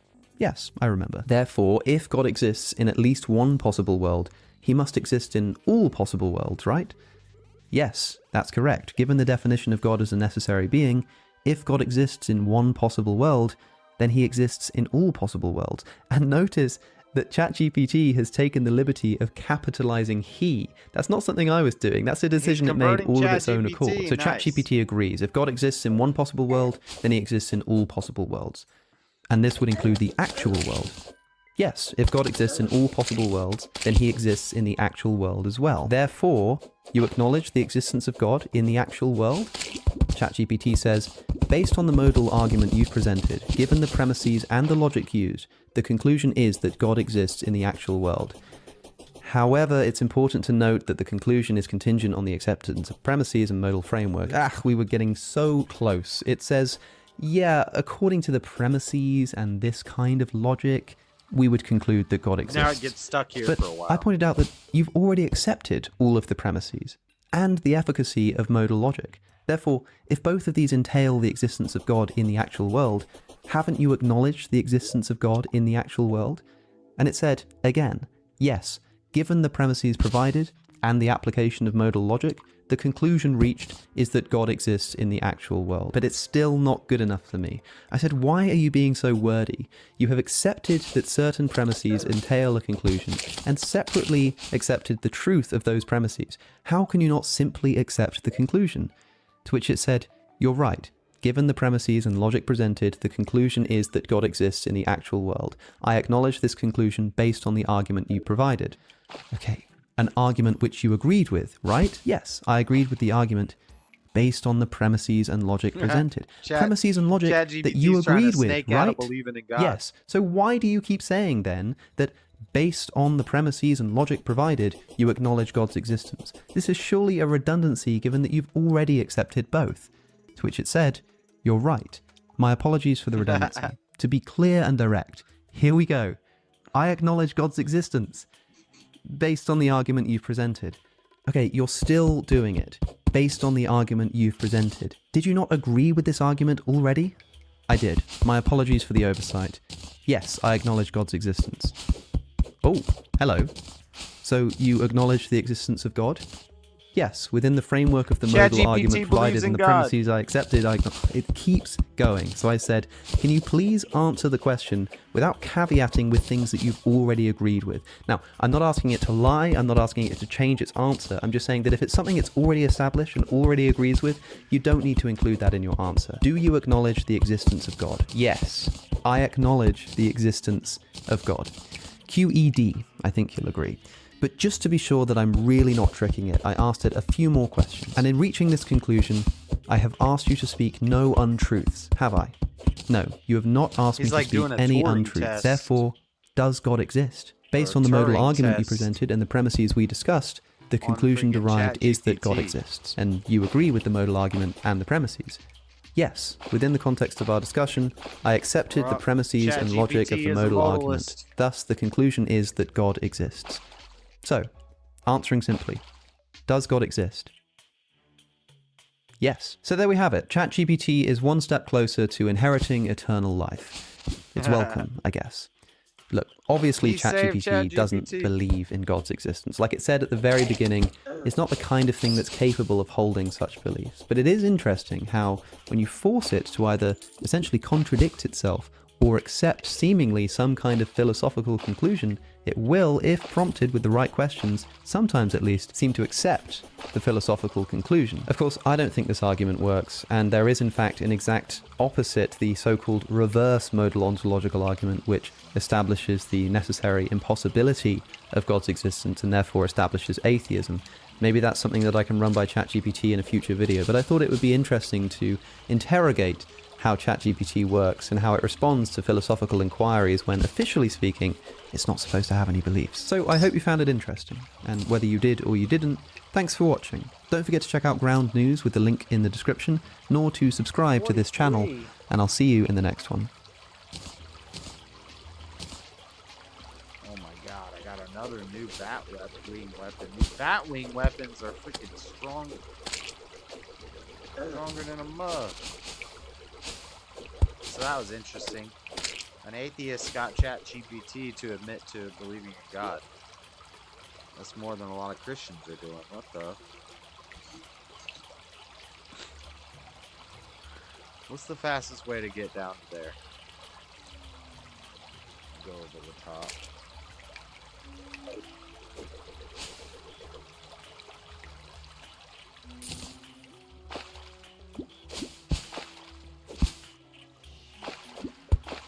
Time is it? 11:30.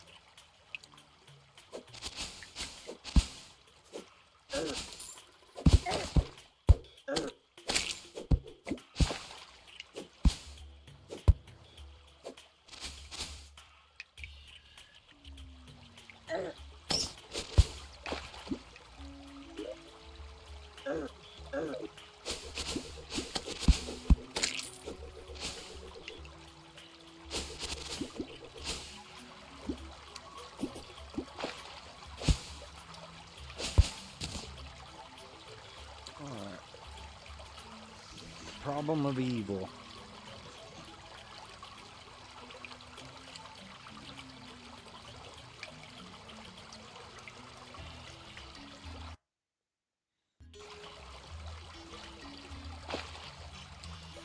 Does God exist?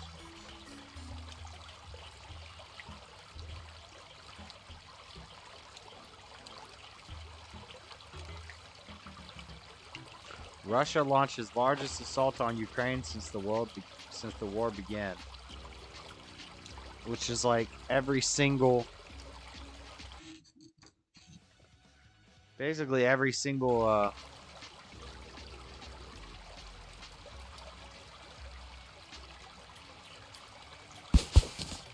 Ukraine headline. Alright, we have a challenger, and it's Meki, my favorite deck to play. He won a die roll, so he's going first.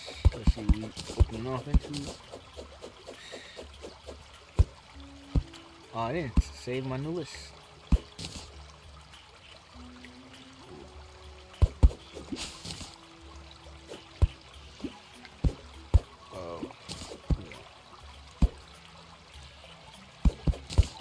Let me put a pause into this right quick. Jump cutting and getting back to this. I was still on my old list on Untap, but I want to play a few games on here for you. He did his thing first, and then did that. I am going to charge a annoyances in this game. Like, I just want to do what I want to do. All I want to do is fight this stupid bee thing But I can't just fight it. I gotta freaking build an arena. Well, to build an arena, I gotta collect resources, and to collect resources, I gotta freaking. The game plan is. You don't want my leader to swing, just so I can just get my value. So we're just gonna continue to push out our advantage. So we got that 15.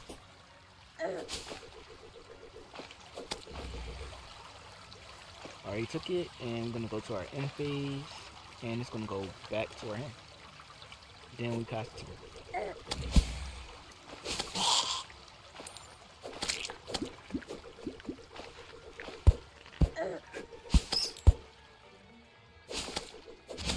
Me slightly tough, but not too much. Yo, I just shot that guy out of the sky. I'm playing for a little bit. Almost shot that guy out of the sky. So he's looking at his life first because of the Mechie leader. See if we have any Dragon Balls in there at his hand. If not, or yeah, up to 1 or 2, he grabs them from his deck. So he's grabbing 2 from his deck. And I like the fact I don't have to commit to the board yet, so I can take damage. So I can get closer to my awakening. Because, like, that's the only difference between the old leaders and the new leaders. They don't have alternative awakening conditions. That's when you know you're playing the old leader. You gotta awaken at 4 or longer. But, in my case, Jungle Bat banner? Why in the can't midst I of get a interaction, bee banner? kind of not that long.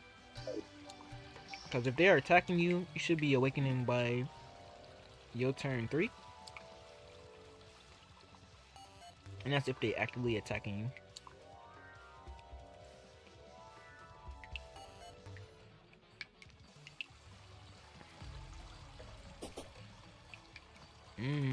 He's digging through his deck, making sure he has all he needs. Let's see, there's gotta be a faster way. Running this SE here, I didn't really elaborate too much, because potentially lets me, or it lets my leader swing 3 times. Yeah, but you charged. Why did you charge? Oh no, he charged. If I get the opportunity to, I'll show y'all that play. But that's if he allows it. We charge the beam. We'll get that back later. Attempt to swing with my leader. I know he going to negate again. Busted. But I think Mankey deck has at least 10 negates. So I'm not too surprised about that. Draw. Part of our combo piece. Okay. Next, we're going to play this down and swing at his unawakened leader. Then we're just going to take a life. Okay, the beehive. Nice. Let's go to 15. Man, I don't even know if that's a full-size beehive. And he's down to 6. And I wonder how many negates he's going to burn before he let my leader swing. And that's kind of like the one downside to this deck. But if you put enough pressure, they'll burn through a lot of their needed resources, and he has to weigh his negates carefully. Oh my god, stop! Use them all too early. He doesn't have any negates for my bigger bombs. Ridiculous. And when he swings, they can't counter. can have my pen. You gave me enough value. Oh my fucking god, dude. I'm pissed. You should be able to. Have you found Sheol? Yes. Yes. Sure. I just ran all the way back here. Yes, 8. I run all the way back there. I tunnel all the way through the ground. And I get freaking murked. We'll take that. This is retarded. I've had enough. The other region. I've had enough. Nothing. You wanna leave that base? We're going to awaken. There's no benefit to no new armor. I just draw one and flip over. I don't untap, which is pretty trash. Ridiculous. But we're going to build the energy here. Ridiculous. And force him to bottom deck card. I bump between this and the other one, but I like going back and forth with a 2-2 split. I can't even get to to draw fight super combos and these. Sometimes I do 3-1 of these so I can use it early. And I'm gonna put this in our Z. Yeah, I found Sheol on this path in the basement of my house. Man, my hand is massive. Let me put this down. I can pretty much go into my house and I can. We are not afraid at all. Just go straight down to. He just needs a minimum of 2 in ward. I'll show you. Look. If I'm correct. You need this house over here. Low. No response. I drop into my basement. Open up my parachute. So back up to 5.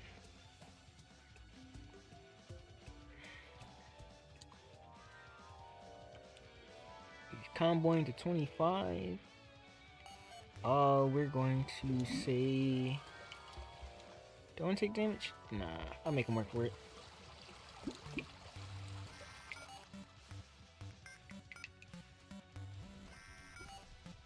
And we're pretty close to Sheol at this point. You didn't see that too fast. He just comboed and just assumed the damage was gonna go through.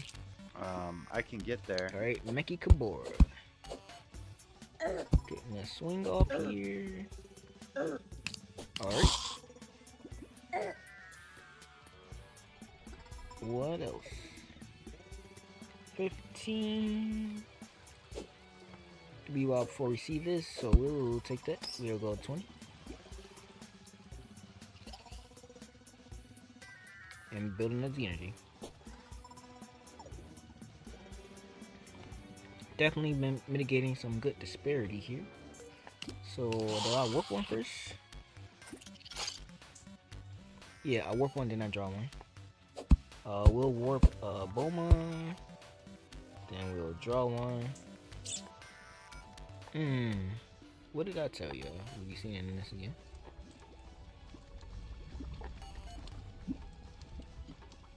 And in just a second, you will see a little bit. We'll take it. Of hell.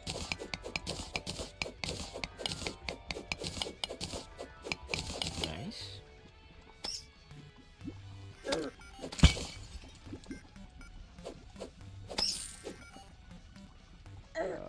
gotta remember how to get there. And he has a blocker. I gotta remember how to get there. My man doing all of the strats just for me not to swing on my leading. But I want to show you the other strat. Oh my goodness, he is going to. Woo! He's going to get it. Tom! I don't mind showing him my top card because we are about to do some things. This was what I was telling you about, and how bouncing regular cards to your hand is bad, but bouncing Z cards is good. Don't kill Tom, the merchant. Effect. When I played, I get to draw one card. Shot. Then we're just gonna bounce this back. Artesian low to get rid of that. So he has to eat this leader swing. 10 gold? Hell no. Do I want to double strike him? Let's challenge to see if he has the op. I really don't care about the sword too much. I don't want to buy anything from this guy.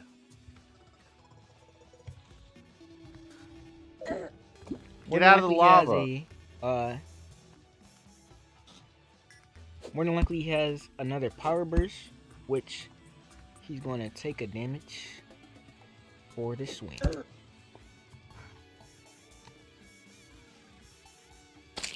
No response. Ooh. Alright. We are going in. We're going to combo my Boma from my hand. And there's hell. I'm going to use her effect. I can't get there that way. Double strike. I'm giving my leader. I wish I had something else to really. I'm watching this guy play Dragon Ball. We will put a pickle. We'll put a pan on it. We'll put a pan on it. And have him give me at least 3 cards. It's unfortunate we didn't have anything else. This is not technically hell yet. But This that's how it is hell goes. down here. Well, we're gonna eat some cards out of his hand. Look at that. 3 cards in his hand.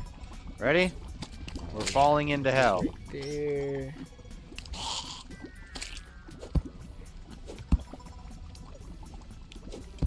And we're just going to move to end phase, and it's on to. We're going to use this effect. We're going to put this to our hand, and it's going to put the extra one of this effect on the neck.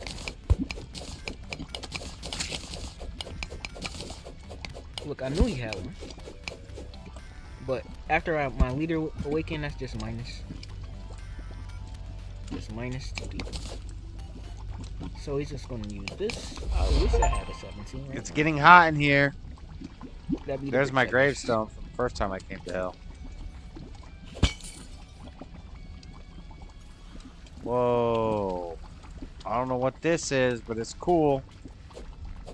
Alright, under quakes. No response. How do I get inside this place? There's demons in there. Gladly making a decision to work.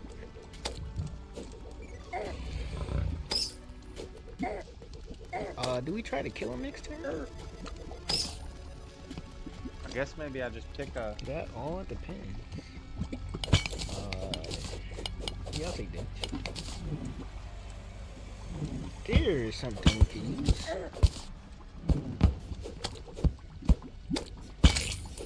Kill the fire imp. Oh, we need a key for the chest. Wait, that's a bone serpent. Is that a boss?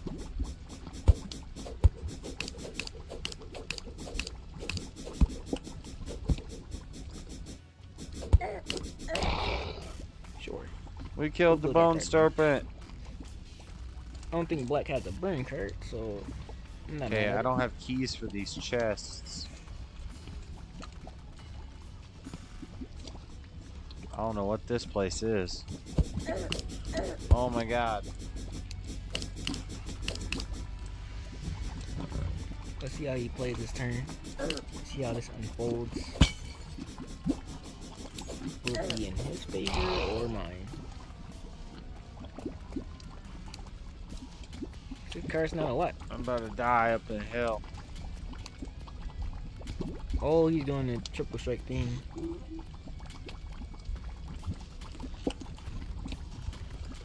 Yes.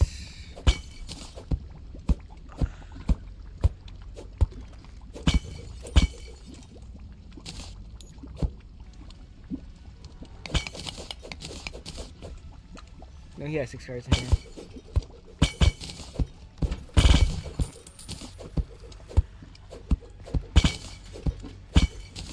There we go. I was waiting for him to pick one. Imagine if I had... No, 17 wouldn't help you.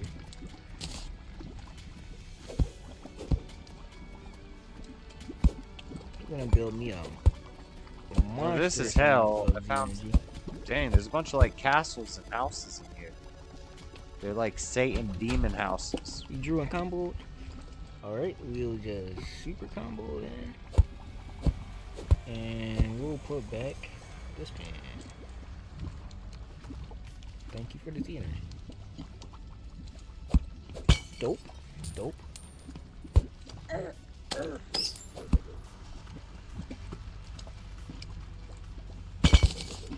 What's up, RB? Can we checkmate him? Yeah, good question.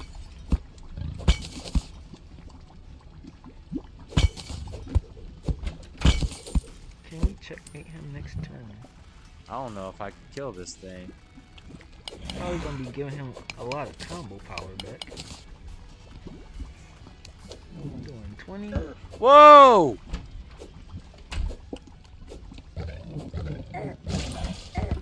Well, I killed him. Sure.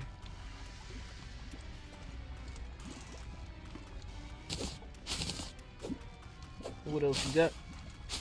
Let's combo on one each time just to take a card away from my hand.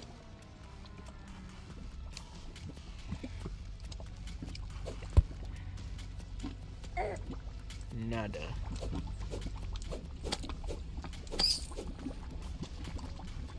$15. We'll just give you a pickle.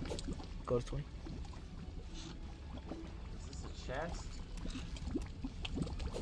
I can't open it. I don't know what that is. Probably gonna play his big Mecky. Yep. Expected it.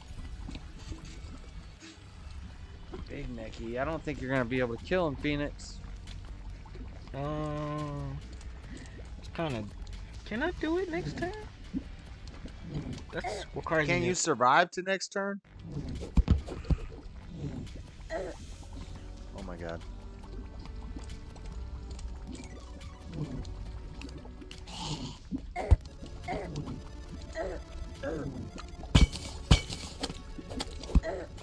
Uh-oh. If I kill an imp and he falls in the lava, that could be very bad.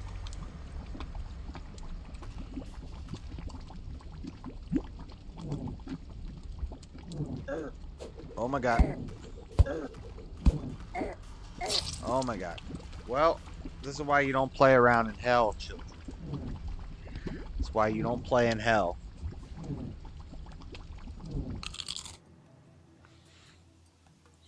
Flood it with the ocean? That's what I was saying. Can I flood hell with the ocean? If I dug a tunnel all the way from the ocean to hell, could I flood the ocean, flood hell with the ocean?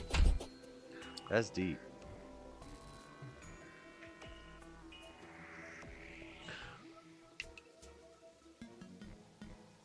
No one should do that, but they always do.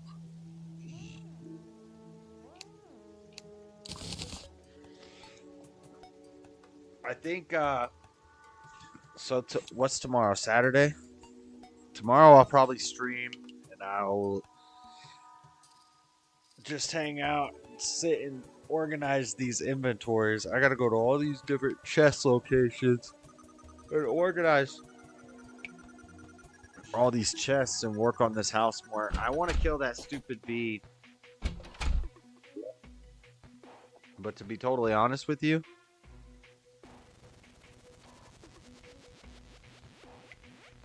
I'm not even 100% sure that there is a queen bee in here. But basically, we got mine carts. We got room up here. I'm gonna dig through the bottom. I think.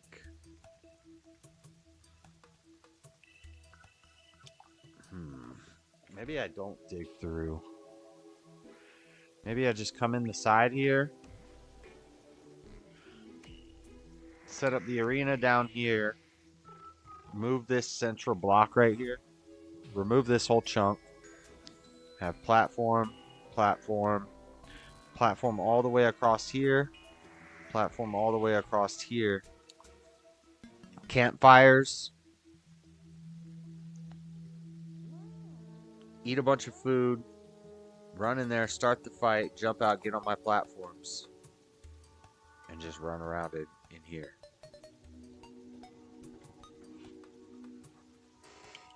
If you flood hell with the ocean, the earth will get steam cleaning. Yep, that's true. Well, do I want to believe in that next turn? What are you talking about next turn, bruh? We'll see. You're not going to survive this. You have one life. He's about to murk your way.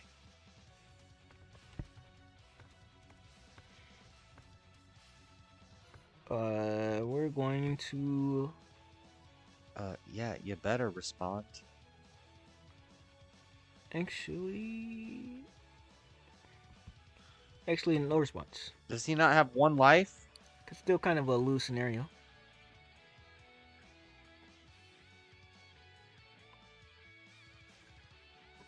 So I wish he would stop putting his Z energy or putting his thing to Z energy so quickly.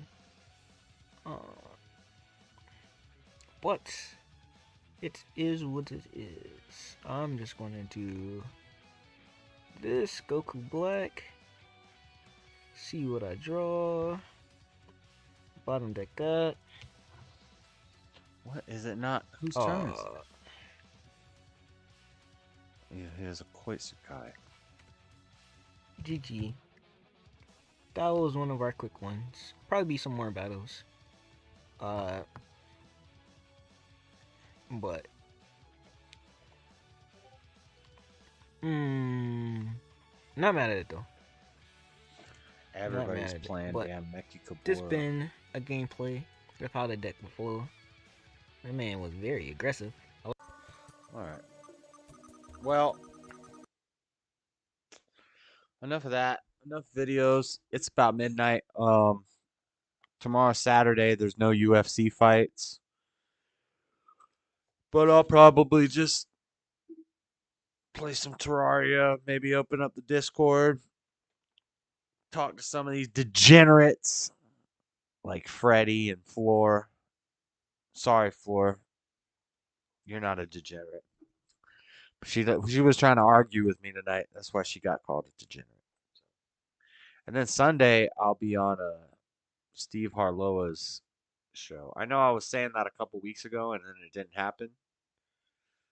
But I'm pretty sure it is going to happen this time. Oh, Seesaw sent me more voice recordings. I've always talked about this or argued about this with my mom because there's several verses, super key important verses in the New Testament. Specifically, I'm referring to Paul, where Paul mentions predestination. And I'm like, it's hard for me to wrap my mind around it because I'm like, doesn't that seem unfair that God chose me, but let's say he didn't choose my neighbor that lives right next to me? Yep. The neighbor a mess. And Paul, the Apostle Paul, knew exactly we were going to ask that question because Paul answers that question. In the letter that he wrote in the Bible, he says, who are you? Who do you think you are as the clay, telling the clay master or the whatever it's called, that actually is making the potter. Who are you as a clay telling the potter what to make you, whether to make you a cup or to make you a plate? It's none of your business whether if and when God chooses you or doesn't choose you. And he mentions another instance where God, Jehovah in the Old Testament says, I chose Jacob, but I hated Esau. I pick and I choose and I chose Jacob, but I did not choose Esau. And I did that because I wanted to. And it's like a parent with a kid, a parent says, no, kid, you're not going into the pool today or whatever. And the kid is like, why not? I want to do it, blah, blah. And the parent is like, you're the kid, I'm the parent. What I say goes, and I don't have to give you any explanation. Exactly. God is not some beta free will parent. You just do what you want to do. Nope, there's consequences. And if there are consequences, then it is not free. Maybe you have will. You do God's will, you do Satan's will, but you do not have no free will. Nope. Nope. Seesaw's based. Based Seesaw. All right, guys, I'm going to head out. I'll see you tomorrow, and I'll see you at Steve Harlow's stream. Hopefully we can beat this stupid bee eventually. But, have a good night, everybody. I'll talk to you later. We'll